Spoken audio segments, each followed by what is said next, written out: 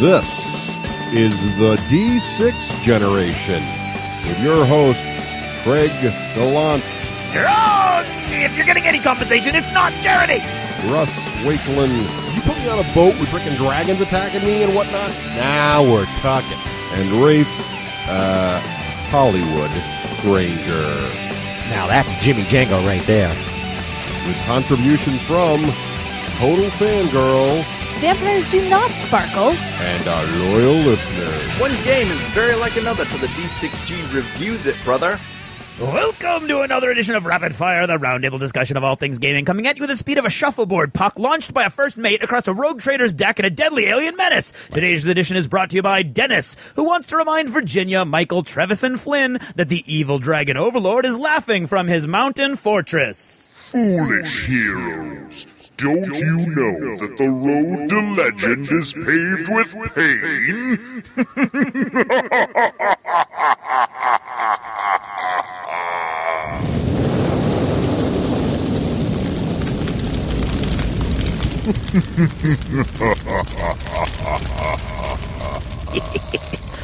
I'm Geekly McNerdigan, your host. Today, as always, our panelists are Russ, What the Puck, Wakelin, Raef, Coolingata Granger. And tonight, we would like to welcome a special guest panelist, Sam, the new rogue Stuart, lead RPG designer with Fantasy Flight Games. Woo. Let's begin. Issue number 1. In the 1500s in England, a game developed around sliding a coin across a table called Shovelgroat or Shovelgroat. It grew in popularity until it became the game we know today as Shuffleboard. Shuffleboard had its heyday in the second half of the 19th century. When it was so popular, it was given as much space in New York newspapers as prize fighting and baseball. Even today, there are national and international championships contended worldwide in this slippery sport. Question. In a game of shuffleboard, if the puck lands in the large rearmost trapezoidal zone, what is the effect on the game's score? Betty Grable Granger? That's called a trapezoidal 10 spot. Hepplewhite Wakelin? It is reduced. Soulbuck Stewart?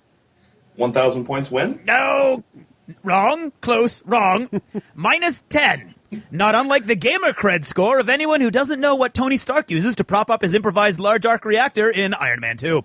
Issue number 2. Succession is the act or process of following in order or sequence. It may further refer to the ascension to power by one ruler, official, or monarch after the death, resignation, or removal from office of another, usually in a clearly defined order. Much violence has been perpetrated throughout history to manipulate a lawful succession. Question. Who was the most colorful usurper in recent global history? William I Wakelin?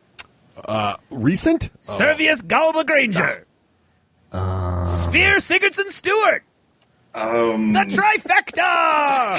Wrong! Clearly, it's Habibullah Kalakani of Afghanistan, who seized power from the Barkazi dynasty in 1929 and held onto the throne for an impressive 9 months before scions of the Barkazi ousted him in turn and returned the power back to the ruling dynasty. 9 months! That's about how long it takes for a human baby to... Never mind.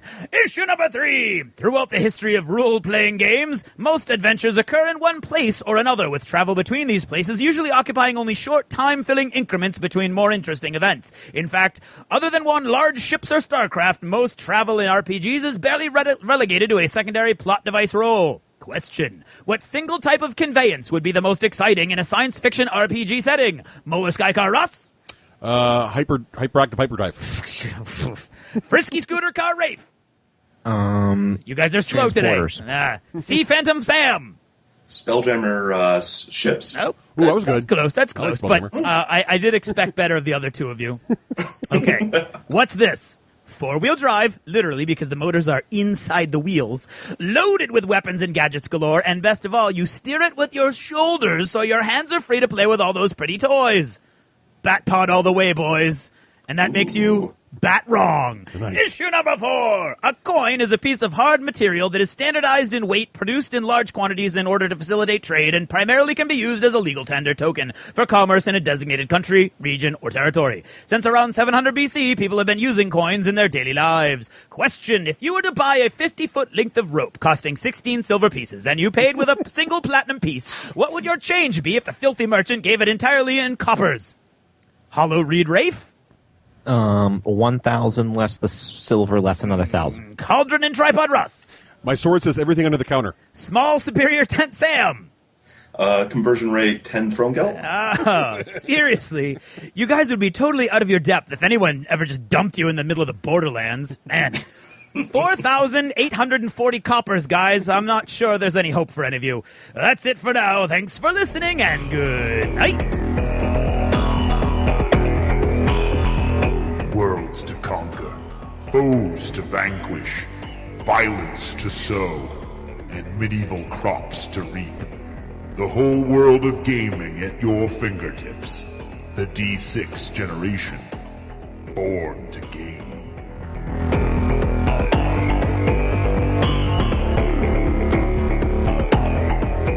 Hello. Hello. Hello.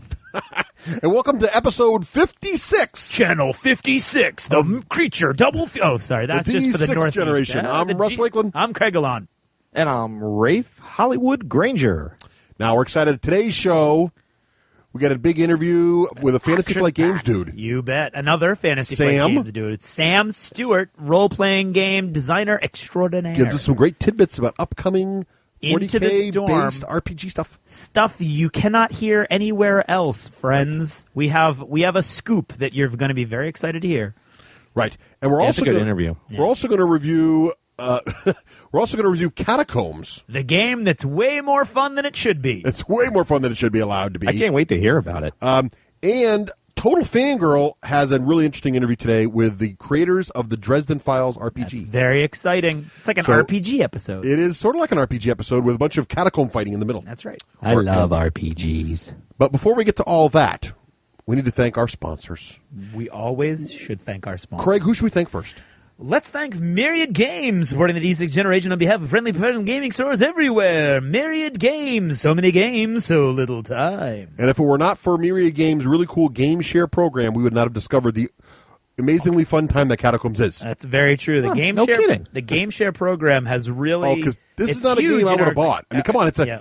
Someone says there's a dungeon crawl, but you're playing shuffleboard. Okay, you just leave that on the shelf. I'll go find it. For you. I can't wait to hear about that. And the game share program has been huge with lots of the guys in our group. Oh, yeah, totally. It's awesome.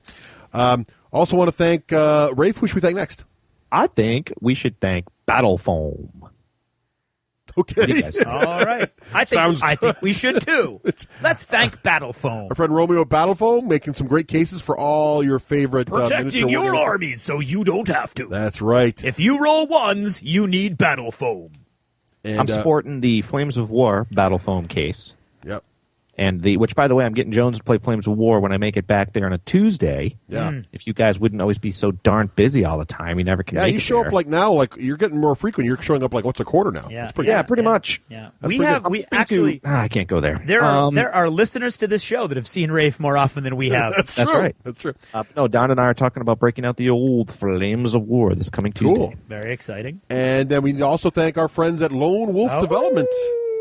All I want to know Yes. is when we get the campaign tracker. They're still working on that. They're still working on the Tournament Ace. They're very busy over there. No software Go coming check them out. You can check out their news alerts and whatnot at www.wolflair.com. Right. Great software for managing all your favorite games. Yep. Then also, we want to thank our friends at The War Store. Bringing the war to your door since 5 years after 1994. 1999. And they're doing a great job there. If you don't have a friendly professional gaming store or your gaming store's a long way away, go to the War Store. They have a great way to order stuff online. Yep, Easy to use absolutely. catalog, great prices, good Best stuff. service on the net. Definitely. And we need to thank our friend Navin and all the good folks over there at PaintedFigs.com. Right. And they just Now, have you got your stuff? No. No, not They're yet. still, I haven't they had either. that little issue, so they had to redo Oh, it. right. But they just totally redid their website. Did they? Yeah, it's total reboot. It looks really, really slick. So head on to paintedfigs.com and check out all the new stuff. They got some new pictures up there, too. They have some great stuff. It's a really cool design. So Awesome. Good job, Navin. Looks awesome. And now, if you're not one of these big sponsors, but you want to help out our show, Yup. Yep. one of your options is to buy one of our shout-out auctions. Yep. At ebay.the d6generation.com. Nice catch. You go over there. It takes you right to our current auctions. If Right. you don't see any, it's because they're between auctions. Yeah. So you go in there. You find our auctions usually the weekend after the show goes up. And also someone told me that we're only in the U.S. eBay. Oh, so you have to go to the So, U.S. well, eBay. if you click that's our link, interesting. if you click our link, it'll take you there. But we Yeah. used to say, "Hey, you go to eBay, you search for the D6 right. generation." That doesn't work if you're in the UK eBay. Gotcha. Oh. And that's the great thing. I mean, this whole global meltdown notwithstanding, Right. the great thing about the global economy is that you can become a sponsor of the D6 generation anywhere. Where you live, right. So, so check that out there. Fascinating. You can be a part of the show, get a little sentence or two mentioned in the show, like the one you heard earlier in Rapid Fire. With the Yeah, I would crazy like to point out that I fucking put in dragon. a little more effort in some of mine. I was going to say I'm the just saying. voice training on that was superb. quite You good. be creative with your shout outs, and I'll be creative with my execution. Well, if you inspire us, we come up with some really That's interesting very things. true. Hopefully, Yeah. that's the theory. Russ had an entire news episode he did based off a shout out. And if you don't want to bother with all that, and you just want to, send us a little money to say thank you for the show, but you don't want to deal with auctions and everything else, Raef, what can they do? They can go to the website, click the donate button. Right. You know what else I'm thinking they can do? They can do two other things.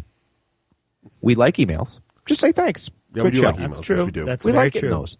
And if you're so inspired, we haven't really said this in a while, you can go to iTunes Right. and you can Yes. leave some kind words there. Yeah, those are very nice. And we're keeping up with those. We'll do a show in a while. We'll give shout-outs for those, but those are really nice. It's a And, really nice and there's thing to always do. a nice little conversation that goes on at dakadaka.com. Right. We have our own little thread that Yakface puts up for us for every episode.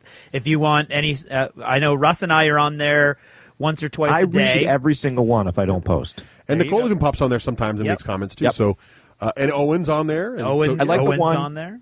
I like the one that said, Rafe usually annoys the heck out of me, but that was my Yes. favorite one. Yes, Right, my as an sentiments- artist, that's always a fun thing to read. I was just going to say Yeah. my sentiments exactly.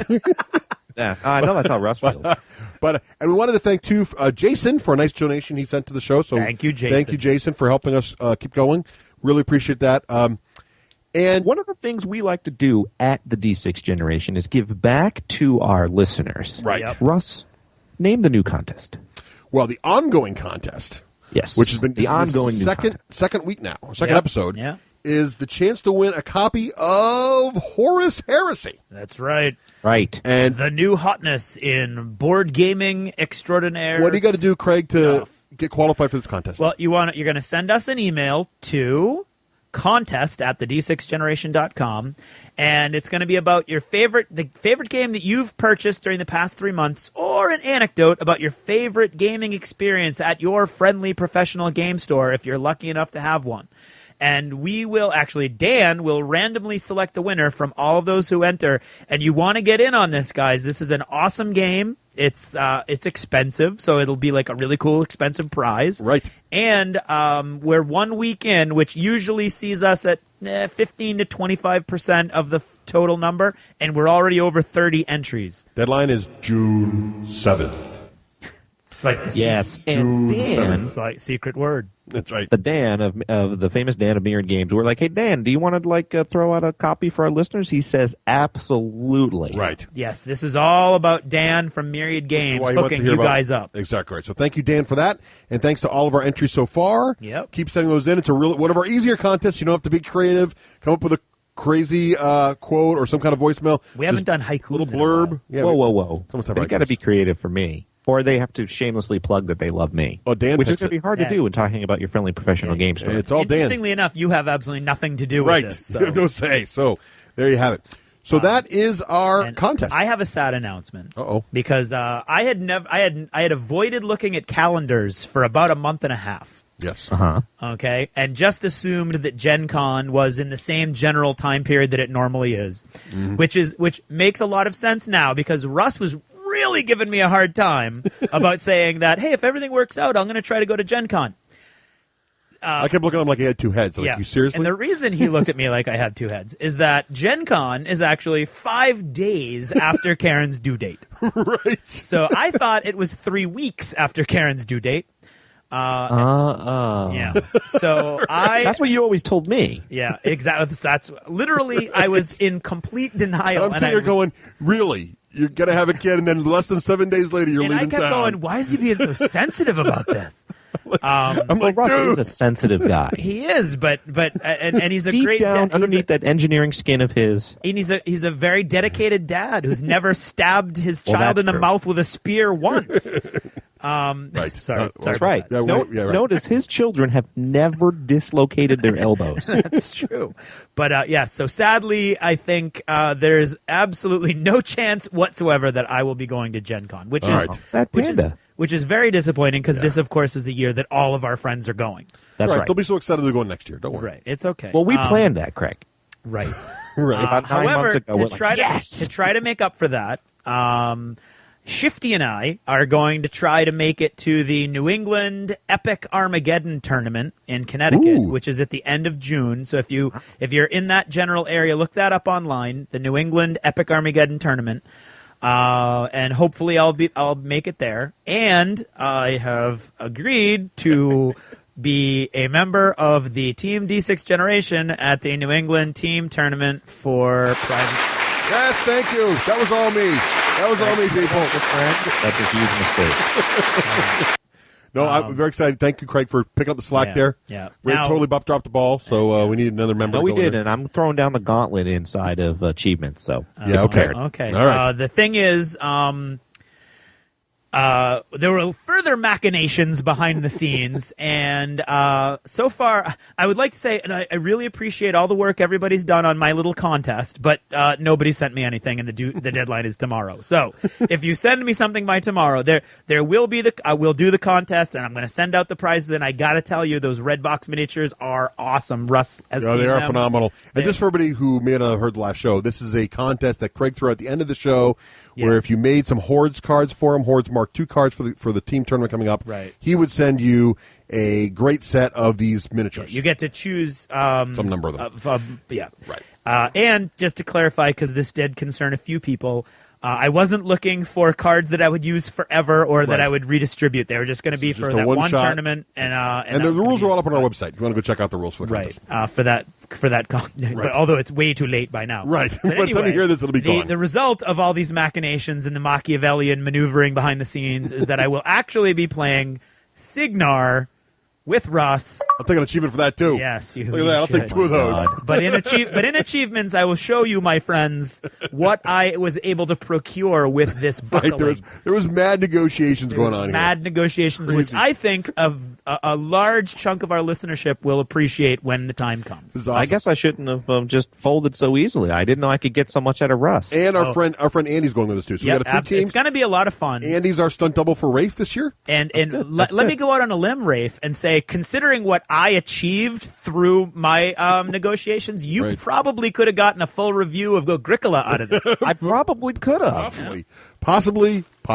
Who can say? But anyway, you know what time it is now? What's it time for, Craig? Achievements in Gaming. That's right.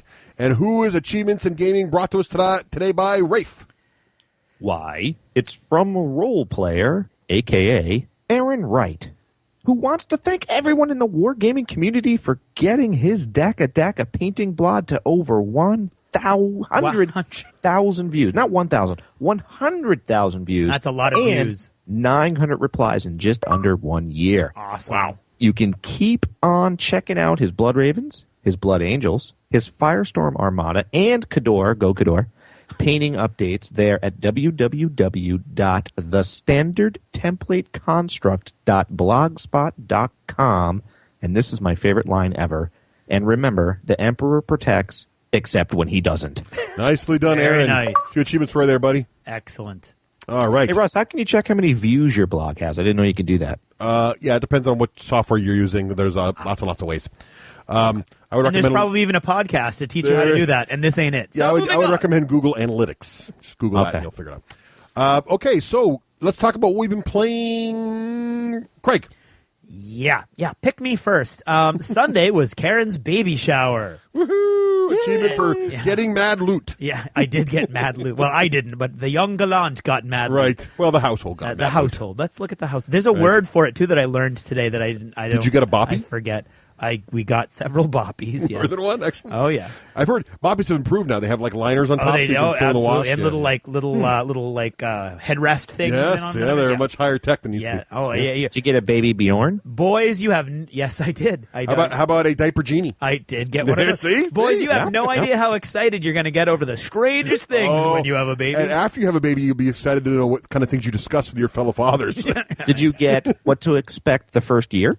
We already had that. They already had that probably. Yeah. Okay, but anyway, I only mentioned that because Ian, our friend Ian, had one of his really big annual gaming events on the exact same frickin' day. But, that turned out to be a positive event. It did. It absolutely did because all of our friends... we wouldn't have been able to go. That's right. Because all of our wives were at Karen's shower. That's right. So I said, Ian, I can't make it. Wait a minute. Ian's like, well, bring the kids. And it became a dad and kid day at Ian's. There was a barbecue. There was bubble hockey. We'll go more about that later. Yeah, but so anyway, so my game count is much less than others here. Mm-hmm. Firstly and foremostly, we're not going to tell you a lot of detail about this first thing that I'm going to mention. We're not going to talk about. Okay. Future War Commander. I played it twice. Russ played it once. Yeah, I played it. Yeah. Okay, so that was part of the bargain, by the way. That was part of the bargain. So that's bargain part 1. Oh, wow. Oh, okay. Damn, I'm going to learn from you, Craig. You're my master. I am the rogue trader. We've already established that. Right. Okay. But so, Craig, it won't matter, though, because we've already determined due to earlier shenanigans, there's really going to be very difficult for you to strike some kind of deal with me that I'm going to believe. That's true. You are at a deficit for trust. Right. Right. You have a deficit. So anyway, I played a full-sized game of Future War Commander last week, and Russ and I played a demo-sized game of Future War Commander this week. Right. I also played a game of Catacombs. More on that later in the show. Again, more fun than it should be. Yeah. I played a couple games of Pieces of 8, which is a really cool casual game that you can play while waiting in line at a movie, let's say. Yeah. And I played a game of Epic 40K. In fact, Russ watching my game of Epic 40K was another part of the deal that we struck. Right. And he liked it. I did. Well, because here's why I liked it. I don't know how this escaped me. I never actually have looked at the relatively new Epic rulebook from like 2005 or 3 2008. Or whatever it was. But it's like full color. Yep. With full color pictures by Games Workshop. I'm like, oh my goodness. And new artwork. I know, new artwork. And there's actually a table of contents. I'm like, oh my God. So yeah, I was actually happy. I was like, this is actually a pretty good little book, and the game was actually pretty fun to watch. So I want to try it out. The game plays well. That's the version that you and I played, right, Craig? Yes, it is. Yeah. So I do want to try Epic. Yep. So Russ is going to try Epic. I haven't tried Epic since version 1.0 or something. 90 something. Yeah, like early 90s, like 90, 91. So definitely looks much improved. Yep. And that will probably result in some form of review. And ching, ching, ching, ching, ching. That was the last part. Third part of the deal. Right. So I'm telling you, I'm playing a game all day long that crushed my spirit, but I'm getting a lot for it. Now, those of you out there are thinking, oh, man, Russ just made a deal. Now we got to listen to a review of Epic. I'm just saying, hang on, because part of this deal was getting Craig out into the public at a War Machine event. That's true. See, it's a win-win because listeners down there are going to see him too. Russ did not agree to do a review of Epic if he didn't like it. Right. Okay, that's the deal. And so I think Future War Commander, Epic 40K, Specialist Games, boutique game companies. Yeah, I think something's coming. Something big is coming down the pike. Yeah, I think that'll make a good episode. Yeah, I hope so. I think so. So is that everything you've been playing? That's everything. So you just assumed my vote would be no, huh? No, we didn't. You played. I was going to try to log roll you if you hadn't have gotten to Russ first. Well, you tipped your hand on that. I was going to try to log roll you and say I'll vote for you, Craig. Right. If we can do. That's the problem with you reading only like 1 out of every 5 or 6 emails we send you. Right.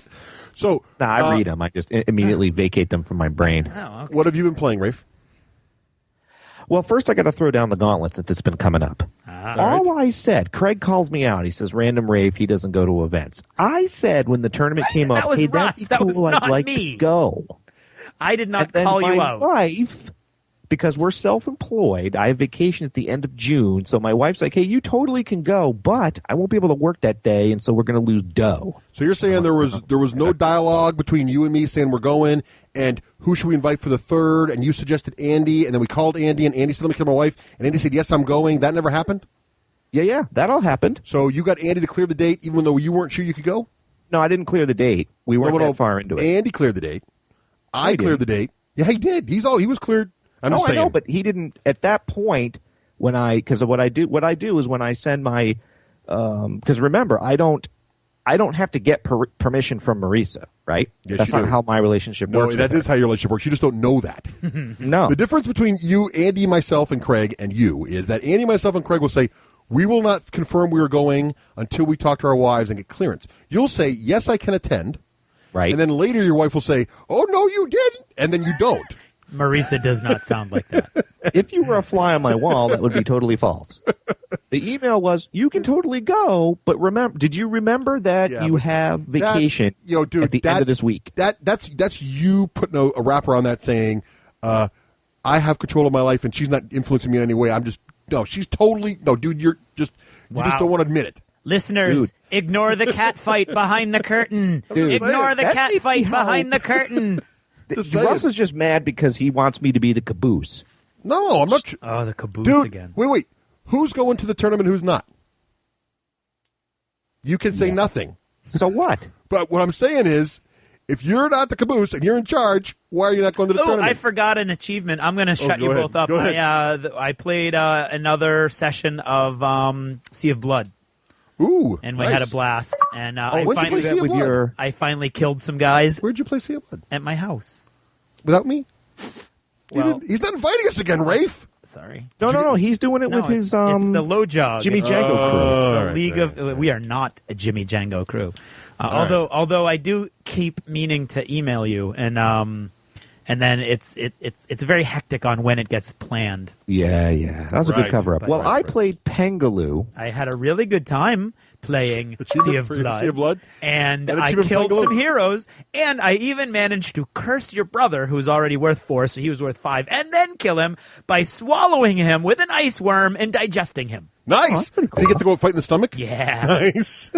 For those who don't know, the ice worm has a stomach tile that the heroes actually stand in and fight on it. So the monster can actually swallow your monster and then try to digest you. Actually digested him, bam, like that in one turn. Nice.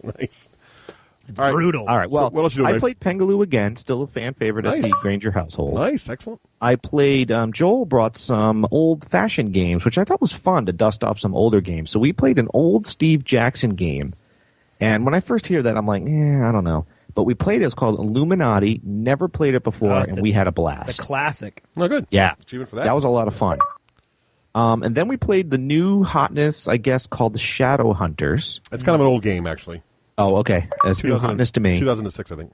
And that was really fun. It kind of reminded me of Are You the Traitor and Are You a Werewolf blended together in a new way. Yeah, I played it. I played it twice on Tuesday, and I was not as enamored as you were. Oh, man, I had fun. Yeah. I don't know. Maybe I just got killed quickly. Maybe. Maybe it was our game crew, because we were playing with a funny crew. Playing with Joel, me. Yeah, I think the right crew. I don't know. It just... Andy. Yeah, it feels like there's a lot of... it does depend on the crew, because I had people who were just killing people and not making any effort to figure out who was what. So, like... that makes it suck. Yeah, if people just are like, I'm just going to randomly attack you... Then it didn't. Oh, that was out. lame. Yeah, it becomes very lame. So it's like, but I mean, Bang could be the same. I love Bang, but Bang could be the same thing, right? Bang could be the same way.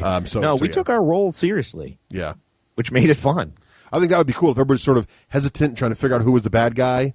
Oh yeah, that's how we were. We could have played with our crew then. So it sounds to me like this game suffers a little bit from the "Are you the traitor" syndrome, but not as badly. Like if you've got it. The theory is that we've heard, although we've never been able to confirm that, is that Are You the Traitor is an okay game with the right group. Oh, Shadowhunters is way better than Are You the Traitor. Right, but what it sounds like is that it's I can see why people liked Are You the Traitor. The problem with me Are the Traitors, you get the stuff and you're like, huh? No, Wait, what am I supposed to do? Well, I think Shadowhunters... I'd say Shadowhunters isn't that way. Yeah, I'd say Shadowhunters is far closer to Bang than it is to Are You the Traitor. Right. Yeah. It's almost the same I would game. agree with that. It's almost the same game. It's just that the theme's different and the mechanics how you fight is different. Okay. But I like it. I mean, it's just not just people are like, whoa, this is, I don't know. Maybe no, I can imagine if you're playing Bang and people are just shooting Bang's each other way, though. randomly, It's not going to be as much fun. Yeah, right. And I'm playing the end game of Latro, the end. Still. Nice, still. So are you back on the pendulum of Latro is awesome again? No. Okay. Just still playing it. Just okay, that's fine. It's not awesome. when I'm bored and I feel like relaxing, I jump in, and then I get bored. And Nothing wrong with that. All right. So quickly, my stuff. I did get a lot of gaming in. I just got one of those. It was one of those weeks or 2 weeks. I went to Ian's big thing, played bubble hockey, got my butt kicked, but had a great time. That's a fun. For those who don't know, which is pretty much everybody, Ian has this really, really good arcade quality bubble hockey game thing, like foosball but for hockey. Right. And he's totally disassembled it when he first got it and painted the figures Bruins versus Rangers, nice. and it looks great. No way. And then he reassembled it, and it's awesome, and it's good fun. So that was a great time. While we were there, he's like, "Hey, bring your kids." So the kids are all there, and I thought, it'd be great for the kids to be entertained. And it's because it's a bubble hockey tournament. You have your game to play, then you're out for a couple rounds, and you have another game. So I packed the trunk full of literally just all kids games. So I had like Pengaloo, and I need to thank our friends at Out of the Box Games. Absolutely, who are big, by the way. Out of the Box Games. Oh yeah, Out of the Box Games is a big company. We got an email from them out of the blue, and this is thanks to one of our listeners who. Every once in a while, we'll have a listener who knows someone at a company and says, "You got to listen to this podcast. I really like them. They'll do great reviews of your games." And so they sent us some games to review, which is very, very nice. And they sent us Wallamapi. Sounds good. And they sent us Ninja versus Ninja. Sounds good. And they sent us Word on the Street Junior. Now, Word on the Street is actually the game that built Out of the Box Games. Yeah, Word on the Street was huge. The not the junior version, the original. I think they predate Word on the Street, or no? I don't know. No, anyway, no, they do. But Word on the Street was their big hit. Yes, that moved them into almost like Parker Brothers. Yeah, because Word on the Street's a main street. So anyway, quickly, Wallamapi is this really cool like disc stacking game. But what makes it really fun for kids is that there's this wooden box it comes in, but then the wooden box transforms into this little thing. You drop a ball and it goes down the little things, and it comes at the bottom. And you have to stack discs before the ball gets to the bottom. It's like a built-in timer, but it's really slick. So that's fun for the kids. Ninja versus Ninja is great. It's a little too complex for my girls. It's 7 and 6, but it's one of those simple games. It's got very simple mechanics, but it's got really nasty tactics. Oh yeah, and it was sort of the dads ripped it from the children and started playing each other. Like Dave and Chris, like, we're playing this right now. I want to try it too. It's actually very fun. So and they got a new game coming out called Pirate versus Pirate. I want to see now because I like the Ninja versus Ninja thing. And of course, Pirate versus Pirate, as everyone knows, is going to beat the game just based on theme alone because pirates are better than ninjas. Always beat ninjas. Ninjas are so 1980s. Always, right. And I want to also know if the game's interlocked. So can you play ninjas versus pirates? Ooh, I don't think even they do. Better. I don't think they do. I think pirates is so 90s, and we got zombies now. I would disagree. How are I would say 90s? Pirates are definitely 2000s. Yeah, when did Pirates of the Caribbean come out? Oh, 2000, whatever. Okay. Ninjas are like 1950. 50. All those 1950s what were they on roller skates serving you movies? milkshakes?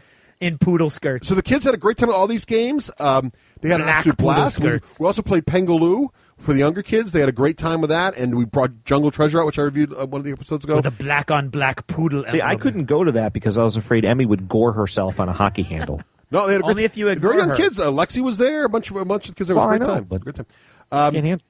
And then so we did that, and then Jeremy showed me the new hotness Forbidden Island. Now that's by the people who do Pandemic. So I know now from listeners who called in and said I bought Pandemic because of you, just by saying Forbidden Island. I'm gonna get emails saying it's your fault. I bought Forbidden Island. Now, how was it? Okay. Because you said it was only $18 and it's amazing components and it's easy to use and it's easy to teach. So I bought it just because you said so. Is that all true? Oh, that's true. Awesome. It's dirt cheap. And the thing about this game is $18. it's in a tin.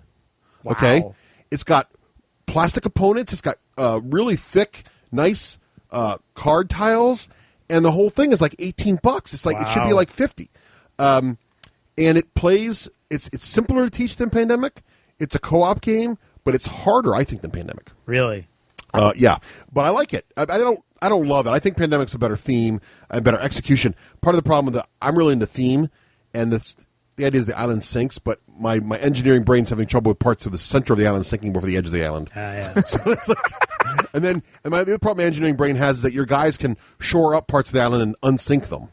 Which I guess you could say you're building a little levee or something, but the speed rates at which it occurs bothers me. I don't, but I just, but that's just it's more of an abstraction. Yeah, it's an abstraction that I should just ignore. But stupid me. Okay, it's okay. But yeah, but I like it. I do. It's okay. Hey, for $18, it's worth. Oh no, it's totally. And I wouldn't say no to the game. Someone said I'm going to play Forbidden Island because it's fast. It's actually faster than Pandemic. Wow. Yeah, and it's fun and it's a quick, fun game. It's cool. It's light. Very nice. nice. Played a lot of Catacombs. My kids love it. We'll talk more about that later. And then I did play Word on the Street Junior. And this is kind of neat. So what it is the board lays out like a street, and there's two teams, either 2 players or a team of players on each side. So the street's parallel to the players.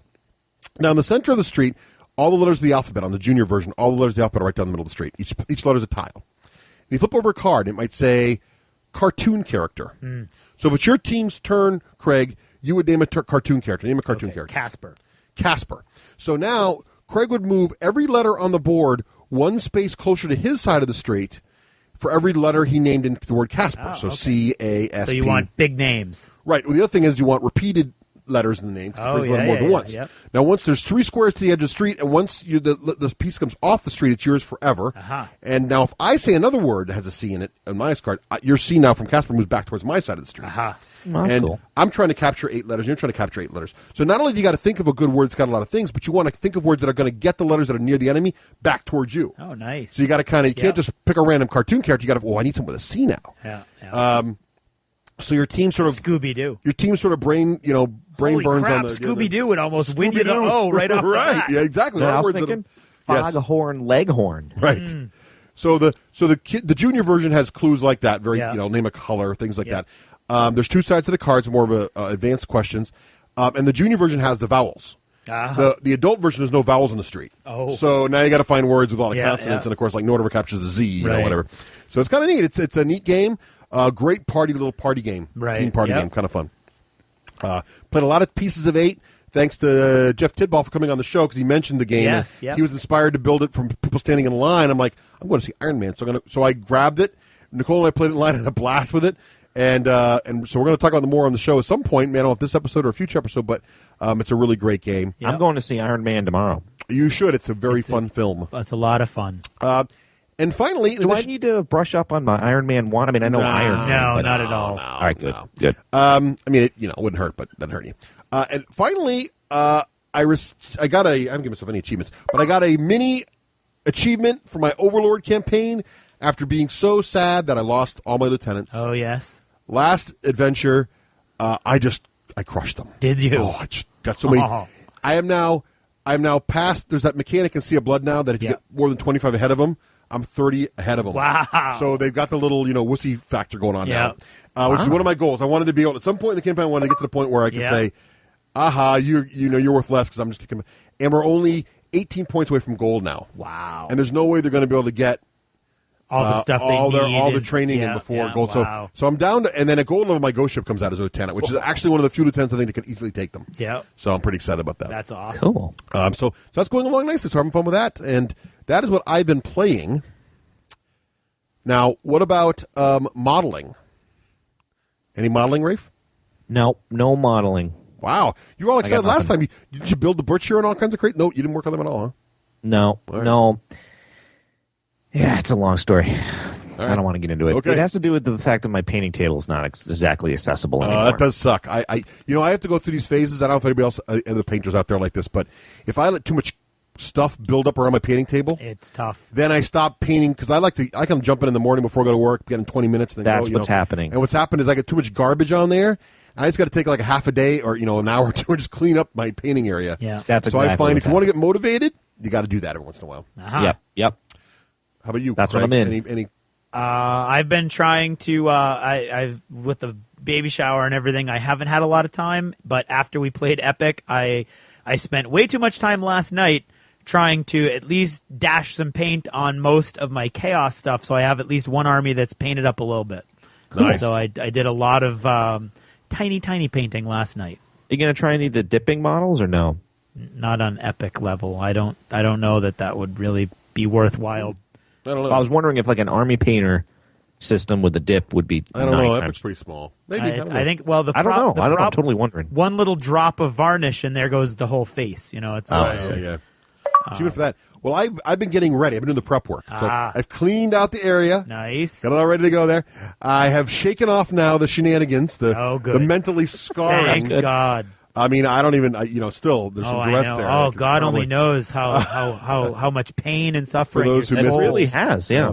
But I have to recover. recover. Game Report should award him emotional damages. I think we should. Yeah. So, but I have to get motivated for this team tournament because I really want to. What's nice about doing tournaments is I always figure out. I can say, well, if I got to have this there, I'll get it painted by then. Yeah. And it's always most of my great painting achievements occur right before a tournament. Right. The pressure of getting it done.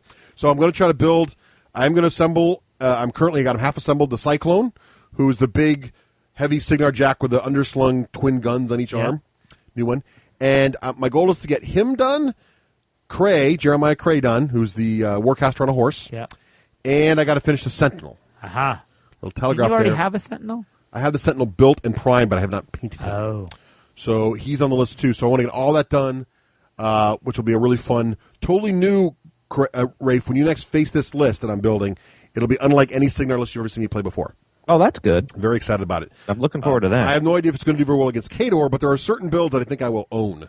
Aha. But anyway, so that's my. See, if you're me, you just go ahead and play that list. Don't worry about it being painted. That's another story. Even if you've agreed to paint it. But then you emotionally scar your friends, so I'm not going to do that. That's right. There you go. Now, in addition to all that modeling and gaming, we also do other stuff. So what kind of other stuff you been doing, Raef? Well, did Raef want to ask me a question? Oh, did you? No, we get the wrong mood for the show. I had a new bit lined up, but it's just it's not the right mood. He's sleepy. All righty. All right, so what do you got, Raef? What have you been doing besides all this painting that you're not doing and gaming? Well, I out of the blue, when looking up at the reviews for Red Dead Redemption, to see, and by the way, everyone keeps telling me that that's the game you and I played a long time ago called Red Dead Revolver, and it isn't, and I can't think of that one Western game. Gun? Yes. Yeah, Gun. It's not That's yet. it. Okay. Gun. So anyway, I thought it was, so I was looking at the reviews for that, and I saw reviews for Alan Wake. Yeah. And I'm like, ooh, psychological thriller. That sounds like my cup of tea. And I've been kind of jonesing after leveling out Stoney. I don't really have a good story, and I missed the boat on Mass Effect. It's not my cup of tea either. So this game, Alan Wake, is like my Mass Effect. I don't know if you read any reviews on this. I'm interested in actually, I really like the concept of the game, but I don't like scary games. Yeah, this one's scary, which I do like. I don't like scary games. So, Craig, this is the premise. It's incredible. And first of all, it reminds me of TFG's interview. I don't know if it was last interview or 2 interviews ago, where she was reviewing the developer who's like, I want to play something other than a shooter. Okay, this is this game. Yeah, that was last episode. You are a writer. Yep. That's your character, named Alan Wake, who is in a writing slump. And the premise is you write horror novels along the lines of Stephen King. Yep. And it's set in a Maine-like area where you go up to like this Maine, and you're trying to go there. You haven't written a successful book in about 2-3 years. And you're going up there to clear your mind. But everybody's harassing you, your agent and your wife. Yeah. It's trying to get you to write. Yeah. Again. And all of a sudden, this is not any spoilers. This is kind of like the lead up to the game. And then things begin to happen, and it appears that you're living out this book that you wrote and you don't remember writing it. Ooh. That's the premise. Cool. I liked it the first time when I read it and it was called The Shining, or the second time when I saw it on TV and it was called Murder, She Wrote. No. I know. It was, you know what it reminds me of, and I think Johnny Depp played the character. Oh, yeah. Well, and it's not necessarily bad that video games do that, because they try to give you, I mean, it's kind of like 40K. They take an amalgam of all these great archetypes. It's called postmodernism, actually. Yeah, and they let you live all these great moments from your reading of, like I'm going to say with Red Dead Revolver. It lets you relive all these great moments from classic cowboy films, all kind of merged together. So yeah, they're ripping from that, but also you're getting to go in there, but play in there instead of just read about it. Well, I'm just fascinated by it. One of your main weapons is a flashlight. Yeah, I mean, you just don't know, Craig. Like, I mean, I know you know, but it's a shooter. You have a revolver, and these bad guys come out, and you shine your flashlight on them, and then you shoot them. But it's just not a shooter. It's like you're literally living out a story. It's really cool. There's another game where the main character's a little girl, and it's scary, and all she has in the entire game is a camera. There's no weapons. Wow. Same sort of thing. Now, this coupled with your last Hollywood Minute, Raef, I just want to diverge for a moment. Oh, here we go. Sure, go ahead. Because you were throwing out psychology class quotes a little bit. Psychology or philosophy? Well, philosophy, Both. but I'm going to match you with a psychology quote. All right, go ahead. Okay. It's common knowledge amongst most people that on average, most people, there's the neurotic psychotic scale, and most people are slightly on the neurotic side. Some people are slightly on the psychotic side. But in your basic psychology classes, they summarize it with this quote, which is what I'll just leave you with here. Okay. All right. And remember, this is vis-a-vis your last Hollywood Minute. Okay. Neurotics build castles in the clouds. Psychotics live in them. Okay. Okay. Neurotics imagine that their little cartoon guys are real. Uh-huh. Psychotics love them. Just saying. Huh. Just saying. There you go. Okay. All right, that is what it is. I don't know what that is, but I there you don't have it. know. Just gonna put it out there. Okay. So anyway, Lego Rock We can Band. just give him another pit for a Hollywood Minute. So, so I played Lego Rock Band with Lou. That's fun. Now, what is that like the exact same thing as regular Rock Band, but all the people are Lego? Yep. Yeah. Cool. That's pretty much it. Sums it up. Does it change like the song Yeah, choices? well, the or- song choices are more kid-friendly. Okay. And there are more ways that the game will. The game's easier because there's more no-fail methods Gotcha. for the. Sounds instruments. cool. Yeah. And which you will learn soon is actually more important than you'd think. So there's two big key differences other than a new song list is super easy mode. Yeah. Right. And in the drum kit, you can disable the bass drum. That's huge. Now, again, Rock Band 2 has what's called the no-fail mode. Right. Yeah. So you can, but here's the thing, like I'll play with my younger nephews, and one of them's just not quite young enough, but he's old enough where he's totally embarrassed to be on the no-fail mode. Right. And he wants achievements. You don't get them when you're no-fail either. So that's the other Well, thing. yeah, not only that, but he's just like, no, Right, I'm right, good right. enough to play no-fail, Kids but that he's way, not, too. and then the Yeah. game keeps crashing, and then Gotcha. none of us are having Kids fun. that way too. So Gotcha. that's nice. So, which I know you know because you have nephews, Yep, but yep. that's a serious distinction. Yeah. Yeah, so that's cool. And the other good thing is the Breakfast Gaming Club has taken a new form into Coffee Club Gaming. So the plan is to meet every other week, and we're going to meet more like a traditional role playing session type of time, like 4 to 11 kind of thing. Nice. On the weekends. So I'm Cool. psyched about. I mean, it's not that we're going to just be doing role playing, but it's taking a more Gotcha. nighttime. So it's 4 p.m. to 11 p.m. Yes, Nice. All right. kind of Cool. thing. Yeah. Nice. Yeah, and we're probably going to do it at my office, and that's it. More Nice. central location. Oh, and I already threw down the gauntlet to you. You did. What Oh, was because that? the other thing I didn't get to add with Russ beating me against the ropes there is like, did you or did you not? Was I didn't tell you at the last minute. That's the other thing I get it. I don't know how I get lumped into this. Like, Yeah, what? Craig. He didn't tell you at the last minute. I didn't ride you about this at all. That was all Russ. Oh, And- you said because of my randomness in your did I? last Do You Ever Notice? Did You're I like, really? due to Rafe's randomness. Oh, I think I did. I'm overly sensitive about that. Okay, I'm sorry. yeah. What's the gauntlet then? no, I here's- don't here's- remember getting hit with a gauntlet. Here's my only critique. If you want me not Yes. to call you random, do not tell me you can go unless you are sure you can go. Until you are sure. Until you are sure you can go. Say, I don't know. Gotcha. That But I I'm- don't know is a key to Yeah, I'm social pretty sure interaction. you said, But that's I'm not going. random in I'm my in. book. Well, no, it's Because not in your even book. if how does this differ? I check with Marisa. Yeah, She says, "Yep, you can go." right. 1 week later, which I think is what it was, Russ. It wasn't like just now. It was like really soon after I said I'm good. Right. What if she would have said, "Oh crap, totally forgot. We have this issue." Yeah, the only problem with that is if that happened once in a while. When's the last time that's happened? Wow. How much? Okay, there are thousands of people out there listening to this right now. Right. How They many love of this them? stuff, Craig. Don't love it. I don't know about that. Maybe they loved it the first time we did it in the games played section. They love but it. we're doing it again in the other In section. any case. Anyway. Anyway, I'm sure. I'm still confused about the gauntlet. What is the gauntlet? I don't know. What are you throwing the gauntlet to Craig for? What is the challenge to me? Yeah, I don't understand that either. because it's too long to go into. Because he mentioned it in Do You Ever Notice? Oh, here Called you out should my do. randomness. Why don't you blog about this on Jimmy Django, There you go. and then we can comment on that some other methodology later. Perfect. I'm Still all done with it. confused. A gauntlet is a challenge, and I just don't feel like I've received a challenge. I don't get it either. I feel confused. I'm just not All talking, right. so we. Let me just no. let me just Okay, move right okay, along. okay. So here we go. So quickly, Yeah. I have been, as Raef mentioned earlier, I got into Red Dead Redemption this week. Came out this week. Big hotness of video games. What's interesting about Red Dead, of course, as everybody knows who listens to the show for any length of time, I'm a huge fan of westerns. Yes. Right. And so what I have to thank Rockstar for is finally creating a Western game that's worthy of the legacy of the Western genre. Uh-huh. So they spent like huge amounts of money, like $100 million building this game. Wow.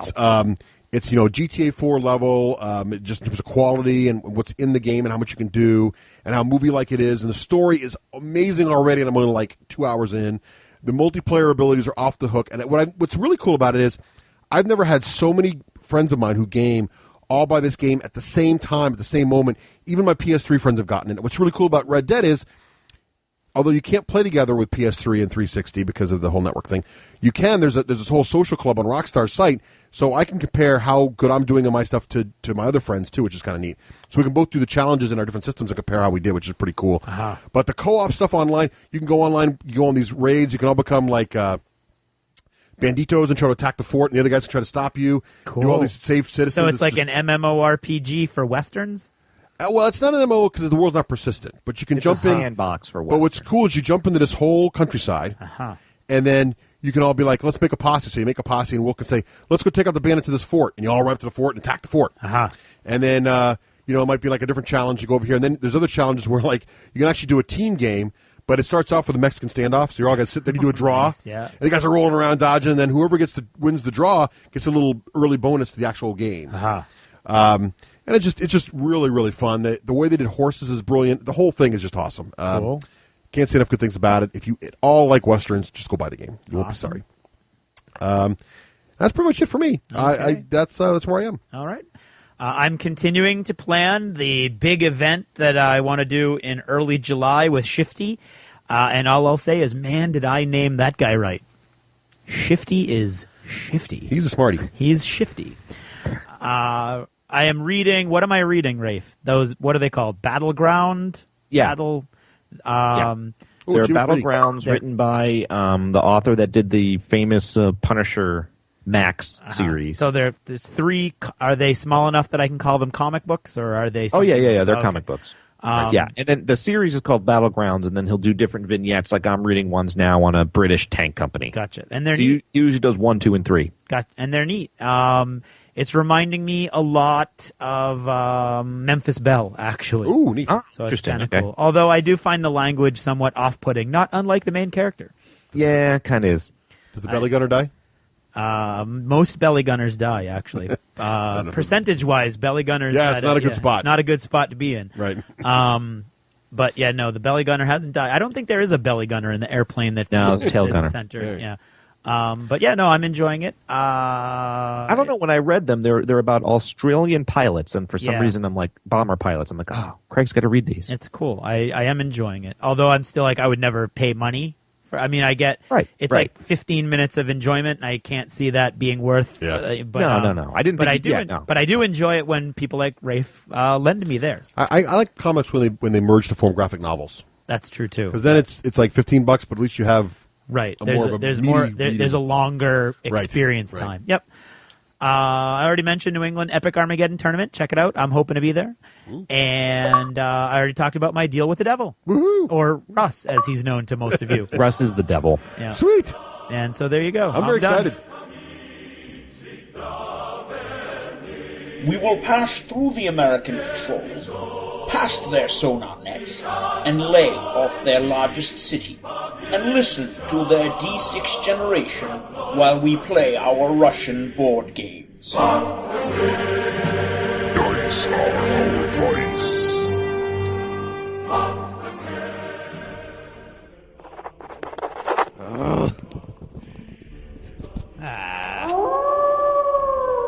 Tired of pen and paper? Take your game to the next level with Army Builder and Hero Lab from Lone Wolf Development. Army Builder has been the standard for Army construction software for miniature gamers since 1998. And coming out in July 2009, Army Builder 3.2 includes PDF support, streamlined user interface, mobile device output, and lots more. And for RPG players, Hero Lab is the award-winning character creation and management software for players and GMs alike. Hero Lab supports all the major RPGs from D&D to World of Darkness. With Army Builder and Hero Lab, point-and-click simplicity lets you spend less time prepping and more time playing. Download a free demo from our website, www.wolflair.com. Discover for yourself why 100,000 gamers have chosen Lone Wolf Development. And now, what's in the news? With the shout-out from Matt, shout out to the D6G. We may not always see eye to eye, but your enthusiasm for gaming keeps me coming back for more twice a month. Keep up the amazing work. Why, thank you, Matt. And now the news. First up, shocking news for podcast fans of 40K Radio. Sadly, this past Monday, Spencer, the primary host of 40K Radio, has announced that 40K Radio will indeed be going off the air. The reason given was due to threats against the host's family. We have a lot to say about this matter, but we decided to let the Grumpy Gamer take up the banner. Listen to his segment at the end of the show for choice comments that reflect the G6 generation's thoughts. To Spencer and his family, keep safe, keep strong, and keep on keeping on. We hope to hear from you again soon. GW has announced the date for the new Warhammer Fantasy Battles game coming out this summer, but it's unclear exactly what this date means. On their Twitter feed, they've said the following: the countdown to the new age of war has begun. Warhammer will be available to advance order from June 15th. And there's a giant cool-looking flash counter on their website counting down to June 15th. Now, what exactly are they counting down to? Are we counting down to the date of the release and you can pre-order now, which would be awesome and sort of usual? So that means Warhammer, the next edition, will be out on June 15th. Or, judging from the actual language of the Twitter feed, are they actually counting down to the ability to pre-order, since you can't actually seem to pre-order it on their website? If this is the case, it'd be a little unusual to count down to a pre-order date, and then when's the actual release date? So, anyway, we're a little unclear on that. Games Workshop, can you clear that up for us? Anyway, I know lots of people are very excited about this, so keep an eye out. They're starting to move forward. In other news, the new Tannhauser book has been released by Fantasy Flight. Oh, yeah, baby, it's awesome, Tannhauser. Wakeland. Tannhauser's so cool, it's great. Why is Tannhauser so great, Wakeland? Well, it's got a special place in our heart. It's the first game we ever reviewed on the show. It's really... Anyway, the new book, apparently... Give me that. Let me take a look at that thing here. Let me take a look at this book. It's actually quite beefy. It's only $10, but it's a full-color, nice bound book. Looks great. It's got a bunch of new game rules. Looks like they changed a lot of the way that command points are new now. They changed victory points into command points. Those regenerate each turn, so they're more usable. There's like an Overwatch feature. Wow, so we'll have to review this sometime. Are you going to cover this week? Oh, yeah, we're going to do something in the future. Great. Well, keep an eye out for that. If you're already a Tannhauser fan, this will only make the game better. And if you had mixed feelings about Tannhauser, the new book might make it interesting. So take a look at that. Again, for only $10, or I believe it's $5 if you pre-order the PDF. In other news still, back to video games, D6s invade Xbox Live. We just had to cover this. A new game out called Voodoo Dice. Sort of interesting take on dice in a video game. No, you don't roll dice. It's sort of strange. It's a puzzle game, and imagine a grid maze where each grid piece is the size of a large sort of block D6. And the player rolls the D6 around using his joystick, and there are barriers to get through, and each of these barriers are another D6. And if your die has to roll exactly right to get the same number as the die it's next to in order to open the barrier. Anyway, if you like dice, and who doesn't, you might want to check out the free demo of Voodoo Dice. While on the subject of Xbox Live, we should also mention that Doom 2 with co-op, both online and split screen, is now available on Xbox Live for download. Old school, baby. Can't go wrong with that. Still in Xbox news, big video game month. Halo Reach launch date has been announced, September 14th. And there's no confusion about this. It's not a countdown to pre-order. It's actually their launch date, September 14th. In the video game world, you can start pre-ordering like 2 years early. And before we go, we have a couple more bits of Fantasy Flight news. The D6 generation did get a couple emails which had some questions about some of the mechanics in Horus Heresy. If you've been confused by some of the more complicated rules in Horus Heresy, Fantasy Flight Games is helping. There is now a video overview of Horus Heresy, which makes it kind of clear about some of the primary mechanics in the game. Head on over and check that out if you're confused or just want to see more detail about the bits and how everything works inside the game. And finally, Death Angel, the Space Hulk card game, is coming out from Fantasy Flight Games. You just can't have enough cool games based on the Games Workshop licenses. This card game is going to be, it's Space Hulk themed, obviously, but it's for 1 to 6 players, and apparently each player is going to be able to control a different squad of Space Marines fighting somehow gene stealers that are sort of mechanically run by the game system. Should be interesting to see. And this game's coming out, Fantasy Flight is a little vague on their release dates, but hopefully soon. And that's what's in the news. Are you having trouble fitting your whole army into one carrying case? Ever had your heavy centerpiece models break through the sides of their foam tray to scrape against their neighbors? You'll never have to worry about any of this again with Battle Foam. The trays from Battle Foam will hold over 30% more models than any standard tray, and they make foam to fit any box, including all manufacturers' carrying cases. What's more, they will custom cut your foam trays to fit any miniature. The boys at BattleFoam.com can even personalize each tray by etching Army logos, personal text, or images right onto the foam. So go to BattleFoam.com right now and pick up the best foam on the market. You've spent more time and money than anyone wants to think about on your models. Shouldn't they be as safe as you can make them? BattleFoam.com. Hooah! And welcome back. Now we are very excited to have with us Sam Stuart, the lead RPG designer for Rogue Trader at Fantasy Flight Games. Sam, welcome to the show. Woo. Hey, pleasure to be here, guys. This is really exciting. And we're really excited to have you because I'm not excited. I told you that before. Yeah. Oh. Welcome to Well, Sam, I just want to say congratulations on your role there. Yes. Because I thought Ross was doing that. What happened over there?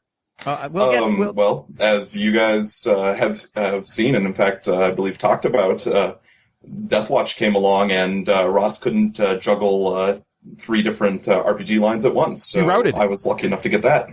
He routed. He knew fear. He's no Space Marine. That's because he's lame-o. What do you mean you can't juggle 3 at a time? Okay, Jeez. but we'll get to the rest of that. We'll get to Sorry, Craig.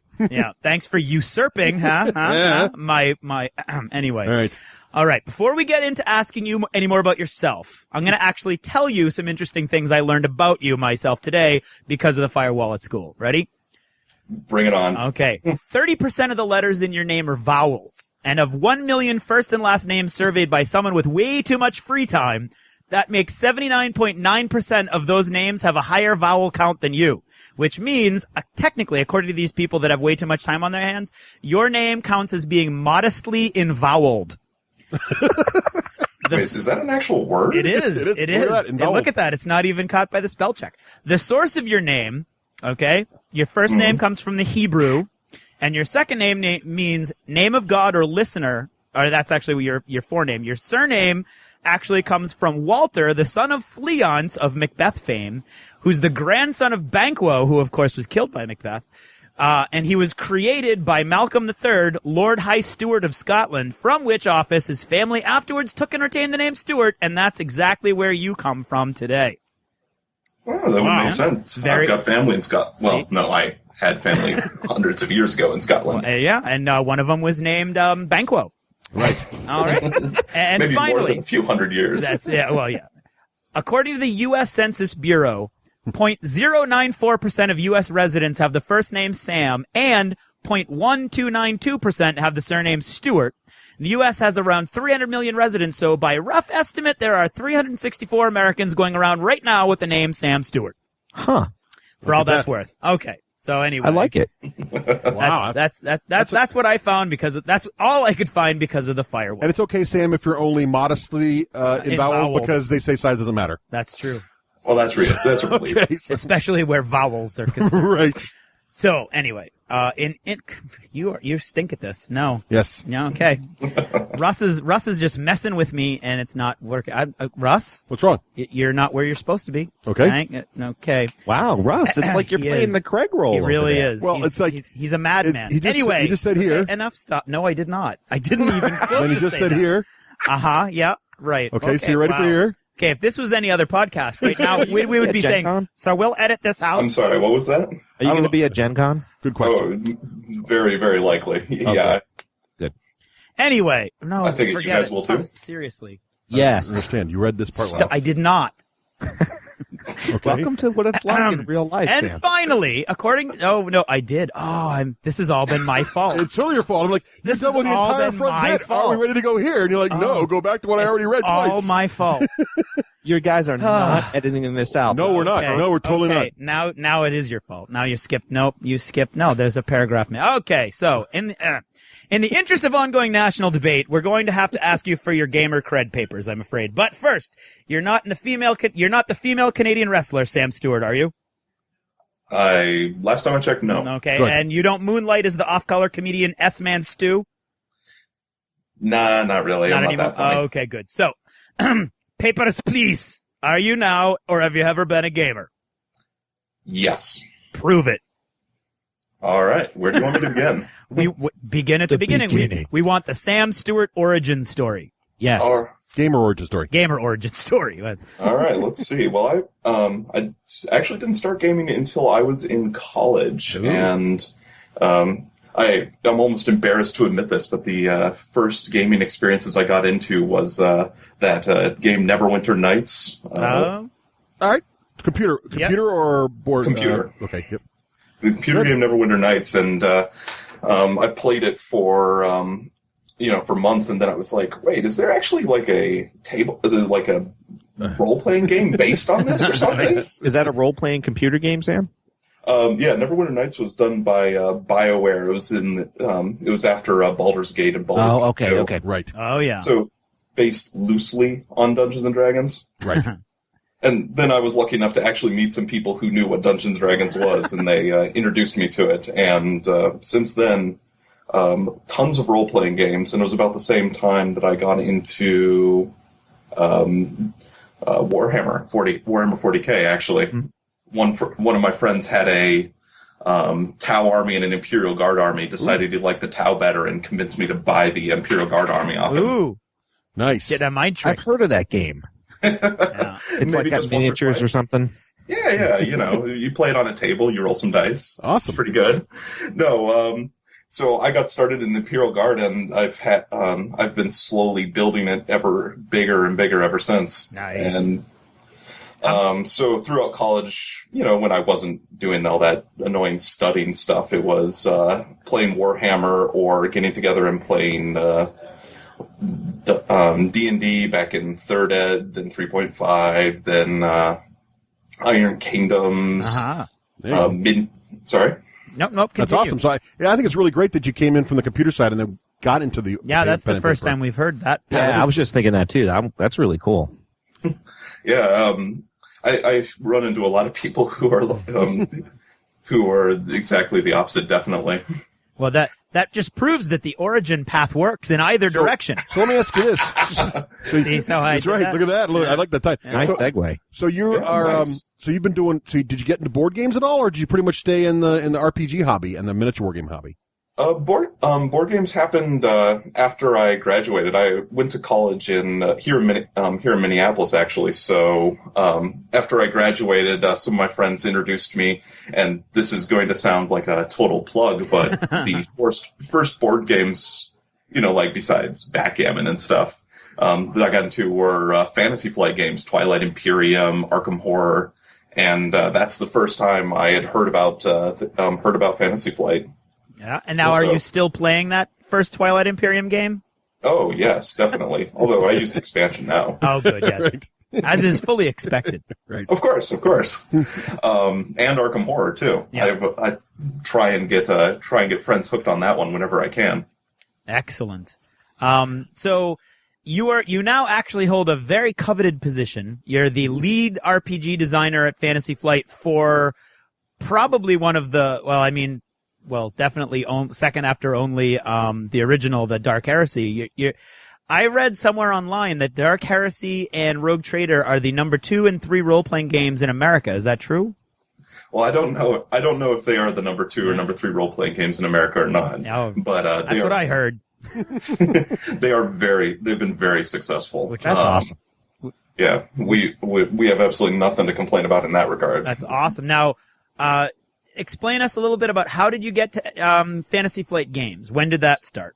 Certainly. Well, I was actually working in the newspaper industry as a reporter out in one of Minneapolis's suburbs, and that was a very fun job. But then one day Fantasy Flight had an editor position go up, and I thought to myself, well, that would be a whole lot better. Yep. how could I pass up this opportunity? Right. So I went for it, went for the job, ended up getting a job as editor, and I came on about a month, this was about 2 months after Black Industries had released Dark Heresy and then immediately folded, pretty much almost right after. Yeah. And I came on board just as Fantasy Flight was picking up the license to do Black Industries and to do Warhammer 40k roleplay and Warhammer Fantasy roleplay. Right. And in fact, one of the first jobs I had as an editor was I sat down at my desk. My computer hadn't even been plugged in yet, and my superior handed me this giant box full of manuscript papers, and said, "I need you to edit this quickly as possible." And it was the manuscript for Disciples of the Dark Gods. Oh, cool! Exciting. Yeah, so that was actually my first job with FFG. My first task was to go through and edit it. So I kind of got in on the ground floor. Ross started working here about the same time, and Jay did as well. And we were all sharing an office for a while with the other editor here at Fantasy Flight. And so a lot of collaboration went back and forth.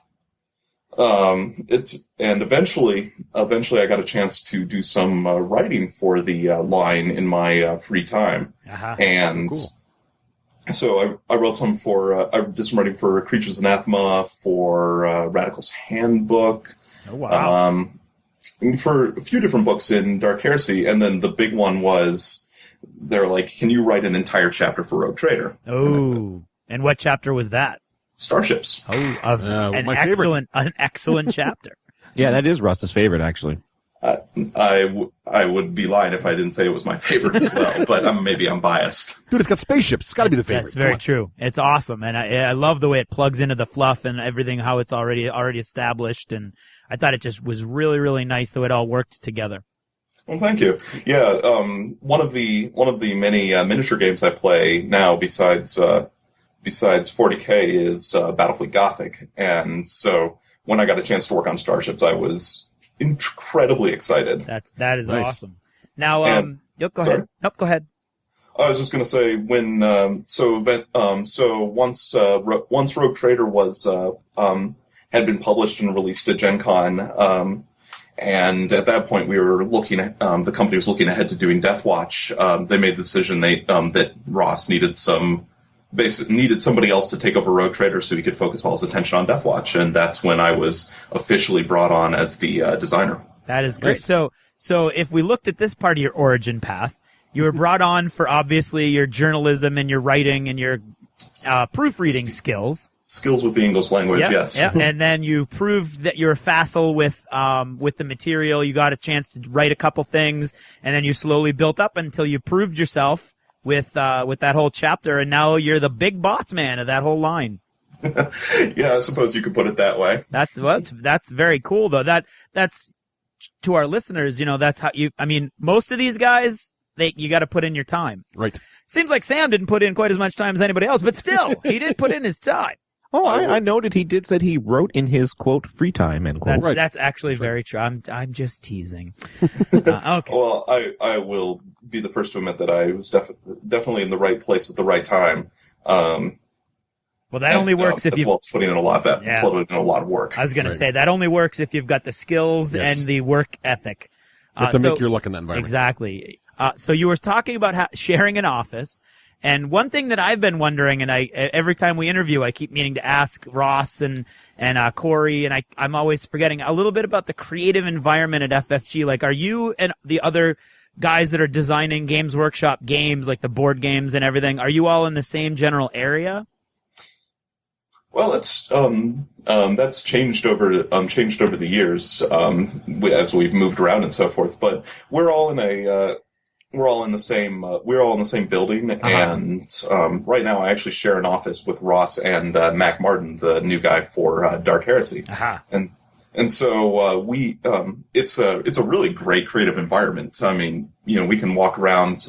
I can go in and talk with some of the more experienced designers, or basically anybody, run some ideas off them if I want to. if I want to say, what do you guys think about running an adventure with this in it? And I could just go down. I can just pop my head into a nearby office, and I could talk with bounce it off Corey or any of the board game designers just as much as the RPG guys. Wow. So, would you say there's a lot of cross pollination? Or pollination. I think I made up a word there. I think you did too. You've got all these guys, and a lot of them are now gathering around that have this Games Workshop background. And I mean, is it pretty much a dream job for a Games Workshop fan, where you're putting together this stuff, and you go in next door, there's another guy that knows what you're talking about, and is that kind of the environment? Oh, it totally is, and it is a dream job. Honestly, I mean, this may sound, I mean, this sounds like this shouldn't sound like the company line, but I think pretty much any job here is an amazing job. I mean, I was enjoying working here as an editor a whole lot. I mean, that was my dream job before I even got a chance to get work on the Rogue Trader line. But no, for somebody who loves the 40K universe, I think this is about as good as it gets. Well, it's good to do what you love. That's true, and that totally does seem that way. Before we move on to some of your work now, just one little question: you got any dirt about Ross Watson? Oh man! Now, before you answer that, I got to say that he had some dirt on you. I'm sure he did. Let's see.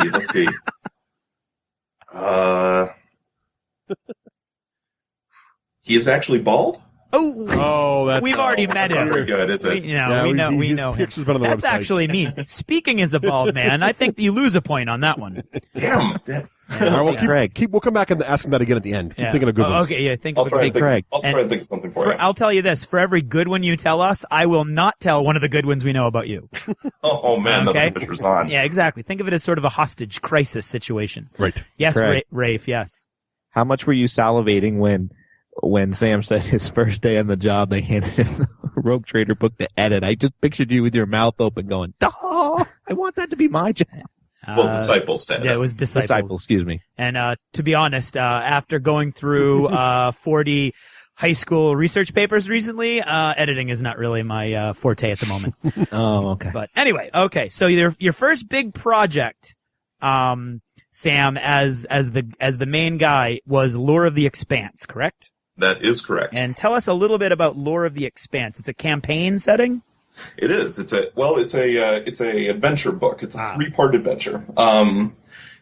The whole idea with Lure of the Expanse, and I came on just as we were gearing up to work on that, and the entire idea was we wanted to create an adventure book that would not only give players of Rogue Trader something to play, because they have this core book, but besides the back of the book adventure, nothing else to run. Right. So we wanted to give them something to play, but we also wanted to show players some of the things they could do in this setting using these rule sets. Gotcha. So we did.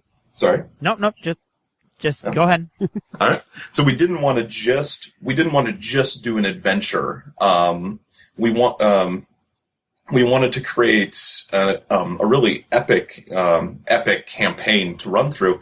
So not only did we do the adventure, but we also tried to create adversaries and rivals that would feel at the Rogue Trader's power level. Not just the monster of the week. So we created 8 rival Rogue Traders, each of them fairly tough, competent individuals with their own resources and their own starships, who would be vying with the explorers for the treasure in Lure. And the idea being that the explorers could then interact with these rival Rogue Traders, start feuds with them, or ally with them, as the case may be, but trying to create NPCs that were just as lifelike and had realistic motivations, just like the explorers themselves.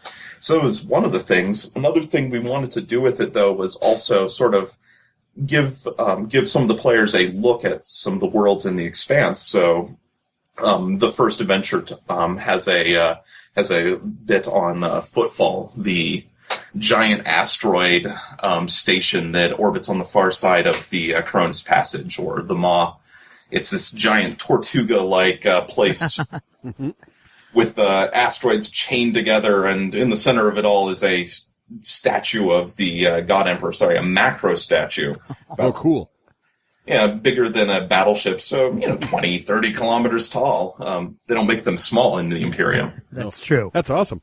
Yeah. Every campaign needs a good asteroid base. That's true. Exactly. It's just like a rule.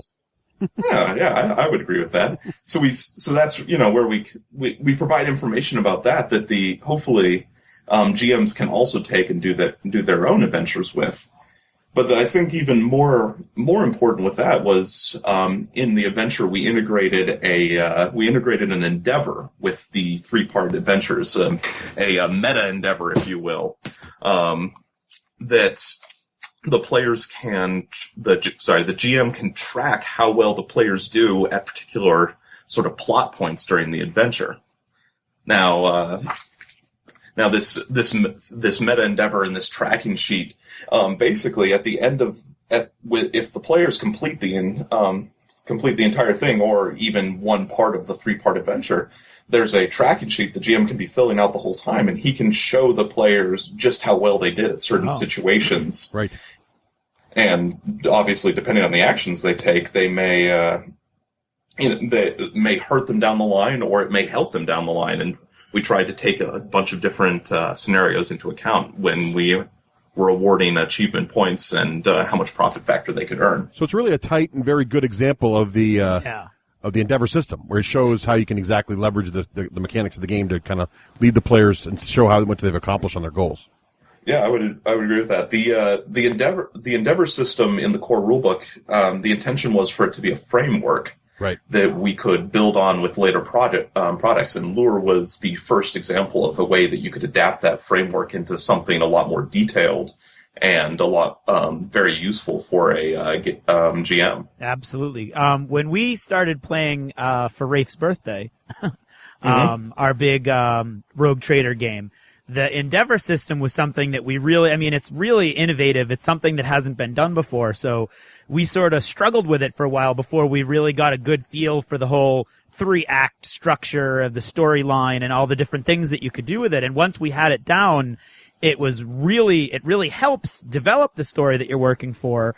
But it sounds to me like what you've got here in Lore of the Expanse is you've got a campaign, but you've also got a source book for a bunch of the places that your players can go, whether or not they're doing the lore mission. But it also sounds like you've got a great blueprint for how to use that entire new innovative system that your game includes.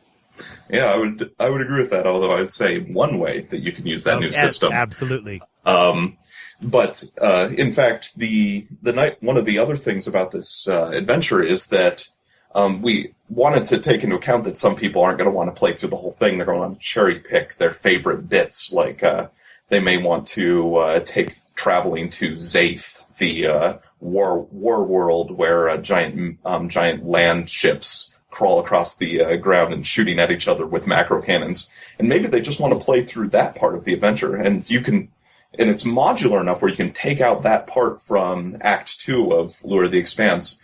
And you could, it has a small mini adventure associated with it that you can just play through, and you could just use that. And that mini adventure is structured so it can be turned into its own mini endeavor. Wow. Right. Now, so I've got to say, Sam, that that's one of the things I enjoy the most about Fantasy Flight's methodology of doing these books is you really get your bang for your buck with these campaign or these, adventure game supplements because of what you just said. And as a GM, like I can remember back in the DA with modules from D&D where you kind of feel railroaded and you can kind of like reading a speech, lose your place and you're like, where was I? And I did that room wrong. But not with your books because you can do exactly what you said. You can cherry pick and that's what makes them awesome. Yeah. Well, in fact, when I was reviewing and researching for this, for the interview, a lot of the reviews that I found, Sam, seem to specifically focus on the fact that your book is not a railroaded experience and it feels really freeform. And what you just said, that it includes lots of little spotlight moments for every different character type and career path, so nobody felt like they were shortchanged in it. There was a really good opportunity for everybody to excel and kind of have their moment in the sun, so to speak. That was definitely one of the things we wanted to go for, and I also have to give a shout out to Andy Hoare and Owen Barnes, who are the two principal writers on this, and they did an excellent job with the writing of the adventure. That's fantastic. Now, can you talk a little bit about like how did you approach when you have this project and you're the guy in charge now? How do you approach this, knowing that your goal is really the major pitfall of this type of supplement for a role-playing game is that railroaded feeling that, you're going to go from point A to point B to point C, and maybe you look out the starboard side and it's a different view than the port side, but it's really the same trip. How do you go into this process thinking what we want is more of a, what you've got, what you ended up with? Oh, all right. Some of it is pre-planning. And there I definitely benefited from, the experience of Jay and Ross, who had been working in this much before I came on board. So some of it is pre-planning. We sat down to figure out what this adventure was going to be. We knew we didn't want it to be a railroad adventure. We wanted it to have points where the players could choose routes to go and choose to do their own things. We also wanted it to be an adventure for everyone, not just some groups or some types of characters. So that was brought in. That was sort of a design goal early on, but for some of the other stuff, it actually evolved organically as the book was being created. The meta endeavor was an idea we had partway through, and that was built into the adventure as it was being written. So that wasn't actually something we knew we wanted to do right away. But as we were doing it, we were like, well, what if I've got this great idea, and I think it was actually Jay who first had this idea. That what if you were running an endeavor and you had some way to track it, and so we riffed on that, and that's what turned into the endeavor, the actual meta endeavor that you see here. Which when you think about it, like many innovative things, when you think about it, it seems, it fits so logically. I mean, the whole endeavor system breaks down into, your three basic acts in the example, and you've got three major, like a trilogy of movies you've got a trilogy of 3-act movies. It all seems to fit, but I'm sure that wasn't clear when you started off, which is great. And I mean, that's in the creative process, in my experience, that's where a lot of this stuff comes from, is like you say, in the process, all of a sudden it just crystallizes for you.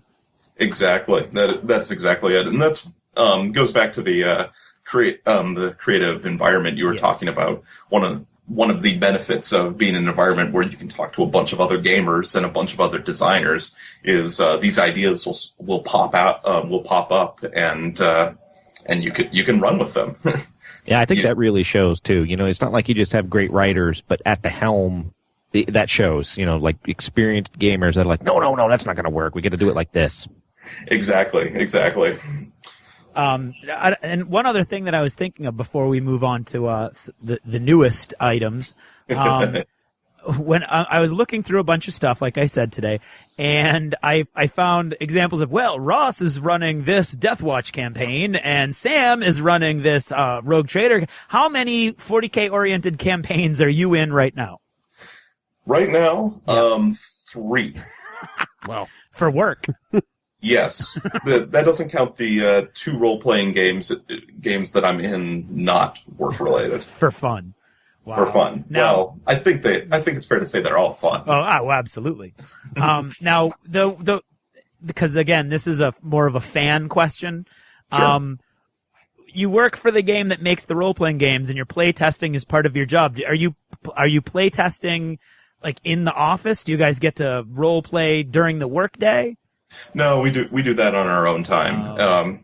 Although in all three games, most of the people involved are company employees. Gotcha. Although the Dark Heresy game that's just starting up has a few people we know, and I've had some people that I know here in Minneapolis play as well. Uh-huh.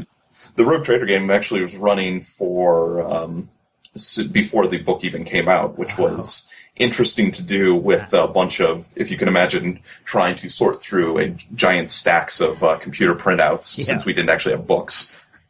But still, so you're basically martyrs to the cause then. Right. It's a difficult job, but I figure somebody's got to do it. There you go. Okay, so now, well, actually, one other thing, because this is I'm going to throw this out to Shifty out there in the cloud, because he's a big fan of Eldar, and that seems to be the primary focus as far as the Xeno species in Lore of the Expanse. That is correct. The Eldar make a big appearance in Lure, and Eldar that you have not seen yet. In Creatures Anathema, there were the Rangers and the Corsair Prince and the Dire Avengers, but you get new Eldar in Lure, and I don't want to give away the final boss, but let's. Is that Ross? Who's yelling at you from the background? Oh, can you hear that? That's some people in the other office. I think we're actually doing some playtesting. I thought I heard, okay. Tell them nothing! Tell them nothing! I thought I heard Ross screaming at you. Okay. In fact, actually, do you guys mind holding on for just a second? Okay. Sure. He's like, hey, keep it down. Can't you tell him on with the These D6G? crazy kids, move along! You know who they are. No, Ross, that's okay. Sorry about that. I didn't realize you guys could hear that over through the open door, so I just shut my office door. We couldn't right until then, and we realized what's really going on, Sam, and we know that you just gagged Ross. And we're okay with that, because right now, we're all about you. That's right. I appreciate that. Okay. So that's another really great point where this is going to be a source book for people who want to add Eldar, and because of the way that your game systems interlock, that's if they want to add Eldar into any of the three systems once the third one comes out, right? They certainly could, and I think the Eldar opponents in Lure could possibly prove a threat even to Space Marines. Wow. Ooh. Cool. Oh, right there. Which means pretty much you're screwed if you're the window washer from Dark Heresy. Well, window wash rat catchers alone. That's right. There are people too. One of the benefits of running the Rogue Trader game is I got to put the group through some parts of Lure, and let's just say when they went up against the Eldar for the first time, not all of them made it out. Nice. Alive. Nice. Well, they did alive, but maybe not with all their limbs intact. My kind of GM. That's the best way to go. A little bit of pain there, That's the way right. out. The burned hand teaches best. That's right. So that's the Lure, and now it's time to talk about the new hotness. And yes. Sam, if you would be so kind as to go to the window of your office and open it, there, I think you'll find a creepy. A very distinguished-looking cherub waiting for you out there. He's got a couple paddles. If you can just grab those, that'll help us out in this interview. All right. I've got them. Okay, thank you. He is very creepy. Hey now, distinguished. Sorry. Okay, that's our listener's son you're making fun of right there. Oh. Okay, anyway. So, Into the Storm. The Storm. The summer's big release. It's going to be your attempt to seize the initiative away from your mentor and one-time boss and kind of take the thunder out of the Death Watch sails, so to speak. Well, I hope there's enough for both of us, but I'm certainly going to do my best. Maybe clutch in any or something, maybe. What? He wants to, well, we're trying to, never mind. Okay, I don't get it. Okay, anyway. So talking a little bit now, we understand that you're under some serious gag order restrictions from the marketing department. Well, I can talk about generalities. They want me to save to save some of the specifics for later. Absolutely. We understand, and that's why you're holding onto those paddles. Okay. So first, let's talk a little bit, the career path of the characters. And one of the new big things is that they're going to be expanded. Can you elaborate a little bit on, if not how they are going to be, or how could you expand on those career paths? Well, I certainly can. As you pointed out, the origin path is one of the new things in Rogue Trader, and in my mind, it was something that really was sort of begging to be expanded on. And so the expanded origin path in Into the Storm, the trick was to create a expanded origin path that while bigger and offering more choices, didn't become unwieldy, because I think that's the other good thing about the origin path is it's fairly simple for the players to use. Right. So, but I feel like this new origin path is going to do it, and in doing so, it's. Let's see. I'm looking at it right now. It doesn't quite double the amount of choices you get, but it comes pretty close. Wow, that's awesome. It'll probably something that people will probably find very exciting. One of the things it does is it will offer 6 new home worlds to go with the 6 current ones, or origins in some cases. Oh. Well, Sam, let me ask you this.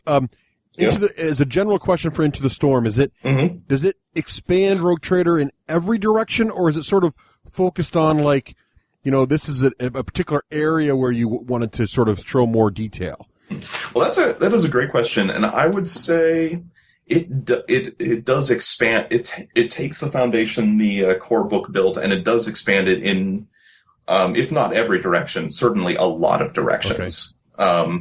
This is a 256-page book. It's definitely a big supplement, and my hope is that it's going to offer something new for pretty much everyone, including GMs. And but it will be an incredibly valuable player guide. So it's almost like an expanded player. I don't use the word handbook, player resource. Yeah, I would say resource. But it's obviously got stuff for the GM as well. But it's really going to be the things. Mostly it's going to be players going, oh, and now I can do this, and oh, look, I can do that. Is that basically what you're kind of saying? Definitely. Right. And you could say handbook. The subtitle under the main title on the cover is The Explorer's Handbook. Oh, okay. Well, that is handbook. Not unlike the Inquisitor's Handbook. Right. There are some similar design philosophies there, but one of the advantages of having that to look, having the Inquisitor's Handbook to look at is I could do my best to improve on its model and try and do things better. Excellent. Now, another thing that the Into the Storm offers is alternative career ranks. That's right. And does that mean, as you're going, you can branch into different areas, or explain how that works? Certainly, the alternate career ranks are Dark Heresy players will actually find these familiar.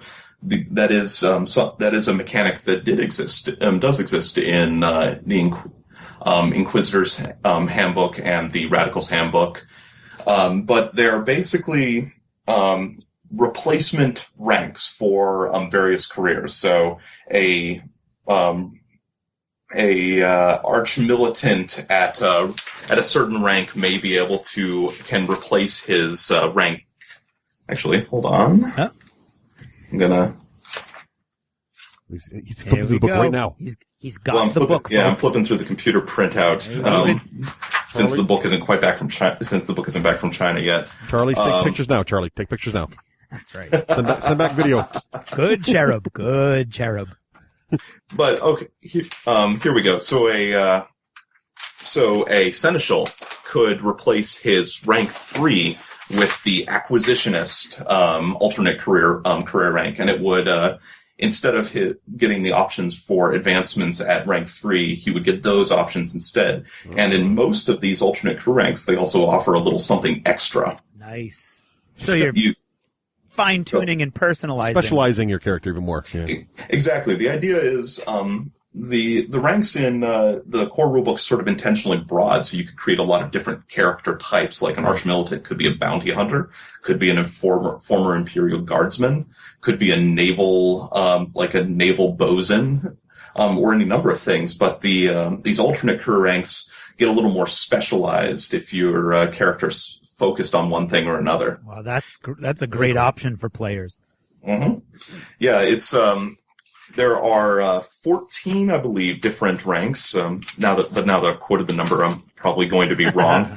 But there are some that are specific to the 8 different career paths. There are others that are that can be taken by any career path, such as the Legend of the Expanse for high-ranking characters who have really made their mark on the Cronus Expanse. And there also are a few for our new Xenos career paths, which we will get to in a moment. I want to know more now. No. All right. That I'm going to force you to follow the bullets on. Right. Well, that sounds awesome. Now, there are 2 major things that the most of the buzz is revolving around as far as Into the Storm is concerned. The first one is your new vehicle rules.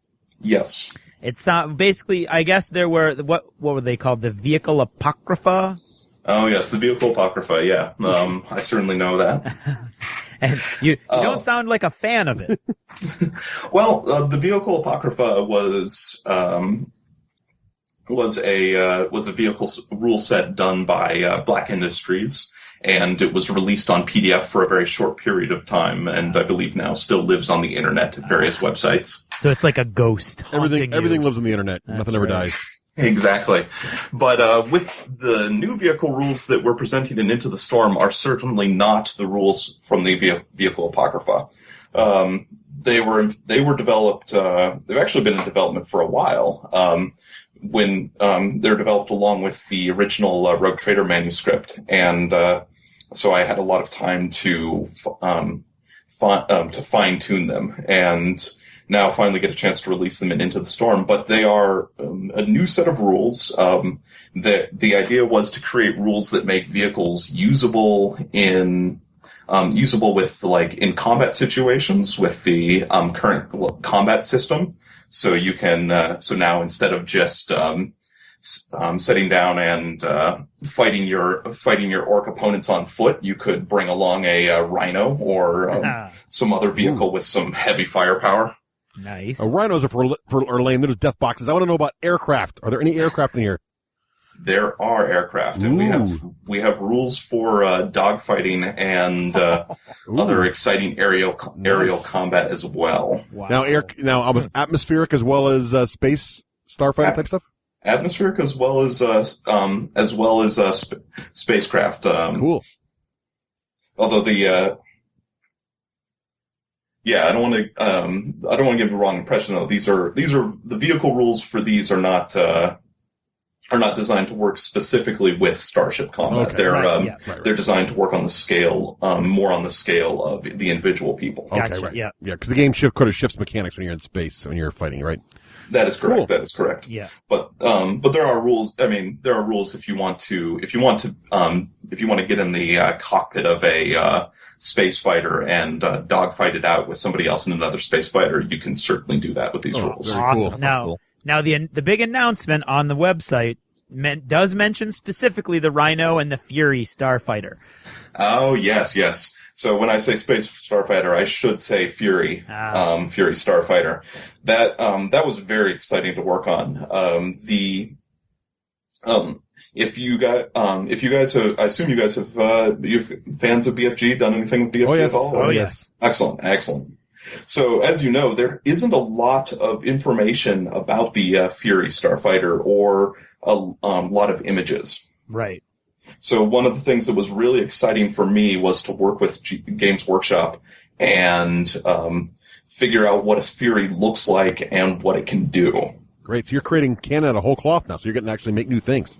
Well, it is a Calixis pattern Fury interceptor. So, one of the things about the Imperiums, it's so vast that you're not going to have the same. The fighters aren't going to be quite the same pattern from one end of space to the other. Right. But we are getting to tread some new ground, and it was very, very interesting. And I'll tell you what, the result is a really, really deadly machine. That is awesome. Nice. Now, aside from the Rhino and the Fury, can you give us maybe one other vehicle that people don't know about that's in there? Let me see. Well, how about there? Let's see. There is one vehicle. Don't get in trouble. That perhaps that nobody has ever heard of before, because this is a new vehicle. Yeah. Is the oh man, I'm not going to pronounce this right. Hephaestus or Seeker. Ooh. Oh. And imagine a very, very large tracked vehicle, more than a huge thing, like Jawa Sandcrawler size or bigger. Nice. Does it have a drill on it? It has several drills on it. Nice. Now let me ask you this: the vehicle section, are the rules flexible enough so that a game master could sort of cobble together his own vehicle that wasn't in there, kind of thing, or is it really designed for templates that you guys are going to provide more of in additional supplements? Oh, I think we'll definitely do more vehicles in the future, but I don't see any reason why a game master couldn't look at what we've done here and put together his own vehicles. Like figure out a Lehman Russ battle tank or something. I'm just saying, this is an idea. Putting it out there. Just gonna put it out there. Right. Oh, I definitely think so. I mean, that's one of the great things about role-playing games, right? Right. You provide a framework and then leave room for other people to expand. Right. Excellent. I have a GW IP question for you, Sam. Certainly. I'll do my best. This sense, I don't know if we extends beyond me, but we have this sense that GW is very heavy-handed, ham-fisted with its IP. Is the relationship with FFG that in the beginning they were like that with you guys as well, but as you've taken this wonderful world that they've created and created these great supplements, that you then can now go to them and say, hey, we'd like to expand more upon this Fury Starfighter? Or is our perception totally wrong? And from the get-go, they're like, no, guys, take this, run with it, do fun stuff with it. Oh, sure. Let's see. I think I'd say GW is very careful with its IP, and it is always very careful with its IP. But that actually proves to be a benefit, I think, more than a hindrance, because what it's meant is that we work very, very closely with Games Workshop. We know their guys over in their departments and chat with them more than once a week. We have our phone calls and emails. There's a lot of back and forth that goes with us, between us and Games Workshop, and it helps us create books that are true to this really great, wonderful vision that they've created, this really interesting world. So I would say that there's a lot of oversight, but it's oversight that helps us do the best we can. Okay. And it's definitely a back and forth. It's definitely a conversation. Excellent. But they're very great about they're a great company to work with. Good. Raef, does that make you feel any better? Yeah. Yeah, it does. Were there some concerns there? No, not really. I just wondered. He's just a curious kind of guy. He's a lawyer. Oh, fair enough. Sam, you needed to be there in London with Raef about 10 years ago when he actually found a pimp just so he could ask him about prostitution. Correct. That's a 100% true story. That's 100% true. And that sounds like a fascinating story. And then he paid him £3 just because he felt guilty for taking up his time. But anyway, okay, that part's true too. So the book is actually like Russ was asking. It's full of a whole bunch of new weapons and gear from, and I quote, alien races and humanity's dark past. And it's got powers and astropath for both astropaths and navigators and blah blah blah blah blah blah blah. Xenos careers. Yes. Speak. All right, Xenos careers. Well, one of the two Xenos careers is, I'll just come out and say it. There are two different new different Xenos careers. Yep. Two different alien races, and one of the alien races you are going to get a chance to play is the Orc Freebooter.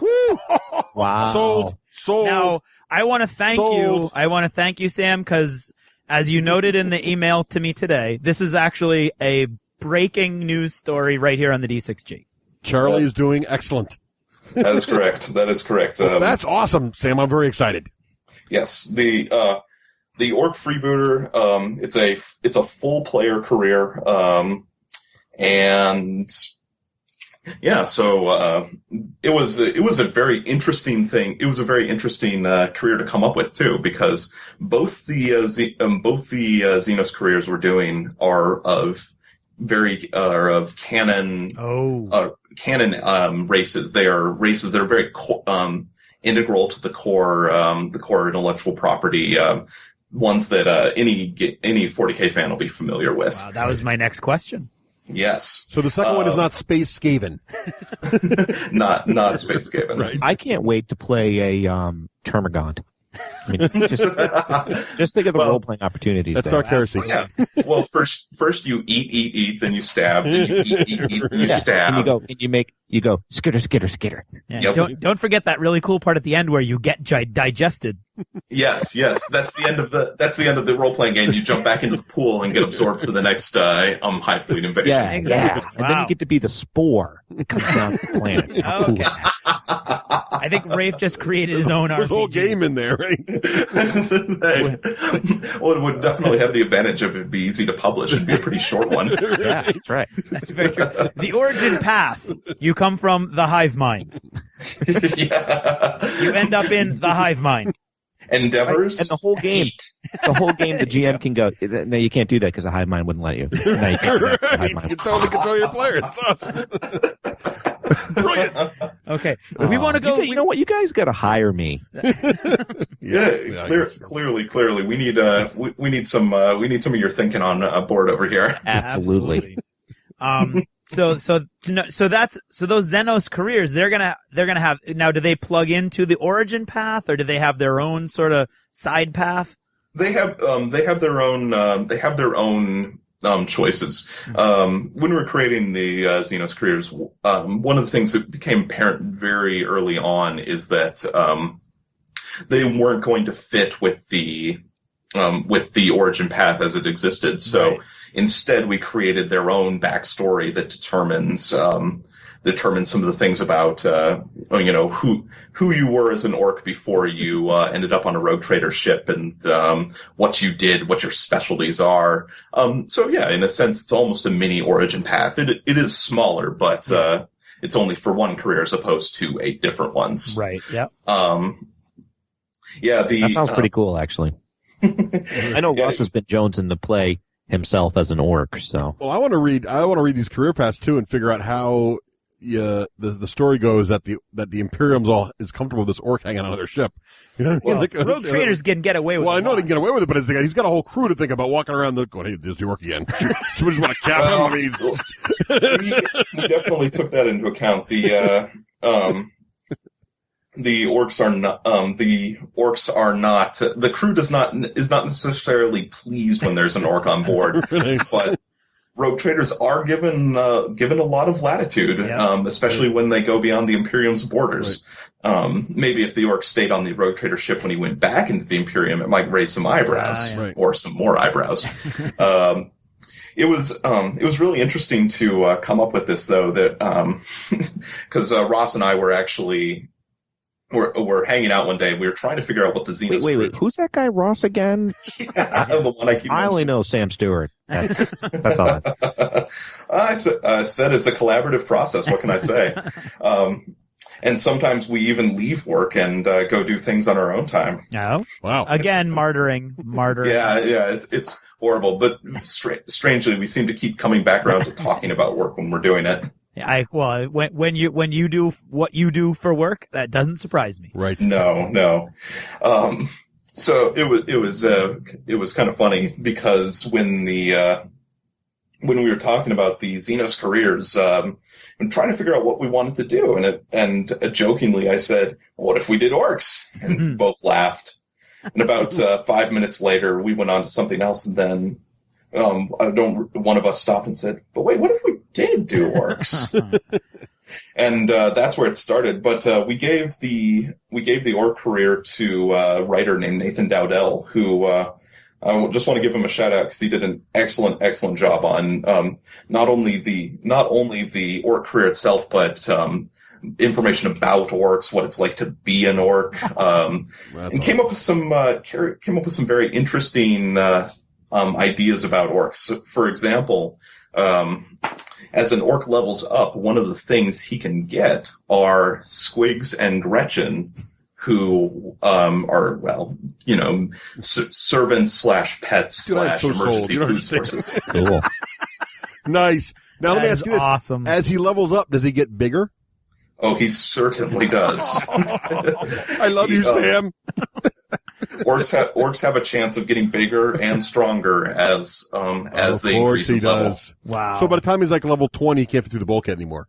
He's just well, no. By the time he's that high, he just makes his own doors. Right. He has his own. Now, was there a lot of? I imagine there was a lot of back and forth with GW on this, because even in their fiction, they've really sort of held back from putting the spotlight on the Xenos. Mm-hmm. You're right. They've only done a few instances of it, but they were supportive of the idea. And again, this is one of those cases where we worked very closely with them to make sure the orcs came out. Were you nervous? Were you nervous at all bringing that idea to them? Maybe a little. That only makes sense. That's right. That's what I was wondering, if 3 years ago when they first got the license, if they said, hey, we want to make an orc career, if they would have been like, yeah, no. But now, after seeing FFG's track record, they're like, okay, let's explore that. That's what I was wondering.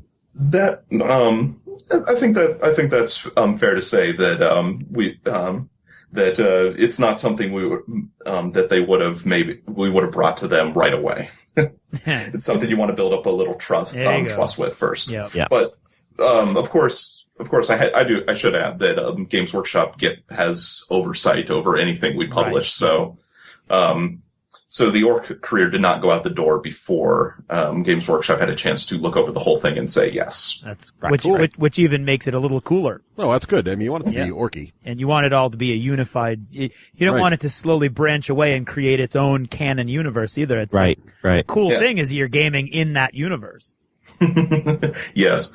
I should mention, by the way, that it is specifically the orc freebooter. Right. So it's an orc pirate, no less. Which is really the only one. Better than that. It does not get any better than that. That's the only one. I don't even care what the other race is. It doesn't matter anymore. If you remember the picture of the freebooter on the freebooter supplement, that's exactly where he belongs, is on the bridge of a rogue trader vessel outside of the Imperium of Man.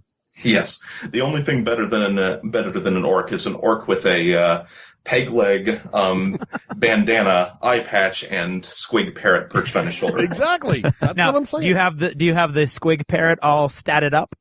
We do have a squig all ready for the players to take, and it could definitely ride on his shoulder and probably maybe chew on his ear a little bit. Very nice. Or chew on his enemies' faces. Excellent. Well, I can talk about this orc thing all night. I know. Many good questions. But we can't. Darn it. But we don't want to get him into any more trouble than he may already be in. Oh no, it's fine. You guys can ask. You guys can ask some more questions about the orcs if you want. Russ, is it possible? Now, I know this for the orc to, like, if he's hanging out one deck of the ship too long, does he spore out and eventually you got little baby orcs to worry about? Well, where do you think the Gretchen and the squigs come from? Exactly. That's what I'm saying. So, like, if you had an orc on your ship too long, you could potentially have a problem. The spore issue is something we definitely took into account and considered, and there's some stuff in there talking about. Because if I don't ask this stuff, people are going to be thinking, they screwed up the fluff because now they're just going to let the orc wander and they're not going to be nuts. It's going to be squig going everywhere. It's going to be a problem. Wow. If you get pulled over by, let's say you're flying along, happy rogue trader, and suddenly a battle barge pulls you over for going too fast, and they get on board there, and suddenly there's like an orc hanging out there with a bunch of Gretchen. What are they going to do? They're going to gun everybody down. That's true. Right? It's true. I would not pull over for Space Marines. Right. You're done. Infestation. There you go. Sure. You need a bumper sticker. Right. Does not break for battle barges. They'll shoot you down, crash into a planet, then bombard the planet. Let's be sure. All because of that one orc. That's right. Only takes one. That's true. So I'm assuming you now have. Well, actually, I think do you already have statted up for the like shooters and stuff like that, or is that shooters and sluggers are actually in the core book, That's but we do provide more work equipment in our armory section. Excellent. So more appropriate orc toys. Flash get stuff. There is some of that. It's cool. It's like we're talking code. That's awesome. I can't wait. I gotta buy this other book. It's like Creatures of Anathema. Now we're not going to push you on the other one, but is it as cool? I definitely think it is. And in fact, from a marketing perspective, I'm going to have to assume it's probably a little bit cooler. No. There's nothing cooler than an orc. I'm sorry. Well, it's done. Doesn't matter what it is. If you're not Russ, it's probably even a little bit cooler. I'm just saying. I don't want to hint either way. No. And we're not going to ask you to choose between your babies. I already learned the hard way that these guys won't let me get away with that. Right. I will say though, you might still be surprised. Wow. Ooh, that's cool. I can't wait now. Hey, when's it come out? Good question. As of yet, there is not a release date, but I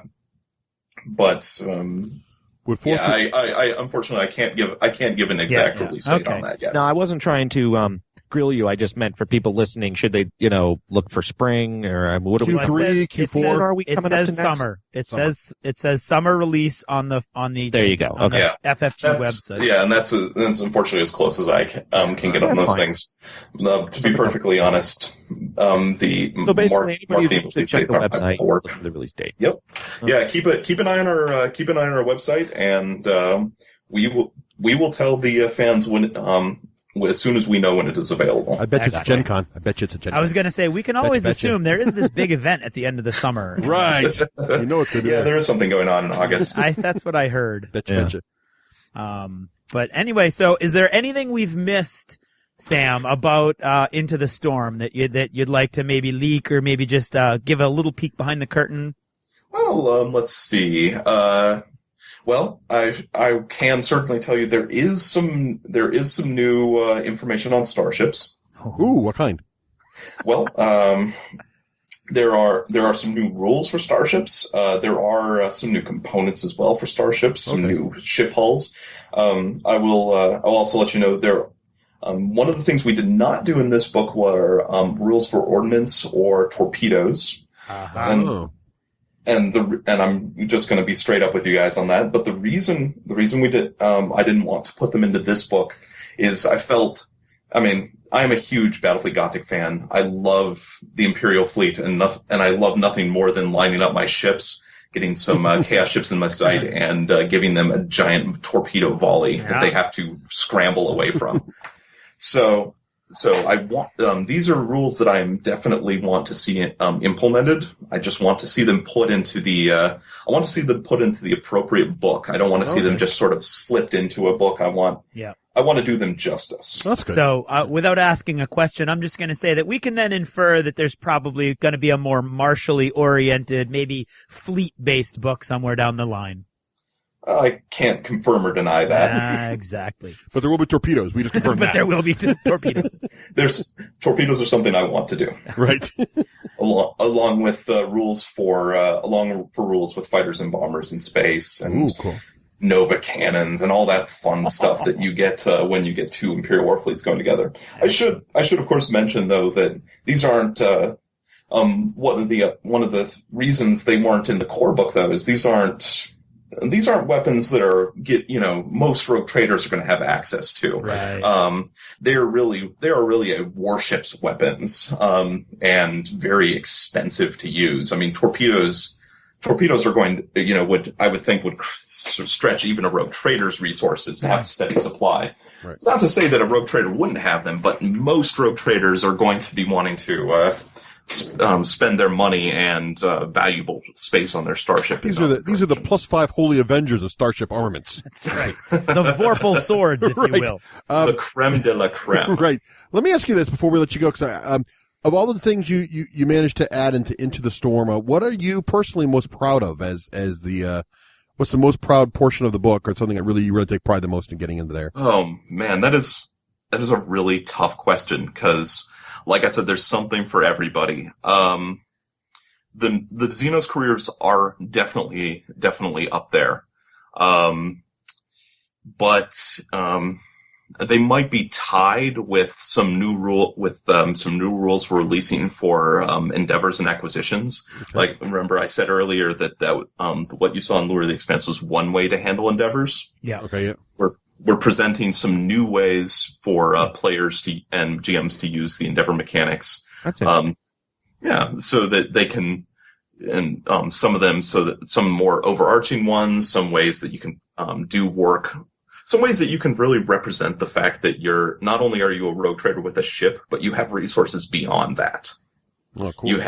You have people working in the background, so that is up there as well, because I think that's really going to make this game a lot more a lot more useful and a lot more exciting. It's going to just add so much to it. So you can like sort of spend your profit, or is that what's called profit, to kind of have like agents elsewhere in the universe. So maybe have connections here and connections there, that kind of thing.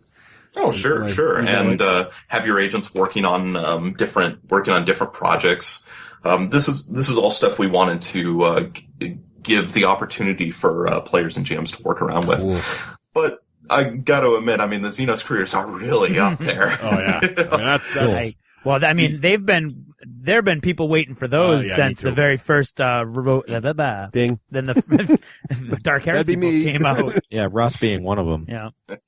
I told a friend about that we were going to do orcs, and he just he was a play tester as well as a friend, and he came back to me the next day and it's like, so what if I'm playing an orc leading a boarding party of humans that I call my boys? Right. That's what I'm saying. In run raids. That's right. I'm yelling WOG and they're going, what? Right. Now, is there a whole section in the book on how to speak Cockney? There is not a section on the book on how to speak. Oh, you fell down on that one. That one, Sam. Wow.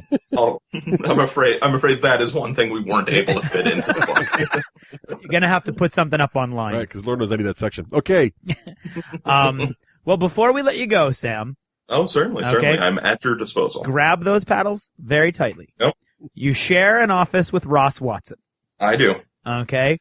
Death Watch is not your baby. Anything you tell us, we won't tell anybody. Go. Go.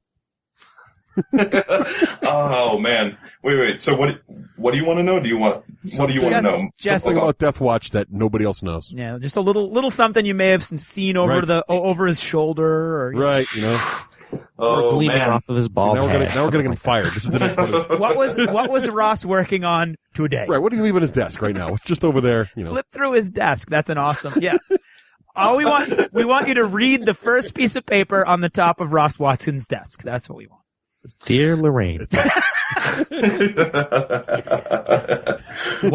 One steak bomb. Yeah. I will tell you. I can tell you guys that if you're doing anything for free RPG Day, do something. Keep an eye out for Death Watch. Ooh. Free RPG Day. And I have to call Dan. Yep. Dan, Myriad Games. Hello. Free RPG Day. Yep. That's awesome. If I were you, I would see if you can get in on that action. Excellent. That's a good tidbit. That's a very good tidbit. And you're playing in Ross's campaign right now, right? That is right. What chapter are you playing? I am playing a Storm Warden. See, that's new. The new ones. Yeah, I was going to say, that's not one of the ones that was listed. Storm Warden, what's that? Is that a brand new chapter, or is that coming from someplace else in the canon? I believe it. Well, first, I believe it actually has been listed. Uh-huh. Oh, really? Well, why'd you have to go and do that? I was all excited. You got a total free kudos because you didn't give up anything, but I thought you did, and now you just blew. I'm sorry, but I just felt like I needed to be honest. Well, we appreciate that. But I'm sorry. What did you? The Storm. Are they new to Death Watch, or are they somewhere else in the canon? The Storm Wardens are a new chapter. Very invented by Fantasy Flight. Cool. Oh, excellent. How many of those are there? Say what? How many of those are there? We have only invented one chapter. Oh, okay. He's working hard over there. This is the only one we have created. Gotcha. Nice. Can you give us a roundabout vague number on how many chapters we're going to be able to get some background info on? Well, there are the 6 primary chapters in the core rulebook, which Ross has talked about on the website. The Black Templars, Blood Angels, Ultramarines, Space Wolves, Dark Angels, and Storm Wardens, and all of them have a lot of information about them, so that new players and experienced players will hopefully find something useful with that. That is so now it's going to be interesting. And Sam, don't spoil the surprise, and/or you probably can't talk about it anyway, which is fine. It's like, well, where'd the gene seed come from? Is there a separate Primarch, which would be really mind-blowing, or is it just a spin-off gene seed chapter? So that's what I'm curious about now. Yep. It'll, you're right. I can't talk about it. I can't talk about it. That's all cool, but none of that's as cool as being a freebooter orc. I'm sorry. It just isn't. That's just a good not. point. I just have one other question for the Death Watch. Are each of those chapters, do they kind of work like career paths in the other games? Honestly, I better. I feel like I better leave Ross. He gave us orcs, man. Give him a break. Okay. It is his baby after all, and I'd hate to steal any of his thunder. That's true. He has worked night and day on that project. I don't doubt it. It's definitely a labor of love, and it's still not as cool as orcs. Well, you know that, and I know that. We're good. You're an orc guy. Even Ross knows that in his heart of hearts. I guess. Oh, there'll be orcs that you can fight in the space. No. I guess now that you've proven your loyalty, Sam, it's about time I come clean and admit that Ross wouldn't actually give us any dirt on you. Although that's not entirely true. He said for Halloween you dressed up as something that looked like you came right out of a Chris Hansen special to catch a predator. But I don't know anything about that.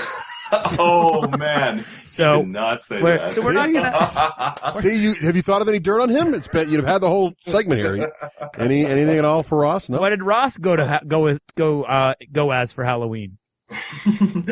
Well, if in oblique reference to what he's referring to, if I what was it? If I was going as that, he was going as the clueless elderly gentleman. Huh. Nice. Alrighty then. It's a joke made about a picture that went up of the two of us on the announcements when the Rogue Trader Collector's Edition was coming out. Yes. I won't say anything more, but if you guys look up the picture, you'll see what we mean. Okay. All right, good. Awesome. Well, thank you very much, Sam. This has been fantastic. Thank you. That was great. Thanks, Sam. Oh, this has been a lot of fun, guys. And this has been really great. Well, thanks for coming on, and you can come back on any time, especially when you're ready to announce mega armor for the orcs. Oh, that's funny. Not that Russ has a one-track mind. Not that I have an agenda, because I don't. Just saying. Well, they're already extremely tough. I mean, why would you want to give them mega armor? They've got Death Watch. They're unnaturally tough. They've got Death Watch. A knob. That's why. They've got Death Watch. I want mega armor. That's true. So just saying. Not that we're on different sides, but we might be. Well, you'll be getting a chance to lead your boys soon enough. I can't wait. Awesome. I can't wait either. I'm waiting for chaos. Sure. That's the other race. You can explain how they're on the ship too. It's going to work out great. Chaos. Yeah, that'd be not in Rogue Trader. I think I have an easier time explaining how the orcs are there. That's probably very true. On a whole separate line.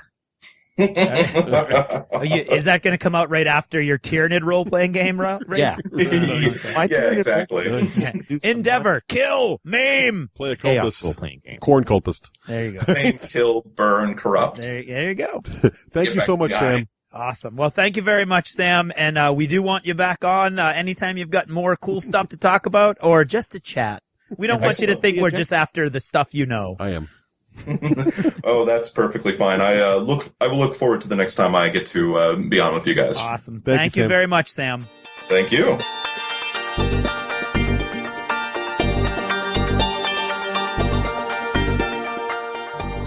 The D6 Generation Podcast. All of the mysteries of gamer culture revealed. The D6 Generation. Born to game.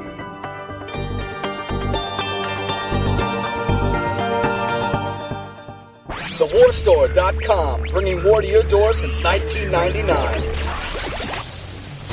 The War Store offers the best prices on the net and features such products as Games Workshop, Privateer Press, Sable Designs, Flames of War, and many, many more. Order at TheWarStore.com, that's TheWarStore.com, or call 631-765-0047. That's 631-765-0047. thewarstore.com.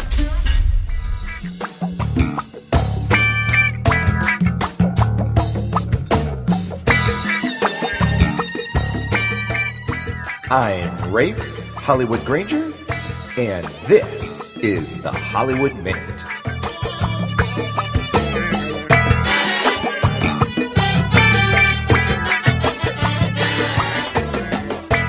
Brought to you by The Mystical Throne. Looking for information on tabletop games you may or may not play? Visit www.themysticalthrone.com. The Mystical Throne, your guide to all things gaming. Welcome. Today is a fine, cool morning in New Hampshire, May 22nd, 2010. It's that time of year when the trees are green, the wind blows, the sun beckons me, and all I want to do is stay inside and play D&D. To find out why that is, well, listen to a prior episode. I forget the episode number for the Hollywood Minute. Oh, and I'm curious about something. I'd like to crowdsource this. So, as all of you know, I'm missing my bully Gertie, and I'm wondering what pets other than cats and dogs you guys all have, and tell me, why do you like them? You can send me an email at hollywood@the d6generation.com, or you can find me on Twitter at the D6G Hollywood at twitter.com. And so now, this Hollywood Minute is going to be about why I love the new 360 game called Alan Wake. You know why I love it? Russ didn't tell me anything about it. I found this one all on my own. And since I had no preconceived ideas, I got to experience the game very fresh. I think Russ would like it, and probably even more will be Nicole watching Russ play it. It's one of those that it's definitely a story. The other thing is that now I'm at the end game of Latro. I don't really have a story anymore, and I was in the mood for a story. So what do I like about this game? Number one, the name. I mean, it's just Alan Wake. I mean, how cool is that? You say to your friends, I'm going to go play Alan Wake. People are like, huh? Number two, I feel like I'm right in the middle of a TV episode. And believe me, that's done on purpose. There's credits after the episode 1. At the end, they have very full thematic songs. During the course of gameplay, you have a narrator, which is you as the main character. When you start the next episode, it actually gives you a recap of the prior episode, 24 style, as in the show 24. Number 3, there's only so many times you can be dressed up in armor and shoot things.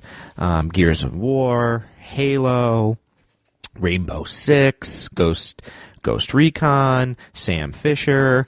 Well, now you get to play, of all things, a writer with tweed jacket and patches on the arms and all. He's armed with only a flashlight and a revolver. No sights, no reticle, nothing like that. You hold it off to the side of you in an inexperienced manner, because you know what? He is inexperienced. It adds to the theme and the gameplay that you don't exactly feel like you're playing a shooter. The storyline, I find, is fantastic. Yes, it's repeatable. Yes, we've seen it in other stories where The Shining, The Secret Window, I thought of another movie that it paralleled, but I can't remember what it is right now. But I don't mind that. I don't mind rereading or replaying a known story with some twists. It's fun, and I still want to know how this one ends. There's definitely a Lost feeling to this, as in the show Lost, where it's incorporating different storylines, and I'm getting a sense you can interpret the ending in a bunch of different ways. The other thing I like, there's different goals of the game. It's awesome to finally do something different for once in a mainline 360 game. It's bringing back memories of one of my most favorite games of all time, Thief Dark Shadows. In Thief Dark Shadows, you actually go back in time to an insane asylum. You don't have any weapons. All you do is sneak around, and you have to discover some secrets, and it's really creepy and some really good different gameplay. Same here. There's lots of times you're only armed with a flashlight, no weapon at all. You have to use your dodge skill, which kind of slows down in a cinematic slow form. And, you are running around and you're killing those shadow monsters with your flashlights. Oh, and I don't want to give away the whole story, and this doesn't do it. And you heard me talk a little bit about it on there earlier in the show. But, yeah, I mean, you're basically a writer. You've created this novel. You're somehow stuck in your own novel, but you don't know why. And you're trying to figure that out. So as you go along, you're discovering clues on radio programs, characters that you run into, and manuscript pages that you pick up. And there's definitely 3 or 4 or maybe 5 plot lines. I haven't even put it all together yet. You are seeking things in the world, just very simple. There's no med kits. You just seek batteries, bullets, and when you find a mag light, man, you feel like you just got a +5 Vorpal Holy Sword. It's a great feeling. Great mood effects, great graphics. I mean, really, just all in all, it's a great game. The other thing I'm very excited about is you can tell that this is going to be open for sequels, which is awesome. Reminds me the game very much of Max Payne. Guess what? It's made by the same people, so no wonder it reminds me of Max Payne. But it's a different game completely. I mean, in this game, Alan Wake, there's some scenarios where you're with your wife, and you have to go turn on the coffee pot for her, look at some pictures she's got for you, and you start discussing some of your wife's fears. So basically, I haven't finished the story yet, but man, I have been playing this game like eating candy. I give it a 100% thumbs up. There is a New York Times review I read of the game, which I 100% disagree with. This critic critiqued the game, saying it was very boring, predictable gameplay. The story arc was boring and predictable, and the plot pacing was no good. He didn't like the controls of the game. About the only thing he really liked was that the graphics and the setting in the woods was really good. To me, this game literally gives you goosebumps, or that feeling that you're running up the stairs and you can't even take the time to look behind you, and a zombie's going to reach out and swipe your angle. That's what this game captures. I mean, to me, that debate of video games can't be art, well, that debate is ended in this game at least, if not other games as well, I would argue. But at least in this game, Alan Wake, can't recommend it enough. I give it an HD rating of 2+ with a reroll. Something I'm trying to do better at, too, by the way, is you can follow me on my blog, www.jimmydjango.com. I try to post to that about 2 to 3, every 2 to 3 weeks, one article every 2 to 3 weeks. And rather than doing little blurbs, I try to post something of some meat to it. And you can also find me on Twitter at the D6G Hollywood at twitter.com. And that's it, folks. Hope you're having a good summer. Get out there and make some dungeons. Oh, quick errata here so that Russ doesn't get on my back. It's called Thief Dark Project, not Dark Shadows, in case anybody wants to look that one up. HD out.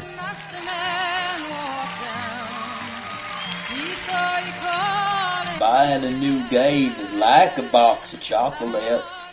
You never know what you're gonna get till you open it, and then it's too late.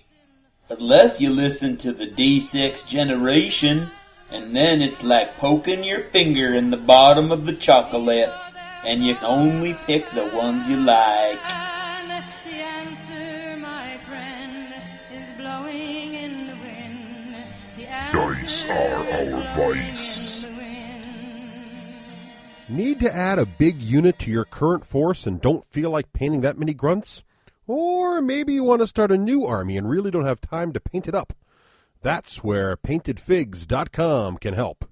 For over 4 years, their staff with over 20 years of experience in the industry have been providing gamers with high-quality, affordable paint jobs on miniatures for their most popular games, including Flames of War, Warhammer 40,000, Fantasy, War Machine, Hordes, and even a variety of board game pieces.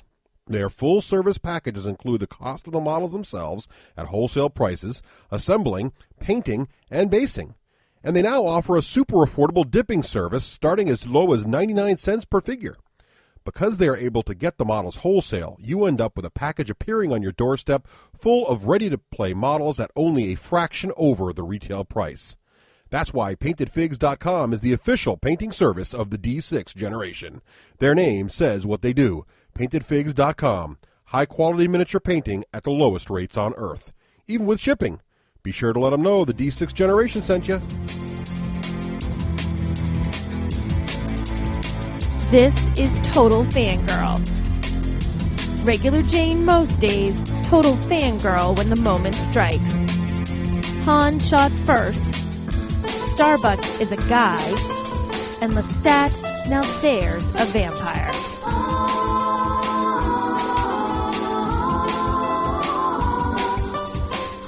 everyone, this is Nicole, your total fangirl.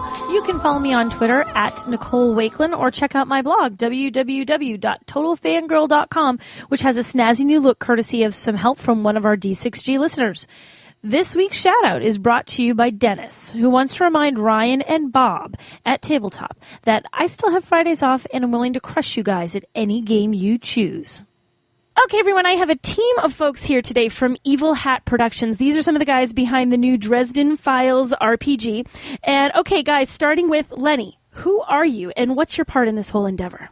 Hi, I'm Lenny Balsera. I am currently the Fate System line developer for Evil Hat Productions. I was the lead system developer on the Dresden Files RPG, which basically means if it had to do with mechanics or dealing with mechanics, that was me. It ended up... either I wrote it or someone else wrote it and it got past me, past my desk and got rewritten or didn't or whatever. But, so you've seen every last word that's in those books? Well, at least as it has to do with mechanics, yes. Okay. So if it had to do with mechanics, it ultimately passed by me. Okay. And that was what I did. And Clark, what about you? Who are you and what is your part in this whole thing? My name's Clark Valentine. I was invited to be a writer on the Dresden Files, and I ended up being a general utility infielder, sort of filling in wherever they needed a warm body who wasn't burnt out yet. Are you still not burnt out, or are you burnt out now that it's almost D-Day and it's almost being released? I'm doing okay. You're doing okay? I'm looking forward to it being off to the printers and off my radar for a little while, but I'm not quite at burnout yet. Not quite. We're doing okay, yeah. I would like it known, yes, for public record, that the Valentines, Clark and Amanda, are the heroes of the Dresden Files world. The heroes. Oh, I got the hero. I have a hero on. Woohoo! We would not have reached the end of this thing if those two had not come in and helped us. Well, that's good. I'm glad you're there. A little golf clap. Yay! Thank you for coming in because I'm excited about this game. I should say, Amanda is the, I believe her title is managing editor. Mm-hmm. Yes. And I'm married to her. So. You're married to her, hence the same last name thing. It's not a coincidence, huh? Yes. Nope. Clark also wrote pretty much the entirety of the Baltimore chapter. Really? Because that's a huge amount of information. Yes, that sample, our preview that we put out, our huge preview, yes, that was... Clark lived in that place for a while, so I think that's probably like the bulk of like your biggest in terms of like a bulk contribution to the project is like Baltimore was the biggest, and then there's a lot of, like he said, utility infielding, a lot of pitching in on a lot of different chapters. Yeah, I did the first cut of a lot of the stat blocks. Yeah, and stat blocks. Oh my God! Yes, stat blocks. Well, see, there was a little burnout. I heard that scream. So now I can listen to you guys talking. I've been reading the books, the Dresden Files books, for ages. Huge, big, dorky fan. Love the Dresden Files. How familiar were you guys with the whole series before you got your hands on a chance to do the RPG? I've been reading it since Grave Peril, the third book, was new. Okay, so a while. Yeah. Actually, it ends up Jim Butcher was my Warhammer Fantasy roleplay GM for a little while. No way, he was your GM? That is just too stinking cool.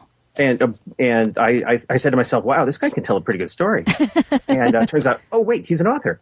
Cool. Hey, what have you written, Jim? Oh, well, I just happen to have a few copies here. Why don't you take them and go home and read them? And it turned out they were pretty darn good. They are pretty darn good. Yeah. So very cool. And about 5 years ago, I guess it was, when Fred first expressed interest to me about this license and working on this license. I was very new to Evil Hat at that point in time, and I didn't know anything about the books at that time. Okay. And he basically said, "We're thinking about working on this," and I was like, "That's cute." And then he was like, "No, really," and he mailed me the first, I believe it was 5 books. Yeah. On paperback.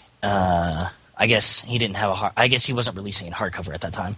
But, yeah, and he just sent me all 5 of the first 5 books and said, read these. And I read them and what did you think them. when you loved them? Yeah, absolutely. I read them and loved them, and I was like, yes, I'm in. Let's do it. I always say I'm jealous of people who are like just starting to read them now, because like when he releases a book, it comes out on a Tuesday. I have it read by Friday, and I want the next one. And if you're just starting, it's like you have all these books, all this reading to go through. Right. It's hard to wait for the new ones. It is.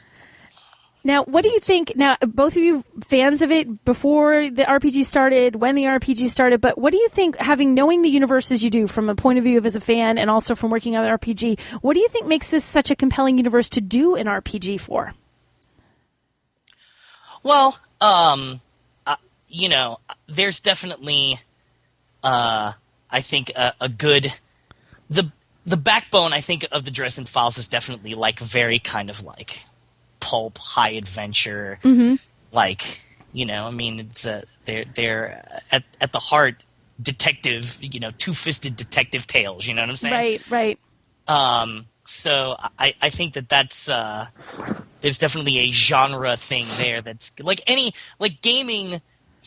I think either is attracted to or is attracted by, I guess. Big heavy genres with capital letters, fantasy with a capital F, pulp with a capital P. So I think it definitely plays into that that sensibility. Now I think it benefits a lot also from that. There's a place for everything. You don't necessarily need to be outstanding at literary analysis to read the books and really delve into the themes and get a story that's just going to be perfect for the world.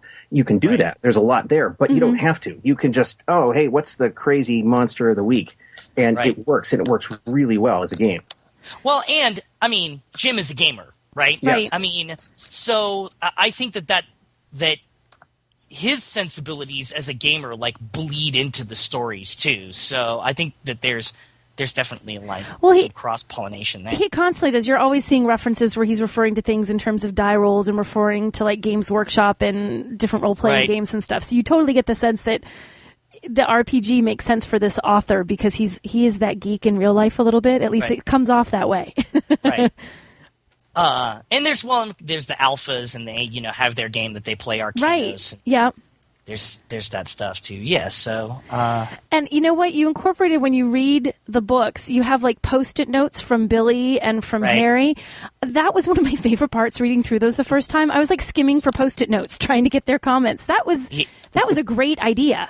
Yeah, that was. I think it was. Is that Chad's idea? Chad Underkoffler, who is our research guru, who compiled this exhaustive list of notes about the Dresden Files universe that I am still to this day staggered by.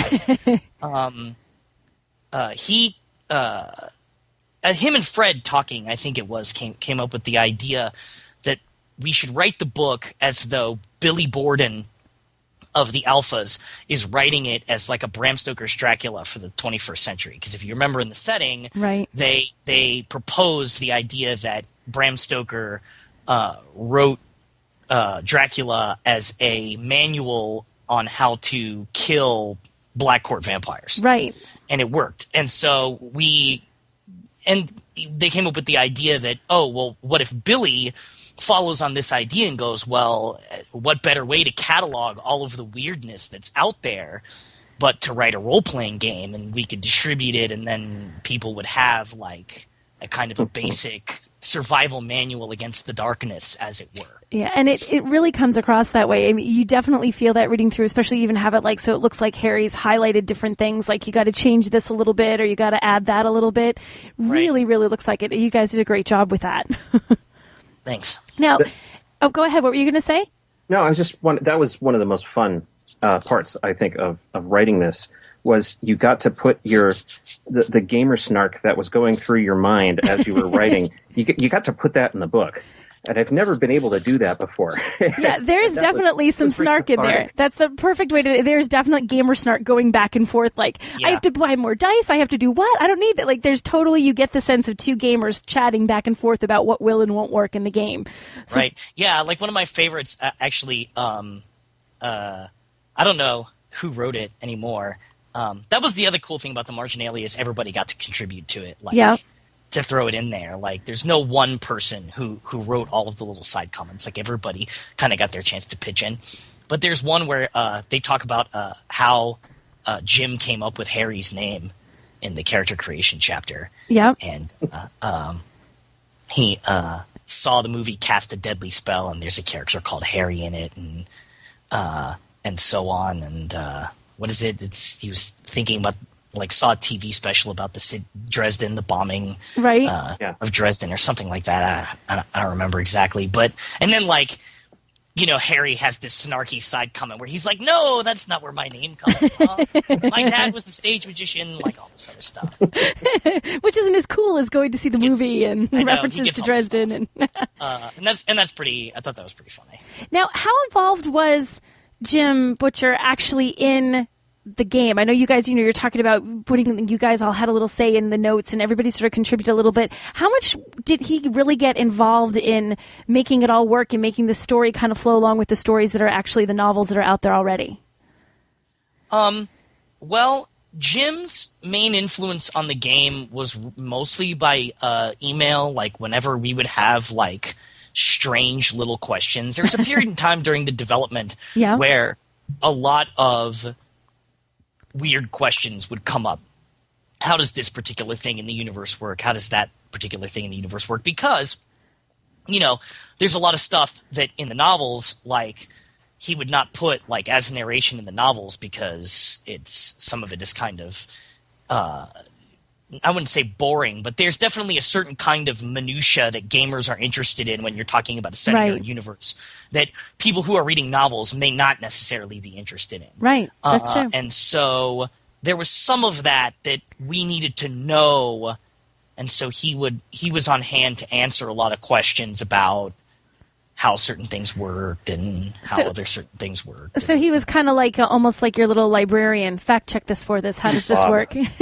Right, a little bit. Yeah, I mean, we tried not to like inundate him with questions because he's a busy person. He writes books and stuff that could take up some of his time.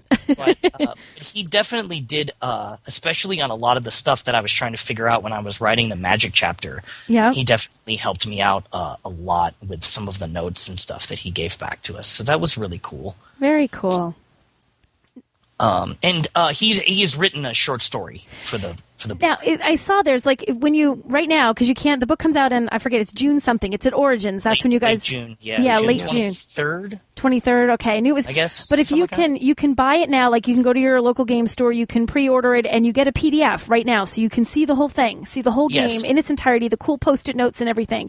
And there's this like 10 blank pages for Jim's story. Is it really going to be that long? Does he really have 10 blank pages worth of cool short story? Yes. I could, yeah? I could look real quick and Oh, you've already read it? You have the short story? Yes, we have. We've sent the files off to the printer. Oh, that's right. So, yeah, that was like one of the things.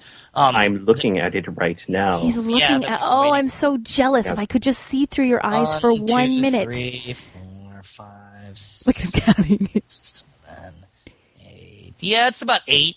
It's about pages. 8. Very cool. So if you're a fan of the books, you will even get a new story in the course of getting this. And it's it's 2 books. It's volume 1 and volume 2. I can't remember which one the short story's in. The second one. The second one. Okay. Because there's so much, like the first volume in the RPG is like 400 plus pages. Correct me if I get the numbers wrong. And the second volume's like over 200 pages, right? Very nearly 300, yeah. Very nearly 300. Wow. So that's a huge, when you think about how big the Dresden universe is and when you were talking about having to talk to Jim about little details, because there's so many details and how the magic works and different bad guys are and that kind of stuff. What was behind the decision, like, okay, we have 1 gigantic volume, no, we're going to make it 2, or why not make it 3 or 4 little teeny volumes? How did you guys decide where the heck to divide that off? This would actually be a better question for Fred, our illustrious leader of business and industry. Oh my goodness! So it was a very complicated, formal business decision. Okay. Well, I don't know if I would say that. Here's the thing: the game has been in development, as everyone and their mother knows, for a while. It has not been a straight line to the finish. Yeah. And so we have developed a lot spent a lot of time developing content, and we kind of got to the point where we realized, after doing literally years of writing, that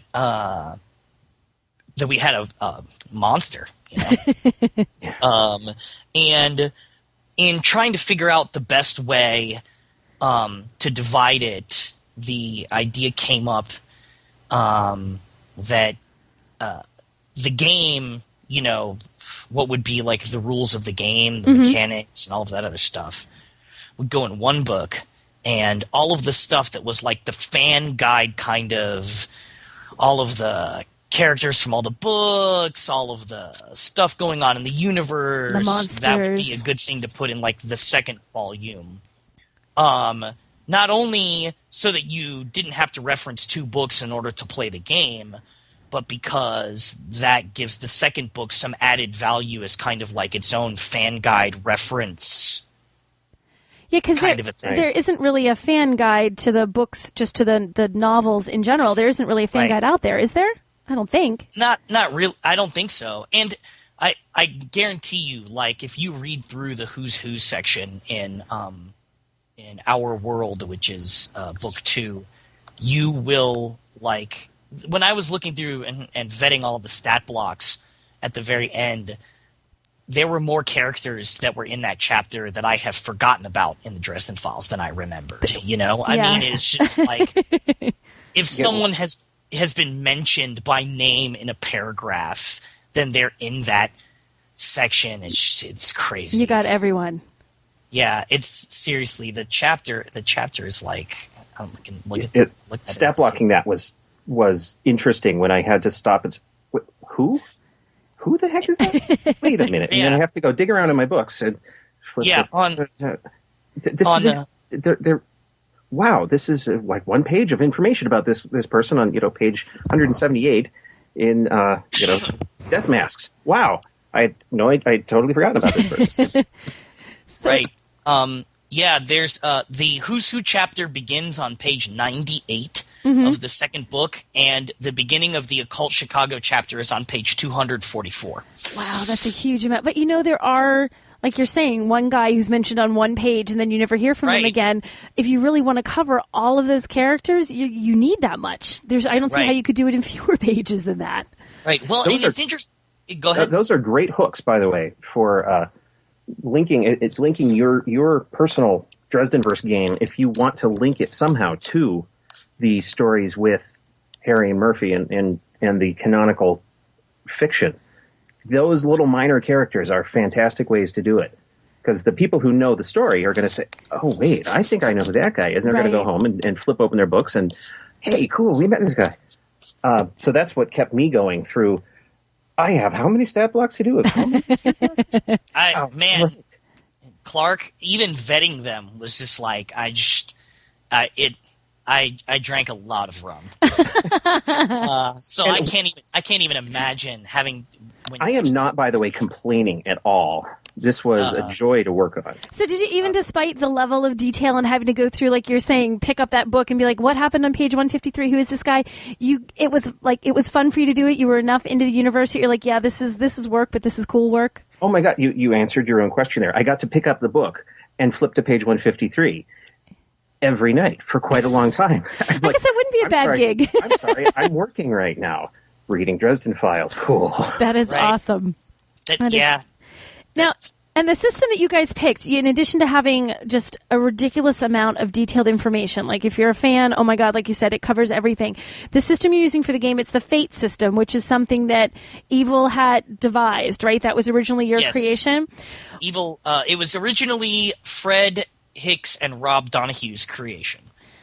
And they made it like the original of it. I think you can actually still get the previous version of the system, the free version, from our website, or one of our websites, faterpg.com. I think it's still there. Oh, wow. It's published under the OGL, so it should be out there. It should still be there. It's out there. And they originally came up with it way back when.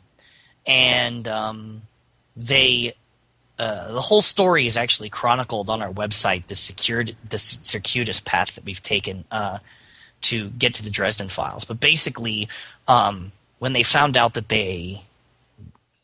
there was a possibility that they could get the license for the Dresden Files and do all that, right?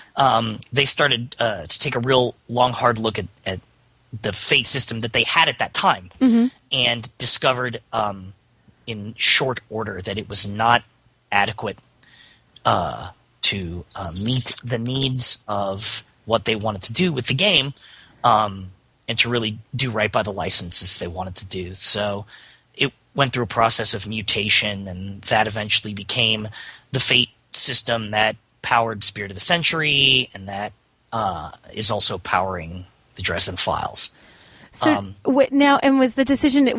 They tweak the fate system to kind of work with in a better way, and they thought that was just the perfect fit of the Dresden Files? Is that why they decided? I mean, obviously it belonged to Evil Hat, but in my opinion, and again, this is I'm coming at it from a little bit of an outsider perspective because I was a fan at this time. Like again, this is like 5 years ago, right? I was a fan. Actually, it's a little longer now. God. Time flies when you're drinking all that rum. Yeah, I may need another one now thinking about it. But they originally they were most of the way there because like a lot of Fred's gaming sensibilities and a lot of what he likes in stories, and I would venture to say Rob too, like they've been fans of the Dresden Files, and like Fred knows Jim, and they've known each other for a while, and so whenever I think some of the creative inspiration that Fred and Rob took to create Fate, I think had the kind of storytelling that Jim does in mind to begin with, right? Okay. And it was just they weren't quite far enough along, on the developmental process to getting the game to really where it would really serve the needs of the license. And so there was a foundation, I guess, for the kinds of stories that the Dresden Files should tell already in the system. And they just needed to take it a couple of more steps to bring it to where it needed to be, and that was kind of where I began to get involved with the company.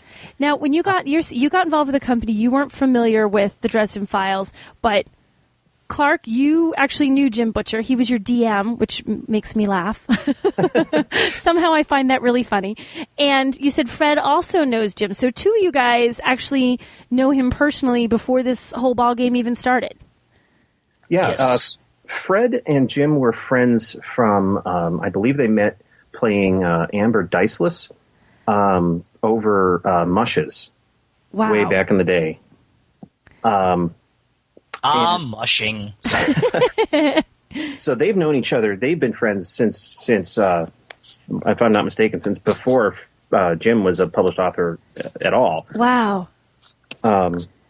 Yeah, and I met Jim through my gaming group. Yeah. But I actually got involved with this project because of my wife, who was invited to serve as managing editor, and apparently she talked me up enough to the right people where they needed somebody to write up Baltimore, and they said, "Hey, can you do this?" And you jumped. Apparently, I could. So that must be pretty neat. As a DM, I'm going to ask you a question. So working with Jim Butcher, because you know him, and of course he's not going to hear any of this because this is just a little podcast. He'd never listen. So is he a good Actually, DM? I was going to, as soon as it came out, I was going to attach to the link to an email and send it to him. And email it to him. Well, maybe you should be careful, or maybe you should delete this part out if the answer's not good. Was he a good DM? Did he get you guys in trouble? Was he good at it? Oh, he threw trouble of every kind at us, and it was amazing gaming. It was some of the best gaming I've ever done. Was it really? Oh, my goodness, yes. Well, I guess when you think about it, as your DM, your job is to weave a story, and the guy can weave a pretty good story. So I'd imagine as a DM... He wove a good story, but he also knew when to step back and let us guide it. Yeah. Which is a rare gift for a very narratively gifted GM. I think he struck a very good balance. And I look back very fondly on those about 2 years played with him. I was just going to ask that. So for 2 years you played with him. Well, gosh, that's a long time. I mean, there's, people who start campaigns and they're into it for 2 months. They're like, I can't take this, I'm out. If the group doesn't meld the right way. So 2 years, he must have known what he was doing then. He knows his way around a set of dice. Yes, apparently. So that's neat. Now, working with him, because personal friendship, he's your buddy, he's your DM. To this, was he the temperamental, artistic type when it came to this, or was he still normal old DM guy when you were dealing with stuff with this? Like with the game? Yeah, when he's like. I'm trying to get you to dish on Jim Butcher, and you guys aren't doing a very good job of it. I mean, even if it's nice, he's dish. a guy, he's just a he's a great guy. He's a great guy, so he's now, fun. I have not actually spoken to him very much in quite a while. He moved. I live in Pennsylvania. Yeah, and he and Shannon, his wife, and JJ, their son, lived here in Pennsylvania for a few years back in the early 2000s. Yeah. I haven't been in contact with them very much since in 2003 or so, since they moved back out to the Midwest. But when they were here, they were good friends, and it was great gaming, and those were good times. So cool guy. He actually seems like, looking at the fact that he has the RPG and how he writes his books, and I actually follow him on Twitter, and he seems like he's a pretty fun guy. I'd imagine that he would have been a good person to work with on a project like this. I think so, yeah. I mean, all I can really tell you is that, like I said, most of my contact with him has been just by email, and it was very, very factually oriented.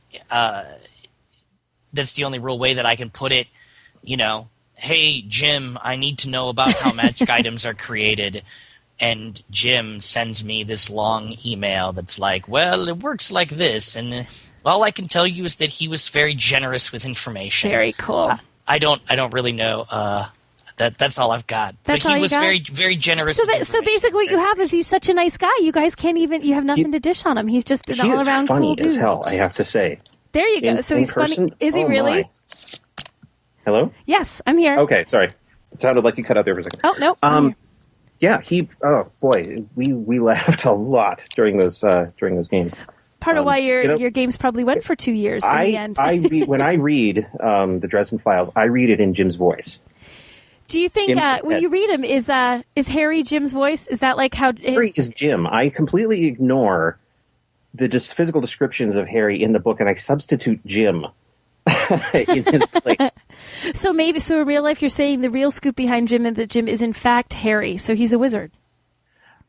I'm not going to say no to that because I'm not certain. Well, he does manage to routinely put out 2 full-length novels a year, or at least he did when he was doing Alera.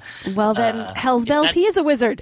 If that is not right, if that's not wizardry, then I need to become better at writing. Well, I have a couple of fun questions that I want to ask you guys to wrap up the interview. Are you ready? Yeah. Sure. Okay. And you guys said, I asked you before, you watched the very short-lived but awesomely awesome Dresden Files TV show. Did you not? I did. Okay. Yes. You both did. Okay. This is an either or. You have to pick one or the other for all these things. Are you ready? Okay. Mm-hmm. VW, Beetle, or Jeep? Beetle. Beetle. Excellent. Hockey stick or staff? Staff. You're not even skipping a beat. Okay, this is going to have to think more about this. In a SmackDown, Mab or Nicodemus? Mab. So Mab's going to beat him. Last one, in a SmackDown, Susan or Murphy? Murphy. See, that's what I said, Sue. Excellent. Very cool answers. You guys know your Dresden stuff. Thank you so much, guys, for coming on. I really appreciate you chatting with me, and I can't wait to get my hands on a hard copy of those RPGs. Thanks, guys. Thank you. It was a lot of fun.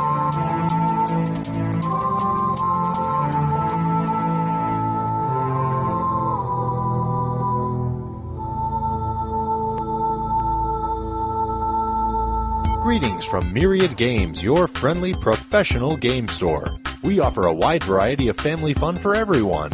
With our Anytime Open Play program, you can try out hundreds of different games from our massive game library right here in store. And coming this year, our new Game Share program, which works a lot like Netflix, but for all your favorite unplugged games. Our MVPs will have an opportunity to participate in an alpha test of Game Share. So if you're interested in trying it out, sign up today. We've expanded our MVP program, offering steel, bronze, silver, gold, platinum, and titanium MVP memberships. MVPs receive a wide variety of benefits, including bonus Myriad money, access to our new achievements program, complimentary open play passes, free shipping, and much more. The higher your level, the more bonuses you'll receive. For more details, visit myriadgames.com/MVP. Thanks for shopping Myriad Games, your friendly professional game store. Welcome back. Welcome back. And now we want to talk about a game that is more fun than it should ever be allowed to be. That's true. Catacombs. So right there off the bat, you're going to have to factor that into your reaction to this review. No, in fact, I don't think there's any way we can describe. No. As we describe this game, you're going to go, yeah, whatever. Yeah, whatever. You're going to be like, I don't get it. You can't capture this game unless you try it. So try it. But anyway, let's get into it. You got to do a demo. So here's the overview. Published in 2010, like last month or week or whatever, a couple weeks ago, by the company Sands of Time Games. Now, you haven't heard of them. That's because it's their very first game ever. Very first, out of the gate. Board game. I believe the MSRP is $55. Okay. So not cheap. That's a little steep. The first print run is already sold out. Which indicates that it's priced just right. Now, when they say that means they're sold out. You'll still find it in some stores, but stores cannot restock it. Right. So if you hear this and you're thinking, that sounds pretty darn good, and you want it before, however long it takes them to reprint them, then you're going to have to get to the stores and get Hunt a copy. one down. Right. Here's the theme. You've seen That's it all going to make gamers go nuts. Right. Yeah. You've seen this all before. It's the classic dungeon crawl. You got your 4 heroes. You got the archetypal barbarian. You got the elf. You got the wizard. You're fighting... thief. You missed the thief. Right. You got to brave these monster-filled rooms until you face the final boss creature controlled by the evil overlord. Been there, done that 30 times. You're saying, how could this possibly be any better than Descent? Well, it's not. It's totally different. What's the twist? It's a dungeon crawl meets billiards. How can you go wrong? Or shuffleboard. Or bumper pool or shuffleboard. Yes, you heard that right. It's definitely not curling. And now you're thinking, well, that's just dumb. That's exactly what I'm thinking. So was I. I'm not going to lie. I thought so when he explained it. I thought it was totally stupid. So I'm in Myriad Games, and Dan, that crafty salesman he is, has got it all set up right there on the table, out with the components. And I'm like, you know what? What did he do? Charm you? No, he wasn't even there. No. He wasn't even in the store. The way he's got the store laid out, where all the new hotness is always open and set up and available. Set up. And I'm walking in, returning my Dark Heresy from GameShare, getting it back in. And I look over and, why, there's this new hotness called Catacombs I heard on Board Game Week was already sold out. That can't be that good. It's a shuffleboard game. The girls might like to try it. Hey, can I check that out? Sure, you can check it out for free. No problem. Here you go. There you go. Take it home. Try it out. All right. How can you go wrong? So I grabbed it. Now, here's the deal. One player is the overseer. They call him the overseer. And Not to be confused with the overlord. Right.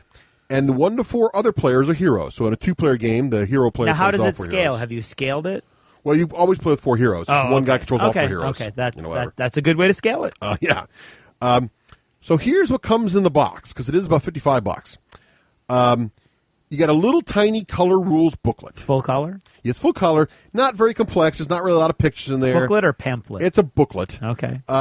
But the game's very simple, so you don't really need a lot of detail. But it's not a meaty manual. Oh my God, we've reduced ourselves to describing if it's a booklet versus a pamphlet. That's important. Right. It's an important piece of information. It's important. Okay. Yeah. How about the rulebooks? Look, if you don't know the difference between a booklet and a pamphlet, Raef, then I suggest that that I listened to 60 episodes of the D6 generation. Right. I gotta go. It also comes with 3 double-sided game boards. Now, these game boards are smaller than your average gaming board. They're about, I don't know, maybe 8 inches by 2. I would guess. I'm going to guess a foot by probably 20 inches. Yeah, so it's a little kind of narrow, long board, almost like half the size of a normal, larger game board. Kind of like half the size of the big, smaller board or something. And it's got, a metric ton of wooden discs. Okay. 62 wooden discs. This is where the price is, because as everybody knows, a lot of games out there are expensive because of the wooden components. It's got 62 of these wooden discs. The discs are varying sizes and varying colors. Okay. 10 inches by 20. 10 by 20. Thank you, Craig. Yep. So you've got your hero wooden discs, which are these white, medium-sized discs. You got your monster pieces, which are medium and large discs of all different colors depending on the monster's types. You got your Catacomb Lord pieces, which is large, big black discs. You got a fireball little disc, which is an orange one. You got a missile disc, which is a small yellow one. Disc is misleading, too, because they're not thin. They're pucks. No, they're like pucks. They're thick. Yeah, they're like pucks. They're thick discs. Puck's a better word.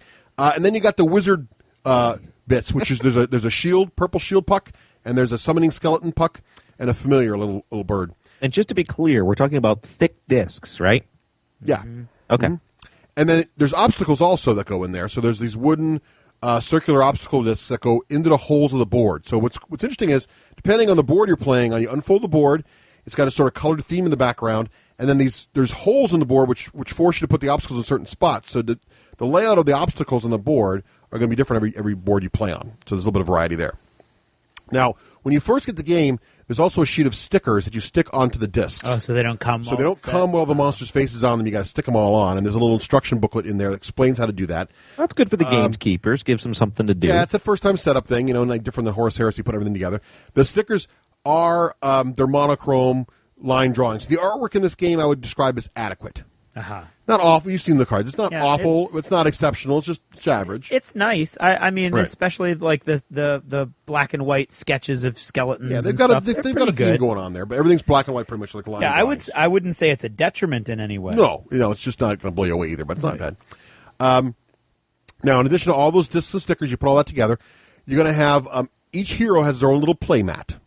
So think about your little Descent playmat. This is your little playmat for your hero. Mm-hmm. It tracks your hit points, a little hit point track on there. You got a little red cube you put on your hit point track, keep track of that. A nice simple artwork on there. You got your special rules for each hero's got their own little special rule that makes them different. And there's these spots for different pieces of inventory the hero can manage. For example, the elf shoots arrows, so he's got spots on his piece where you put the little yellow discs that represent his So you can his track range how attacks. many arrows he has. The wizard has all these different things he can cast. He's got spots for all the discs to be held on his thing that way. That's cool. Then you've got your deck of monsters, or you got your room cards, which are a deck of cards that break down into 3 different levels of difficulty. And these cards are going to describe which board you're going to use, as well as the monsters that are going to be in the room. You've got a deck of the monsters themselves, and this deck is really just for reference. So this is kind of like the Descent monster cards. When you figure out which monster's in the room, you break this out, and it tells the stats of the monster. So the name of the monster, and what its special abilities are and how it attacks. Then you've got all these little track markers, which just mark the Little wounds. red cubes. Red cubes. Then the Overseer also has got his own play mat. There's one for each of the final bosses. So when the game starts, the Overseer is going to pick, or the group player is going to decide which monster the Overseer is going to be. So this is the final boss. It might be the Dragon, might be the Lich King, might be a Sorcerer, whatever. There's like 4 different kinds you can choose from. The bullet points have a very interesting Freudian slip there. The Overlord Seer. Oh, yes. The Overlord Seer. And then finally there's the item cards. And the item cards are what make the game interesting, because it's funny. Whenever everybody's played the game so far, the first level you're like, oh, this is kind of cute. And then you get to the part where you can buy new items and get upgrades, and this game just like, oh, this is neat. This is the part where about halfway through the dungeon, heroes get to buy new upgrades for themselves. And not all the upgrades are available all the time. Right, we'll get into that cool. later, but so these cards represent the rules, special rules for the upgrades you can buy, as long as the cost. Now, one little word of warning. Which is weird. What Dan told me when he first got the game, there was this like sandy stuff. You had to clean all the discs off. It turns out that is mold. And they had this little public announcement on their website there. It turned out that there were some of the wooden pieces in the first printing had mold on it.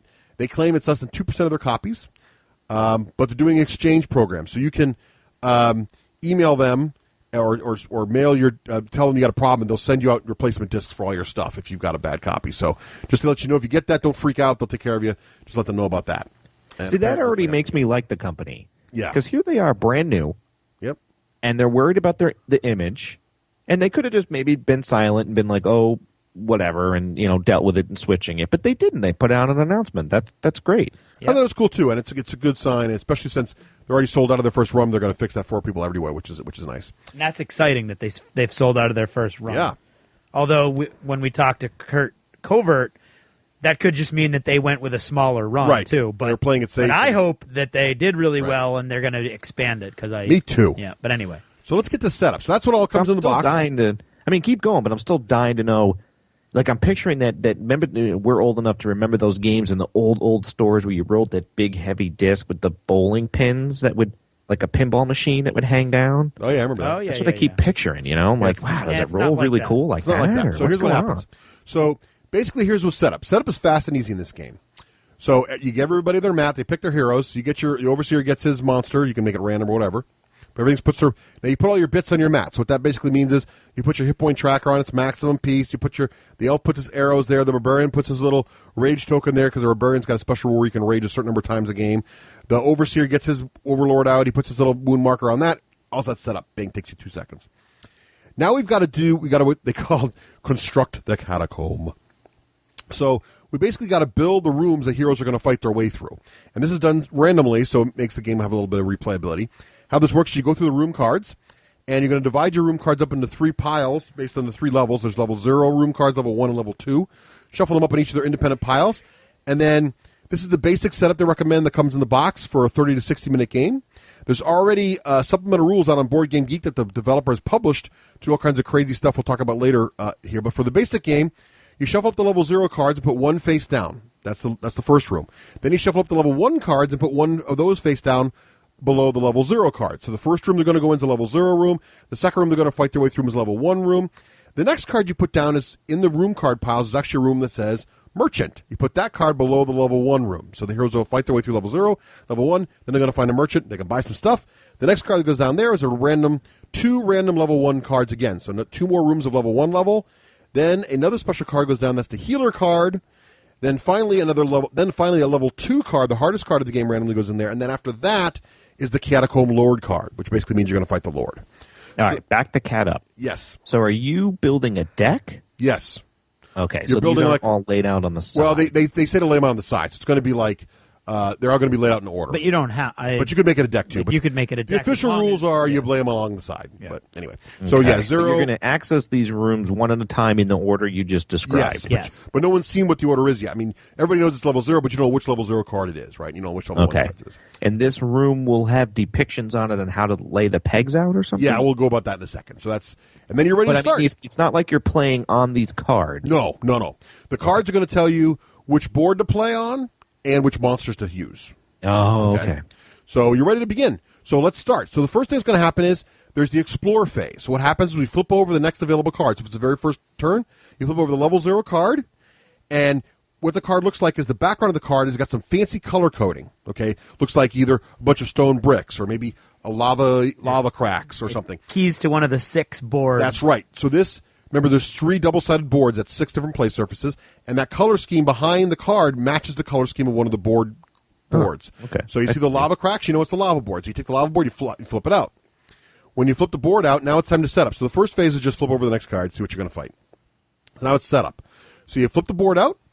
You get the board that matches the color. You fill the holes in the board with the obstacle discs. So now what you've got is basically a board with columns in it, so that if people are flicking their discs around, they're going to bounce off these columns. So it gives people cover to hide behind. Now wait, are these just discs or big? They're wooden dowels. They're wooden discs with height. They're the exact same thickness as the pucks. Right. The rest of the pucks. Okay. Half-inch high, quarter-inch high. Yeah, between half and a quarter. Half and a quarter-inch high. So imagine a wooden disc. These are about maybe 1.5 inches in diameter. They're big enough. So these aren't like the grind columns. No. They're big enough that your thing is going to bounce off them, not go over them. They're wooden black discs, and they're about maybe. And how do they not move? They have little pegs in them. Well, here's the thing: the board's got a hole in it, right? So imagine the board is it's a thick cardstock board, like you find for a normal board game. That's laid flat, and there's a hole in the board. That's exactly the diameter of these discs. Oh, when you said holes, I was expecting pegs. No, holes. No. So they sit in the holes. So you can put your finger through the hole. It's a hole that's the exact same diameter as the disc. So the disc falls through the hole, hits the table it's on, and stops, and is then stuck there by the hole, right? So it's sort of held there. So you put those in, and then the board, so that's that. Now we're going to figure out which monsters we're going to fight. On the same room card, there's a little symbol for each of the monsters. It's actually a picture of the disc the monster appears on. So you might flip over a card, and it shows 2 ghouls and 3 orcs or something.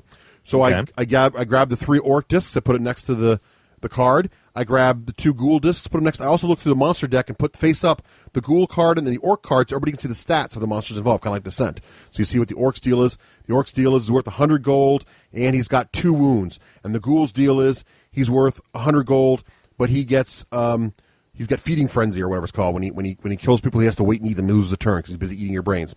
So that's the 2 monsters you're looking at. I put these aside and say, look, guys, these are the monsters you're going to fight. Here are their stats. Heroes, set up. So the heroes now must put their heroes on the board. Now, when you look at the board, one part of the board is got there's 2 little gray, like very faint white lines on the board. One of those lines is really, really, really near one of the edges of the board. That is where like an inch. Like an inch. That's where the heroes got to set up. The other line is about a third of the way down the board. That's where the monsters get to set up. Okay. So the heroes set up first. Is this line a straight line, or could it be a... Nope, it's always straight. And the boards that come in the base game, they're all straight lines. So if you imagine the board's longer than it is wide, the heroes are down against one of the short, ends of the board way far away, and the monsters are the other longer, farther away of their area. So the heroes put the guys down in their little section. Once the heroes have done that, the Overlord puts his monsters anywhere he wants in his area, and we're ready to start. Wait, on the line or behind the line? Behind the line. So okay. My guys are behind my line, your guys are behind your line. You put your guys down first, but you're going to get the first turn. So the heroes put their guys down behind their line. They're going to get turn one, but the Overlord gets to deploy his guys after the heroes have gone down. Overseer, sorry. So that is the setup part. Now we're going to have the battle phase. The battle phase is very simple. I'll go through the actions in a minute, but basically each hero takes an action. The order doesn't matter. So the heroes can agree amongst themselves, hey, the wizard's going to go first, then the barbarian's going to go, then the thief's going to go, whatever. You can make your decisions. Just like Descent. So you pick your order. After each of the heroes is activated, then the Overseer gets to activate all the monsters. After that's happened, you repeat and keep going back and forth until either all the monsters are dead, in which case you go on to the next room, or all the heroes are dead, in which case the Overseer wins, game over. Okay? Game over, okay. Right. That's pretty much how you battle. Now, of course, the interesting part is how you battle. And what's neat about this game is, what makes it sort of an interesting gateway game to dungeon crawls is, combat in most dungeon crawling games is one of the most complicated parts of the game, and really is difficult to teach people who aren't familiar with role-playing or war games. But in this game, it's really simple. Very simple. Your basic action is the standard shot. And basically all you do is, if I want to do basically a melee attack, so let's say I'm going to grab the barbarian and I'm just going to try to kill a skeleton. Well, all I do is I'm going to flick, the term is flick, I'm going to flick the barbarian with my finger, send him sliding across the board, and I'm hoping to hit the skeleton. If my disc hits the skeleton, I will do damage to him. If my disc ricochets off the skeleton and hits another skeleton, I'll do damage to that skeleton also. I said orcs and goblins earlier, but it could be skeletons, whatever the bad guy is. And here's the interesting thing. If I hit the skeleton and the skeleton slides along and hits another monster, he does no damage to him. In fact, the only guy that can do damage is the guy you're actually flicking, and anything he hits will take damage if it's an enemy. Okay, you won't hurt your own friends. Okay, so basically I flick the barbarian, he hits the skeleton. Most monsters have only one wound, so it kills them usually. Yeah. At that point, the barbarian will get money equal to the value of the monster. And the game also comes, I don't think I mentioned this, cards with money numbers on them, either hundreds or 500. Yeah. So the skeleton's worth 100 gold, so the barbarian hits the skeleton. Skeleton's one wound, it's dead. I give the Overseer gives the barbarian 100 gold. His action's done. Next hero goes. All right? Now, what's interesting is there's different kinds of shots you can make. So on your card, it tells the kind of shot you can make. Most of the standard shot does just that one wound. If the shot's got a little red symbol in it, it does critical. So if I flick a guy that's got critical damage, it does 2 damage if it hits somebody. If I have a stun ability and I flick it at you, it'll turn your disc over to the blue side and you'll miss a turn. There's also sequence shots, which means I can do one action, then another action that follows that. So some creatures can do 2 attacks. Some creatures can shoot. So, for example, shooting, if I want to shoot an arrow, what I do is instead of actually flicking my guy, I take a yellow disc, put it within an inch of my character, and flick that disc instead. Now, what's interesting about that is, if I flick my barbarian at the skeleton, and I kill the skeleton, what have I done, Raef? Well, I'm imagining you've moved your barbarian up, and or potentially flick the skeleton to hit other monsters. Right. The barbarian is now in amongst the monster lines. So in the next turn, the Overseer is going to attack the barbarian with a bunch of his monsters. But if I'm the elf, and I flick my arrow disc, which is a little yellow disc, instead of myself and kill the skeleton, my elf is still safely far away from the rest of the monsters, right? So the other thing that's neat about this is, if my elf is hiding behind one of those pillars, I can put the arrow within 1 inch of my elf and kind of shoot around the corner, if that makes sense, right? Because the elf can be behind the pillar. So you can kind of like imagine you guys leaning out. Is the arrow disc smaller? Yes, it is much smaller. Okay, so it's just going to go ping, and you're that's right. it. And it won't, because it's so small, it won't have the effect of moving the monster much, because there's not much mass to it. So it'll be harder. And remember, the bigger, more powerful monsters are bigger discs, so mass matters. So the hero himself, the barbarian's meteor, so he's the same size as the heroes, but he's a bigger disc than an arrow. So you probably can whack another monster really nicely and move them around. So maybe you're wanting to whack the monster. Now, some monsters have 2 wounds. If they have 2 wounds, what happens is, when the barbarian hits him, for example, instead of removing him from the board, I simply turn him over to the other side, which has got the same picture, but it's black. So he's wounded now. Nothing in the game except for the heroes and the Overseer's main boss has more than 2 wounds. So it's very simple record keeping. It's either instantly killed or it flips over to its wounded side and it's killed its next hit. Okay? Okay, cool. Now, so that's pretty much all there is. I can see how kids would go gaga over this. I can't wait to hear how you guys went gaga. Well, that's pretty much all there's to it. Now, what's interesting, though, what makes the game really interesting is all the special abilities the heroes and the monsters have. All right, tell me about that. So here's what happens. So some examples of some monsters, for example, are like the ghouls. So the ghouls' ability weakness is they have nothing. Well, the ghouls are just cause stuns. So when they hit the hero, they can lose a turn. But there's a zombie or something, I can't remember what it's called. I don't know. That has feeding frenzy. So when they hit a hero and they do damage, they get stunned themselves and lose a turn. There's also what's really cool is there's these fire elemental ones, and if you kill a fire elemental, you don't remove. She's an orange disc. You don't remove her. She's called a fire spirit. You don't remove her from the table. Instead, you flip her over to her orange side, and now she stays on the board. And if a hero hits her, she's a column of fire and does damage to the hero. Huh. So they can block the thing. The wizard has a cool spell. The wizard has a deck of spells. Yeah, tell me how that works. How this works is instead of doing his normal action of flicking himself, the wizard can play one of his spell cards. Now, the spell cards are played and lost for the rest of the game, no matter how many rooms you're going through. But he's got a pretty good-sized deck. One of the spells is Summon Skeleton. If he plays that card, then he actually has on his card an extra white skeleton. He puts it within an inch of his wizard, and that skeleton is now an ally to the party that the heroes can use for the rest of that room. And he can flick him. He's got one wound. He does damage just like a hero, so he's getting an extra guy. He also has this spell called Shield. The Shield spell is a giant purple disc that when he casts it, he can put it anywhere in the room. So this disc is now in the way of the Overlord pieces. So you put the shield up, and it's in there. It's going to be in the way, blocking monster shots. It's awesome. So you can, like, the barbarian go up there, attack a monster, and instead of getting attacked by 12 monsters, the wizard goes shield and puts the shield disc right in the way of the barbarian. Can't hurt him. He's also got a fireball spell. The fireball spell works just like shooting an arrow, though, but instead of the arrow disc, you use a fire disc, which is a little bit bigger than an arrow. It's got more mass, can more easily blast a monster backwards, or get ricochets. He's got spells. He's got a magic missile spell, which gives him 2 range shots. So it's like the elf, but he shoots twice. So we've got a lot of different options. You got the thief. The thief's a really interesting character. The thief, first of all, whenever the thief kills somebody, he gets an extra 100 gold, which is nice. So he's the guy building the money up for the heroes to buy stuff later. He's like picking their pockets. Exactly. The other thing cool about the thief is if the thief does no damage when you flick him, you can flick the thief again for free. So it's kind of cool. The thief can sneak up, and if he misses, he can sneak away into the darkness and get away before they can hit him. His second move can't do any damage, but he can kind of run away. These are all the basic abilities.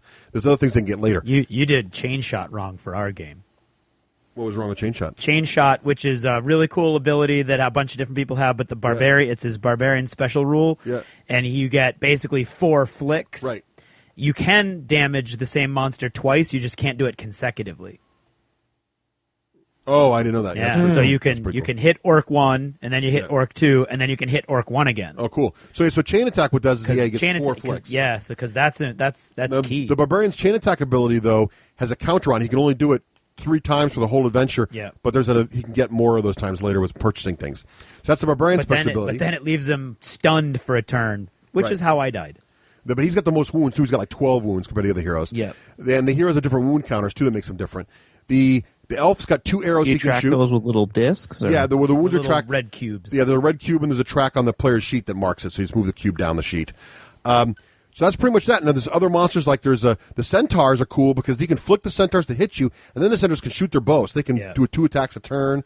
Or how about the Minotaurs? The Minotaur, every time you hit the Minotaur, he immediately gets a flick. He gets a retaliatory strike, so he gets to hit back and hit you again. So there's like all these little subtle things, and it's amazing how quickly you're all of a sudden trying to figure out what can we best do to minimize our damage. Like there's another great move that the heroes figured out in our game at home where the wizard has a spell called Teleport.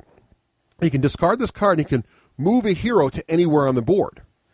And there was a scene where the Overlord set up 4 of these fire girls behind the line and they were ready to attack. The first turn of the game, the wizard teleported the barbarian in the backfield. The barbarian raged and killed all 4 fire guys before they could even move.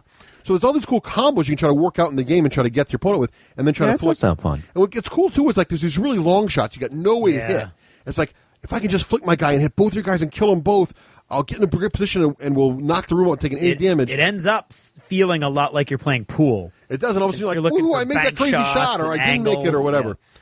That's really interesting. So that's how. How are you getting bank shots off the obstacles? Off the obstacles, or the monsters, or the heroes. The other thing you can do is like you can't hurt your fellow hero, but if you move your fellow hero, he stays wherever you move him. So let's say the barbarian's trying to get in close. You can flick the wizard first, smack the barbarian, slide him forward, and then the barbarian can attack the other guy. So there's always a little complicated Or things. the barbarian can go in, do his frenzy attack, and then he's stunned, he can't move, but somebody else can actually flick him out into safety. Right. Flick him away from the Get combat. clear, kind of thing. That's It's also interesting how much the role-playing sort of comes in. It's built in. It's built and the flicking's not too fiddly where it becomes annoying or doesn't work right, it sounds. Actually, it's hilarious because it's very physically simple, but just through normal human error, you're going to roll ones. You're going to act. You're either your finger's going to twitch or something's going to happen, and you're going to miss an easy shot, and you're going to be like, "Oh, damn!" And that builds right into the story the game is telling. You don't feel like it's like a fiddly, stupid little rule. Right. You feel like, I just rolled double ones. And you feel less frustration than rolling double ones because you physically screwed up yourself. Yeah. You're like, I can't believe I did that, kind of thing. Yeah. That's true. I didn't even think about that. You don't have the frustration. Yeah. So that's all the different. That's basically a good swipe of the monsters, and then just to give you some more ideas, when you get to the final room and you're fighting the Overlord. Oh, I didn't mention this either, Rafe. When you flip the card over and it shows the monsters that are going to be in your room, sometimes instead of a monster's picture, there might be show 2 orcs and 2 question marks. If they're question marks, you go to the Overlord's, the Overseer's main monster card, and it shows you what the question marks are equal to for that particular monster. So they are that Overseer's wandering monsters. Right. They're called. Okay. So what happens? That is it sort of themes the dungeon. Certain cards kind of match whoever you're going to fight. And does this board have walls? No. You can slide off the board. And if you go off the board, the rule is you just place the guy who went off the board back on the edge of the board where he left it. Okay. So you got to kind of Although everybody's already talking about building beautiful hardwood cabinets for the game. Right. Well, and they talk about even online that they originally were trying to design the game with bumpers on the walls, but they couldn't affordably do it in a way that gave good ricochet shots. It would make the game pretty expensive. Yeah. But they're like, if you can design your own table, knock yourself out. So that's now what happens is, so you fight your way through these rooms with all these little flicking, and you have and it gets really far more fun than it sounds or should even be allowed to be. It's just like it's crazy interesting.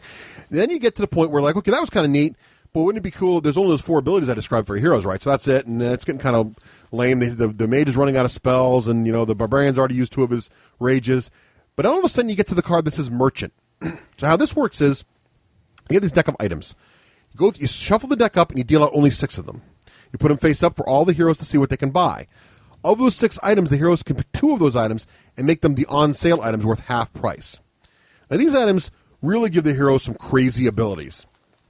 Some of the favorites we've already found is, for example, the Cloak of Invisibility for the Thief. Now, some of these items are race-specific or class-specific. So the Thief can buy the Cloak of Invisibility. The Cloak of Invisibility, what it does is, during his turn, the Thief can leave the table and put his disc on the cloak. In his next turn, the Thief can then appear anywhere in the monster's deployment zone and then act normally. So basically, it gives him a backstab ability, right? Yeah, that's really cool. So then what makes it even worse is there's another item in there you can buy. And I'd never seen this done before until last time I played. The Thief's got there's a poison knife. The poison knife makes the Thief's attack critical, which means he does 2 wounds instead of 1. So they had bought, in the game I played last time, they had bought the cloak and the poison knife. The Thief was appearing in the backfield and then literally backstabbing one of my monsters who had 2 wounds. So he come in and just kill a guy outright before he can even do anything, like a big monster. It was awesome. What's interesting about this, another one of this is a magic quiver for the elf, which gives him an extra arrow per room. The elf's special basic rule is he has 2 arrows he can shoot per room. Once he's done with his arrows, he's got to fight normally. And then next room he gets his arrows back. Well, this gives him a 3rd arrow. There's the throwing the axe, which gives the barbarian the ability to move or shoot an arrow, basically. There's the enchanted bow, which is awesome for the elf. The enchanted bow lets the elf attack by flicking his guy and hit you for damage. Then after that, he can shoot an arrow, which is really nice. And how do you get these? With money that you've collected? So the bottom of each of these cards has little money counters on them. So, like, for example, the magic bow is worth 500 gold. Now, remember I told you the monsters have some money value on them. So each time you kill a monster, the Overseer immediately gives the hero who killed the monster that amount of money, and the money is tracked by these little cards. So there's little cards that have numbers on them.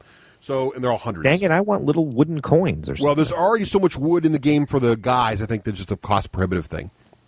There's a couple places in the game where you can tell they cut corners. One of them is the stickers, being black and white. The other one is the backs of the cards. Some of them are the same artwork, and they just change the word to say rooms versus items versus other things. And the problem with that is it's hard to sort them all out. Yeah, the card backs are very confusing. Yeah, so but it's not a big limit, but you can tell they were kind of shave costs here and there, and it's their first product though, so you got to give them a little bit of room, I guess. Yeah, okay. But I'm okay with it. So you give people money as they die. Now, here's the interesting thing. The heroes can pool their money any way they like. Yeah. Or not. Right. So you've got a contentious group of heroes that are real months. Like another example is the wizard can buy a spell called Chain Lightning. Remember we talked about that ability the barbarian has, the chain attack. He can flick himself 4 times. It's kind of like feeding in D&D. Well, the wizard has that with a lightning bolt, so he can shoot a yellow puck 4 times and kill 4 different guys. Yeah. It's like it just feels like you're zapping around corners and stuff. But it's 600 gold for that thing. Yeah. So there's a helmet for the barbarian, which is an extra rage attack. So it's like, what are you going to take? What are you going to leave? So you can get the heroes kind of fight over that. But it gets really interesting because all of a sudden it's gone from this campy little game you don't really care about to, I want to level up with just the right thing, and the RPG thing kicks in, and everybody wants to have the great gear. Yeah, and it's great because you only get 6 of those things to choose from, so there's that awesome helmet in there, but you don't get it, and you're like, oh man, what am I going to do without the helmet? Because it forces different combos. Yeah. Like, we had never seen the blood, knife, and the cloak of invisibility come at the same time, and I had been telling everybody, always buy the cloak when you see it, and I saw a game where it didn't come up. Yeah. So they ended up being the elf was all kitted out instead of the thief because they didn't get it. Which brings me to an interesting point, because I've seen on Board Game Geek, some people have said, upon reading the rules, that the wizard looks so much more fun to play than the other classes. But in practice, they're all really, really cool, especially depending on how you upgrade them. Yeah. The thief in particular was dissed a little bit as being the weakest guy. I think the thief's freaking awesome. I think Jeremy was having a blast with it. The barbarian is rock solid with his thing. Yeah. The elf's really cool if you get in the move and shoot bow. It all just depends on what you want to build up and how you go. I would say the barbarian a bigger disc because he's bigger? No, I would say the barbarians, of the 4, the barbarian's probably got the short shrift. He should have been a bigger disc. What makes him tough is he's got the most wounds by far. He's got the most wounds, and he does have that chain attack. So he is your meat shield. But again, it's still take a little bit. But he's pretty cool. It was a blast. I still had a blast playing him. I'm just saying that he's got the fewest special things. And what's funny too, Raef, is they feel like, even though you're flicking discs, you get the throwing axe though. We had the throwing axe. But what's funny about him is they feel like the race you're playing, don't they? Even though you're just flicking discs. I can kind of see that. You know what I mean? Because all of a sudden the wizard's being around the column and flicking the arrows. And you're like this one, Raef. There's another thing the wizard can buy called the Familiar, and it's a little white disc of a bird. The bird disc you can flick. It does no damage, but wherever it ends up, you can cast spells as if you were there. It's an arc node. Yeah, that's cool. So you can cast magic missiles from your bird. This sounds really cool. Isn't that kind of neat? So they did some really interesting mechanics with shooting and spells that make it really fascinating. Like also, some of the fire monsters can shoot fireballs back at the party. I like the expandability too. You can get more monster discs. Yeah. You can get more item packs. That's what I'm saying. You can get more boards. Oh yeah, and it doesn't have to break the bank. No, the expansion options are limitless almost. So just to keep going through the game mechanics. So yeah, we've gone through a room. We've how there's different options to buy stuff. We've leveled our guys up. We've got more stuff. We're fighting more rooms, even harder and harder. We're starting to get our butt kicked, and we're like, we got 2 more rooms to go to get to the overseer. But thankfully, before you get to the overseer, there's one more saving grace, and that's the healer room. Yeah. So you get through the merchant, you got to go through 3 more rooms, or 2 more rooms, I think, and then you get to the healer.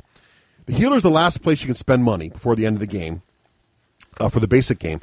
And it's 300 gold per hit point you want to heal, or it's 1,000 gold to resurrect a hero. So as you're going along, if a hero dies, he's not out of the game, because when you get to the healer, you can resurrect the hero, but it's 1,000 gold. So you got to save that money up carefully. So at the healer, you heal all up. You got 1 more level room, 2 room to fight, and then you hit the overseer's room for the big final battle. And just to be clear, the overseer's room, the contents of that room are dictated on the overseer's cards. The overseer's mat says, "Here's the overseer, monster. Here's the special rules for the overseer." And Raef, the overseer's special rules are crazy. Like the Lich King, he summons a skeleton a turn. Boop boop boop. That was funny. I was just thinking about I want to play a summoner because those are so fun. The dragon, he can either flick himself like twice on a rage thing, or he can breathe fire like 3 times. He also summons more of those little fire girls. A lot of the overlords summon crap. And it's so that's the final battle. And the overlord's piece is the only monster piece that's got multiple wounds, and it's got a wound tracker on the sheet like the heroes do. Like what's cool with the Lich King too is he built a little deck of cards for him, and every time you wound him, you got to draw a card to see if you really wound him because it's like mirrored images of himself. It's kind of cool. Or you got a cloak of shadows or something. So that's pretty much the whole game. So you get to the end, you fight the overseer, same mechanics as everything else. You just got special rules for special abilities, and then you like this too. One more other overseer. The other overseer, the one I played the first time, is Medusa. And her special rule is she can shoot herself, she can flick herself to hit you with melee damage, but it's critical. She does 2 points of damage. And when you say flick herself, you mean you just say you're doing that? I mean, I just flick the disc. It's her. Okay. You know what I mean? Like she's on the board. So can you use that for movement too? Well, that is how you. Yeah, your one action. Your action is you flick your disc. So you're not saying you're actually flicking Medusa somewhere else on the board. You're not saying, okay, I flick myself and do this. No, I mean I literally flick the disc, and so I take my finger, I put it behind the disc, and I flick it. The disc slides across the table. If it doesn't hit anybody, I just moved. If it hits them, I moved and do damage. Right? Okay. And if it's Medusa, though, she's got critical hit ability, so she hits you, she does 2 wounds, and then after she slides and hits you, she can then shoot. And I put a little yellow disc with an inch of her. That's how he killed me. And shoot her. Now, when she shoots, she does stun because she's doing her stone gaze. So I shoot you and stun you, but her special rule is if I shoot someone who's already stunned, they're turned to stone and killed regardless of their wounds. Oh, cool. So she can just turn people to stone. It's awesome. I got you on 1 or 2 heroes, then you finally killed her. Yeah, it was cool. So that's actually a lot of that variety. one came down. That one came down to one hero, the elf, and your last monster. Yes, that was a Medusa great one. Yeah, it was a good one. A lot of close fights. So, what's interesting about it, so that's the basic game. That's and we've really all seen it the is. heroes lose a bunch of times, too. Yeah. So that's the whole enchilada. Now, there are some rule variants already posted on Board Game Geek, and you're going to notice these variants must exist someplace, because on the room cards, for example, the room cards, the cards with the rooms on them, there's a little icon in the corner that tells you which edges of the card have exits. Now, the basic mechanics of the game, there are no rules whatsoever with exits of the rooms, because all you do is you go through this order of rooms and flip them over. But there are variants to do this. So here's some quick variants that are kind of neat. For example, you can have the heroes set up after the Overlord sets up monsters. That's the case of the Overseer is always beating your butt. Yeah. They came up with an idea you can try a story-based RPG. Just come up with a story and then play the rooms that way. They have the rule of fair monster placement. Let's say the Overseer is doing some really nasty monster combinations. They can have a rule that says all your monsters must be 1 inch apart and 1 inch away from obstacles. There's this neat wandering monster idea where if the heroes keep just barely flicking themselves and staying on their half of the board, not moving at all, making the Overseer have to come get them kind of thing, and being really unsportsmanlike, if they do that, you can have a house rule that says whenever the heroes do no damage for a turn, a wandering monster shows up on the board. Okay. Force them to do some damage. There's an extra healer card included in the game box. So you get an extra healer card. And the reason you get that is for all these different game options I'm about to tell. So you get this extra healing card so you can make the dungeon longer just by adding more rooms, put another healer in there if you'd like. There's another interesting idea where you can do what's called camping. So let's say halfway through the dungeon, your party's really getting beat up, and you're running out of spells, and you just really want to take some time. What you can do is the heroes can just say they're going to rest and heal. If they do that, there's this little track you can use, and the heroes will gain wounds equal to the number of the track, or the wizard can gain, instead of wounds, that many spells back. But there's a chance that instead of getting healing, wandering monsters show up. Nice. And you fight. The Overlord gets 300 gold worth of monsters they can put on the table and take up. That's cool. Now, there's this real interesting idea called Fork in the Road for making it easier for heroes. So after one room, instead of having another room behind it, there's 2 rooms. You flip both of them over and see them, and the heroes can pick which way they want to go for an easier time. Oh, cool. But the really interesting one I think is fascinating is the Overseer takes all the cards, and he builds a matrix. He builds basically a dungeon. What he does, he looks at all the rooms, and he looks at that little exit logo. And the exit logo tells him that, okay, the north side and the south side of this room have corridors on it, and the other sides don't. And he lays the rooms out face down in a way that lets you get from one room to another. And he makes an entire dungeon where the one room that's the healer, one room that's the merchant, and you work there's some dead ends there, and you work all the way down and then finally get to the Overlord room. So you literally, instead of the abstract linear column, you actually work your way around a dungeon. You can revisit rooms you've already been to. You can run back and visit the healer again, things like that, and make it a little more interesting. And I think there you'd want to be able to camp because it could be a long battle. So kind of neat stuff. So the concept of a merchant just having their own little stall in the middle of the dungeon, that doesn't bother you, but the island sinking bothers you? Well, maybe it's not a dungeon. Maybe they're outside. Ooh, that's a good they're one. wandering around. Yeah, well, it's very abstract. I'm just saying. Very abstract. You're right. He's just hanging out. He's got one of those carts. He's got some floor space. Dude, I'm I'm flicking my brain. He's a story. Okay, you gotta let it go. That's true. All right, but so that's pretty much the whole game. Yep. That's all there is to it. It's not that complicated, and it's. I don't know how else to say it. You got to try it. It's much more fun than it sounds, even as we describe it. I like the tagline. It's more fun than it should be. It is totally more fun. I mean, yes, exactly. And the fact that if Russ was just oobing over it, you could give it the Russ factor. But because Craig's oobing over it too, now you know it's got some merit. I think I have to get it from GameShare and bring it home just to show Karen. Well, yeah, because it's definitely a great game that you can introduce the idea of dungeon crawling. I want to tell this little story. My daughter, Rose, and Kit love this game. And it's funny because they know how GameShare works now, and they also know how GameFly works. And whenever we get a game from GameFly or Netflix or movie, and they always say, we're borrowing this, right? Like a library. I said, yeah, we're borrowing it. Can we keep this one? It's great. But Rose is, I'm explaining how summoning works. I said, okay, now, Rose, my monster's going to summon a thing, and she's playing the wizard. Okay, I'm going to summon she calls it summing. I'm going to summon a skeleton. She said, how does that work, Dad? I said, well, you put it within an inch. No, I know you put it down next to the guy, but how does that work? I mean, how do you sum? And I started role-playing. I said, well, the wizard says, oh, blah, blah, blah, and then out of the ground a skeleton comes up. That sounds really neat. How do you know that? Are there books about this? Are there stories about this kind of thing? I'm like, yes! And a fantasy fan is born. And now I get to read. I've been reading Narnia. Now I got all my friends are suggesting other books to try out. A total fangirl is born. So there it is. So have summoning in them. So it was great. It was a way to. So I'm going Black Cauldron because a lot of summoning that. There you go. But it's great. It's a great way to expose people who might not. You'd say dungeon crawl like Descent. They'd be like, no way, dude. But maybe they might like this because you're flicking little discs around. It's easy to explain and teach. And what's really interesting is, and I thought for sure this after reading this game, I didn't want anything to do with it. I'm like, this is going to be lame.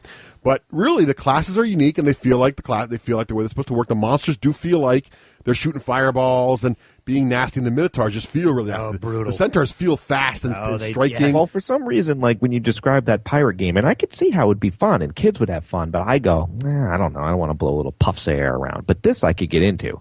I think you could. Well, dexterity games are fun. If you like any dexterity game, I mean, if you like pool, okay, what's wrong with pool with a fantasy theme? Yeah. I mean, seriously. I mean, maybe that would make me like pool better. I hate pool. Well, I mean, yeah, some people don't like I'm not very good at pool, and that comes out in this game. What's really cool about this is after we all, literally every one of our advanced gamer friends who played this, we all sat around and said, you know what we need?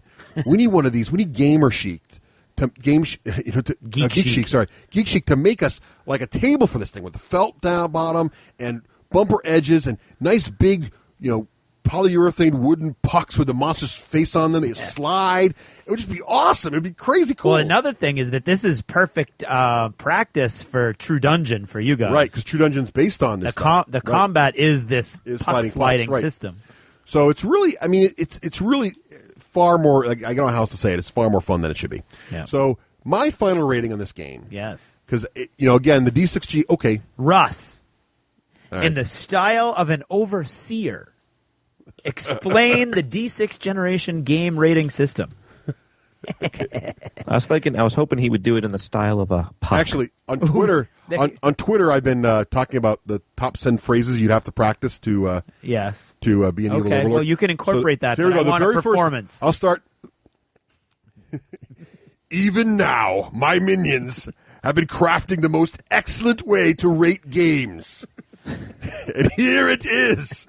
For lo, you puny mortals cannot possibly comprehend a better way.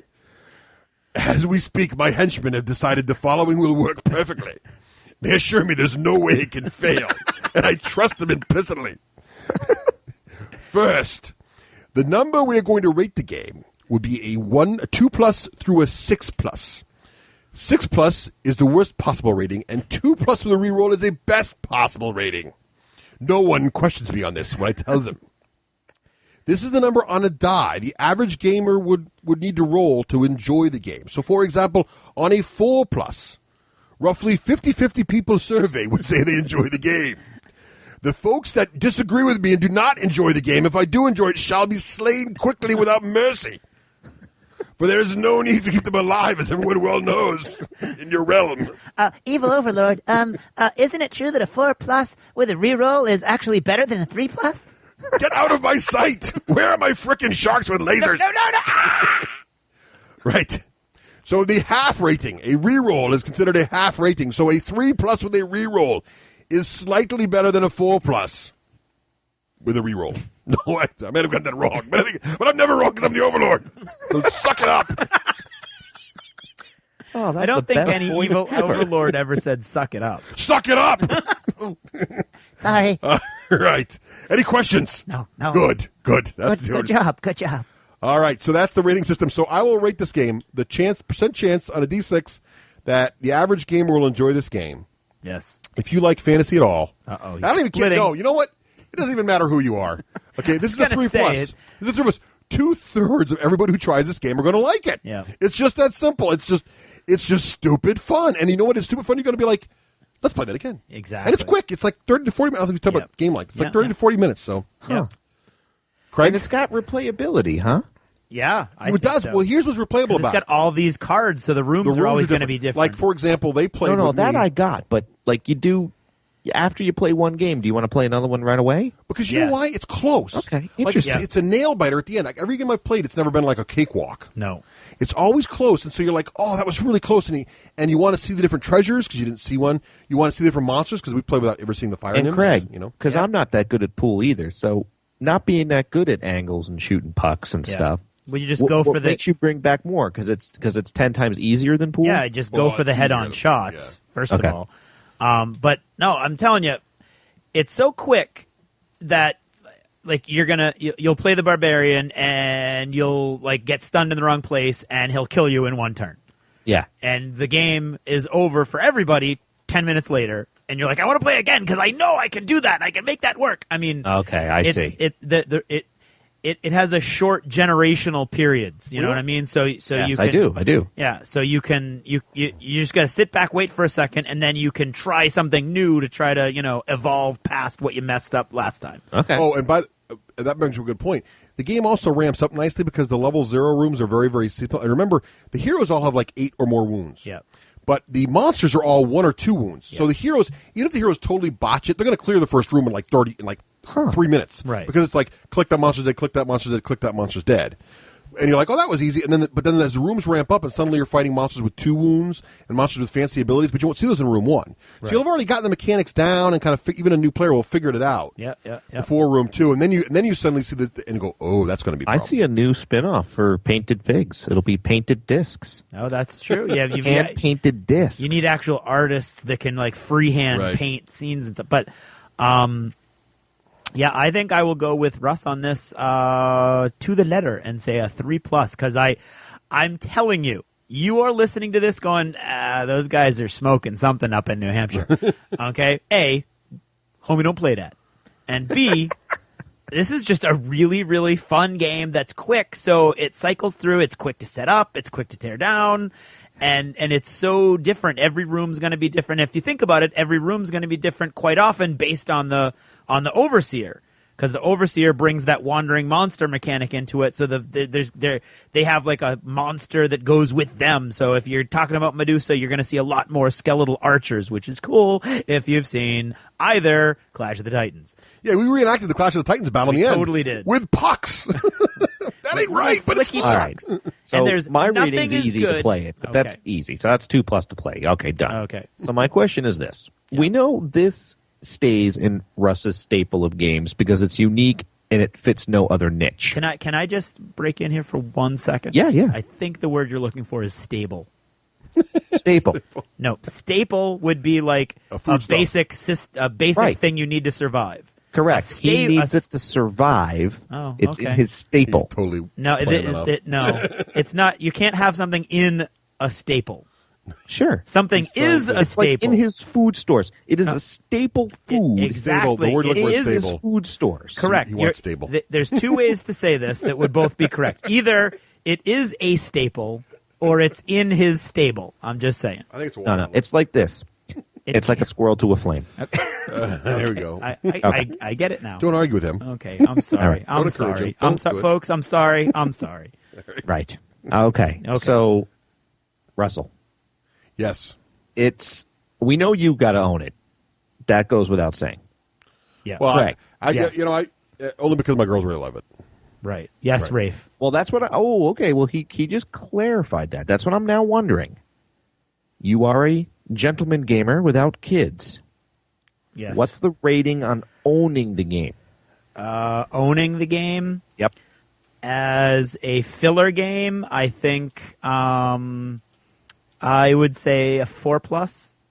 Okay. On owning it. I think somebody in your group could own this, and this could really be a go-to game for when you've got one game finishes and everybody's playing a different game, and you've got 4 or 5 guys. Filler for a games day type thing. It's fun. Yeah. All right. And what about your father-in-law? Would he play it? No, because he's older and his hands shake a little bit. Okay. So I don't. Well, that's kind of what I'm wondering is is beyond the gaming group? Like, would multiple? It sounds like it's definitely a need for one per gaming group. I would say yes. But I was wondering if there's 3 people in the gaming group, if it would bridge. I think you just answered that. So I think at that point it's going to be dependent upon their own personal situations. Like if I spent more time, for instance, if we were going to Maine this summer, which we can't because Karen's due right when the whole family's there, I would 100% guarantee you I would own this game by the time we went to Maine, because I've got 4 kids that I spend all week with that love playing games with me, and I think they will love this game. Because we're not going to Maine, I'm going to try to get it on GameShare and see what Karen thinks about it. See, because that's what I'm thinking too. Like, it's funny. I can do Ticket to Ride with Marisa because it's sort of generic trains. Right. And she would love the flicking content, like her and Lou and me and beating each other out. But I think the fantasy theme, as much as Lou and I would love it, would turn her off. But I don't think she'd care. She'd just be like, this is fun, I'm flicking things at you. Right. Well, that's the good point for GameShare, actually. Yeah. Exactly. Because I'm thinking it's too detailed, which is what I like about it. Yeah. So it's not just fun little... It's not like Sorry Sliders is what I'm saying. No, Right. but it does ride that edge, I think, very nicely. Yeah. Very curious. Yeah. And So what was your rating? 2+? Oh, yeah. To play. All right. 2+ with a reroll. Well, it's definitely the uniqueness factor. There's nothing else like it, you know? And Right. Nothing mainstream anyway. Yeah. All right, is that it? That's it. That's Catacombs. Happy sliding.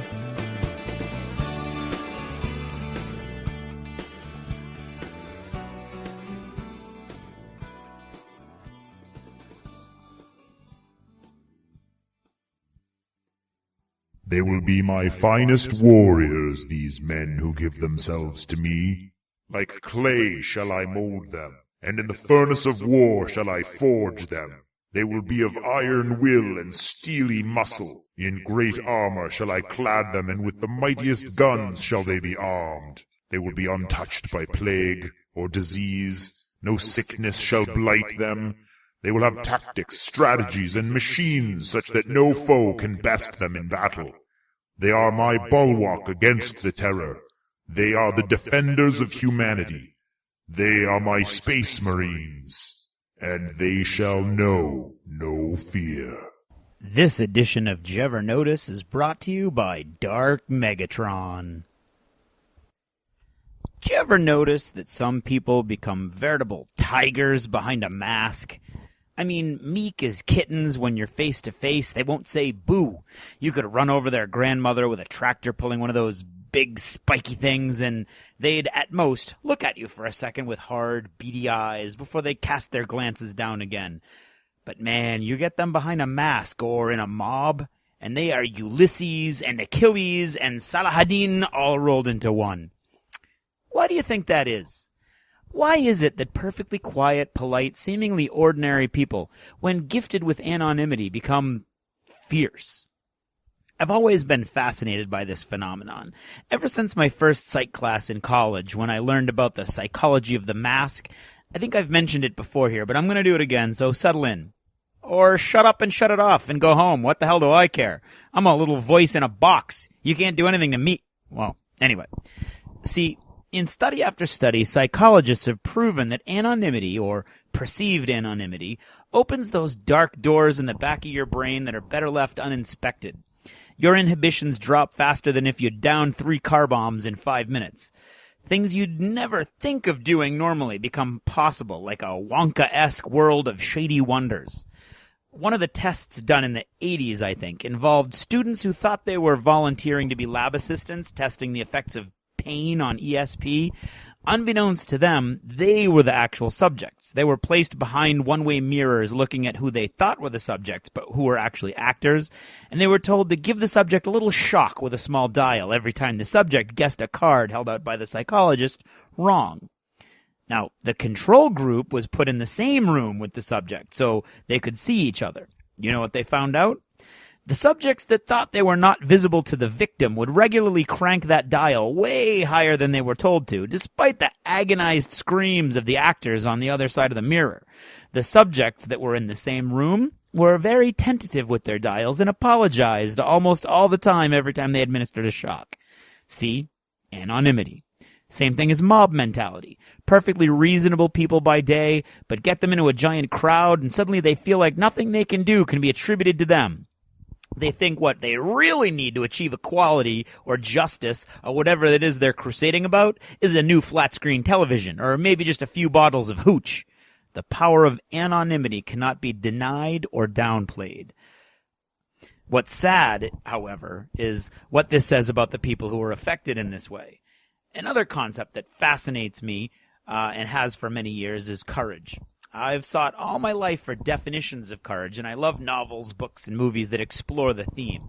One of the many reasons I love To Kill a Mockingbird, no doubt. My favorite definition of courage is this. Courage is not the absence of fear, but action despite fear. My apologies to Mark Twain for the paraphrasing.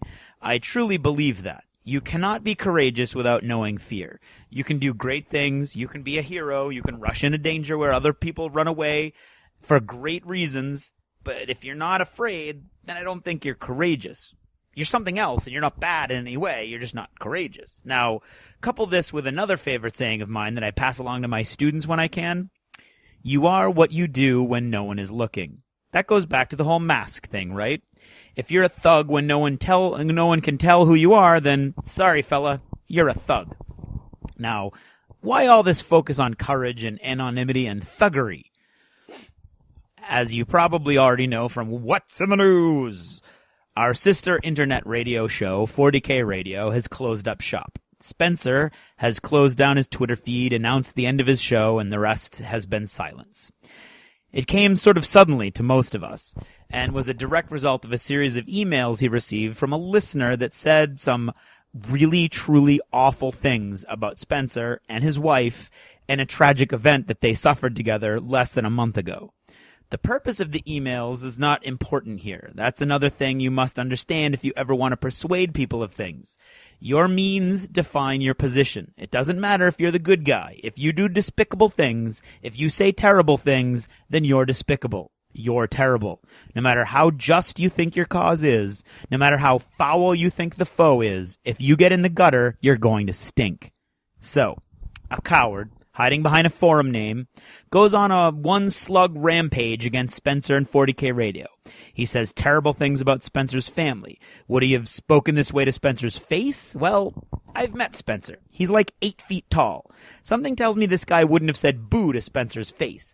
But behind an internet forum ID, man, this guy was Gunga Din.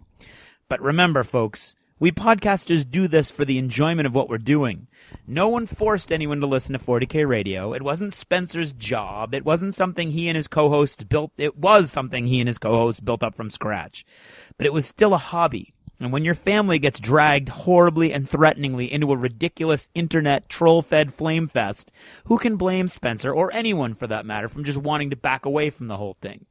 But as for the filth that was sending the letters, and you know me. You know who I am. You all know me. You can find me. You know what I look like. Well, you know what my cartoon looks like. Anyway, if you're listening to me, jackhole, you're a cowardly lump of offal. You're not a crusader for racial equality. You're not a daring warrior of the internet. You're not Aaron Brockovich or Tipper Gore. Well, actually, you might be Tipper Gore, but you're a cowardly loser with delusions of mediocrity who stooped to threatening a man's wife, who stooped to mocking him for a tragedy no person should ever have to suffer through, and thus you removed yourself from the realm of anything rational people have to consider as reasonable. You may have exhausted Spencer and convinced him that bearing with your excrement isn't worth the time and effort he puts in, but in the silence of your soul, I happen to think you know you really lost. Because you fought behind a mask, and you acted like a savage little animal, striking out and tearing at anything you could get your hands on. Because in the end, to resort to hiding, to resort to striking from the shadows and at a man's back, you've defined yourself, and you know it. You're worth nothing, and you've caused good people a lot of pain over your little tantrum.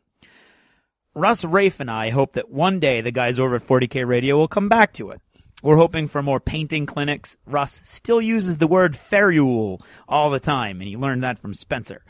More analyses of tactics and stories, and more laughs.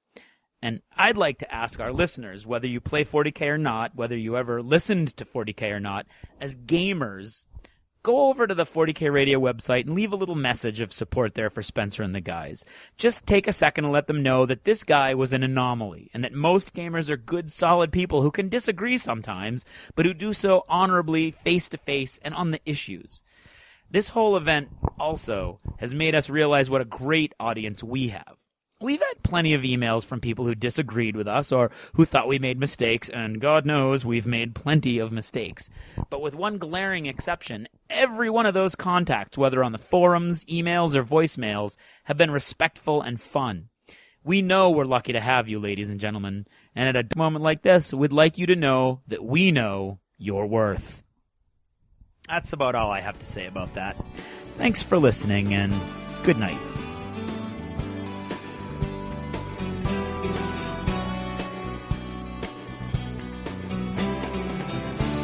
Achievement unlocked!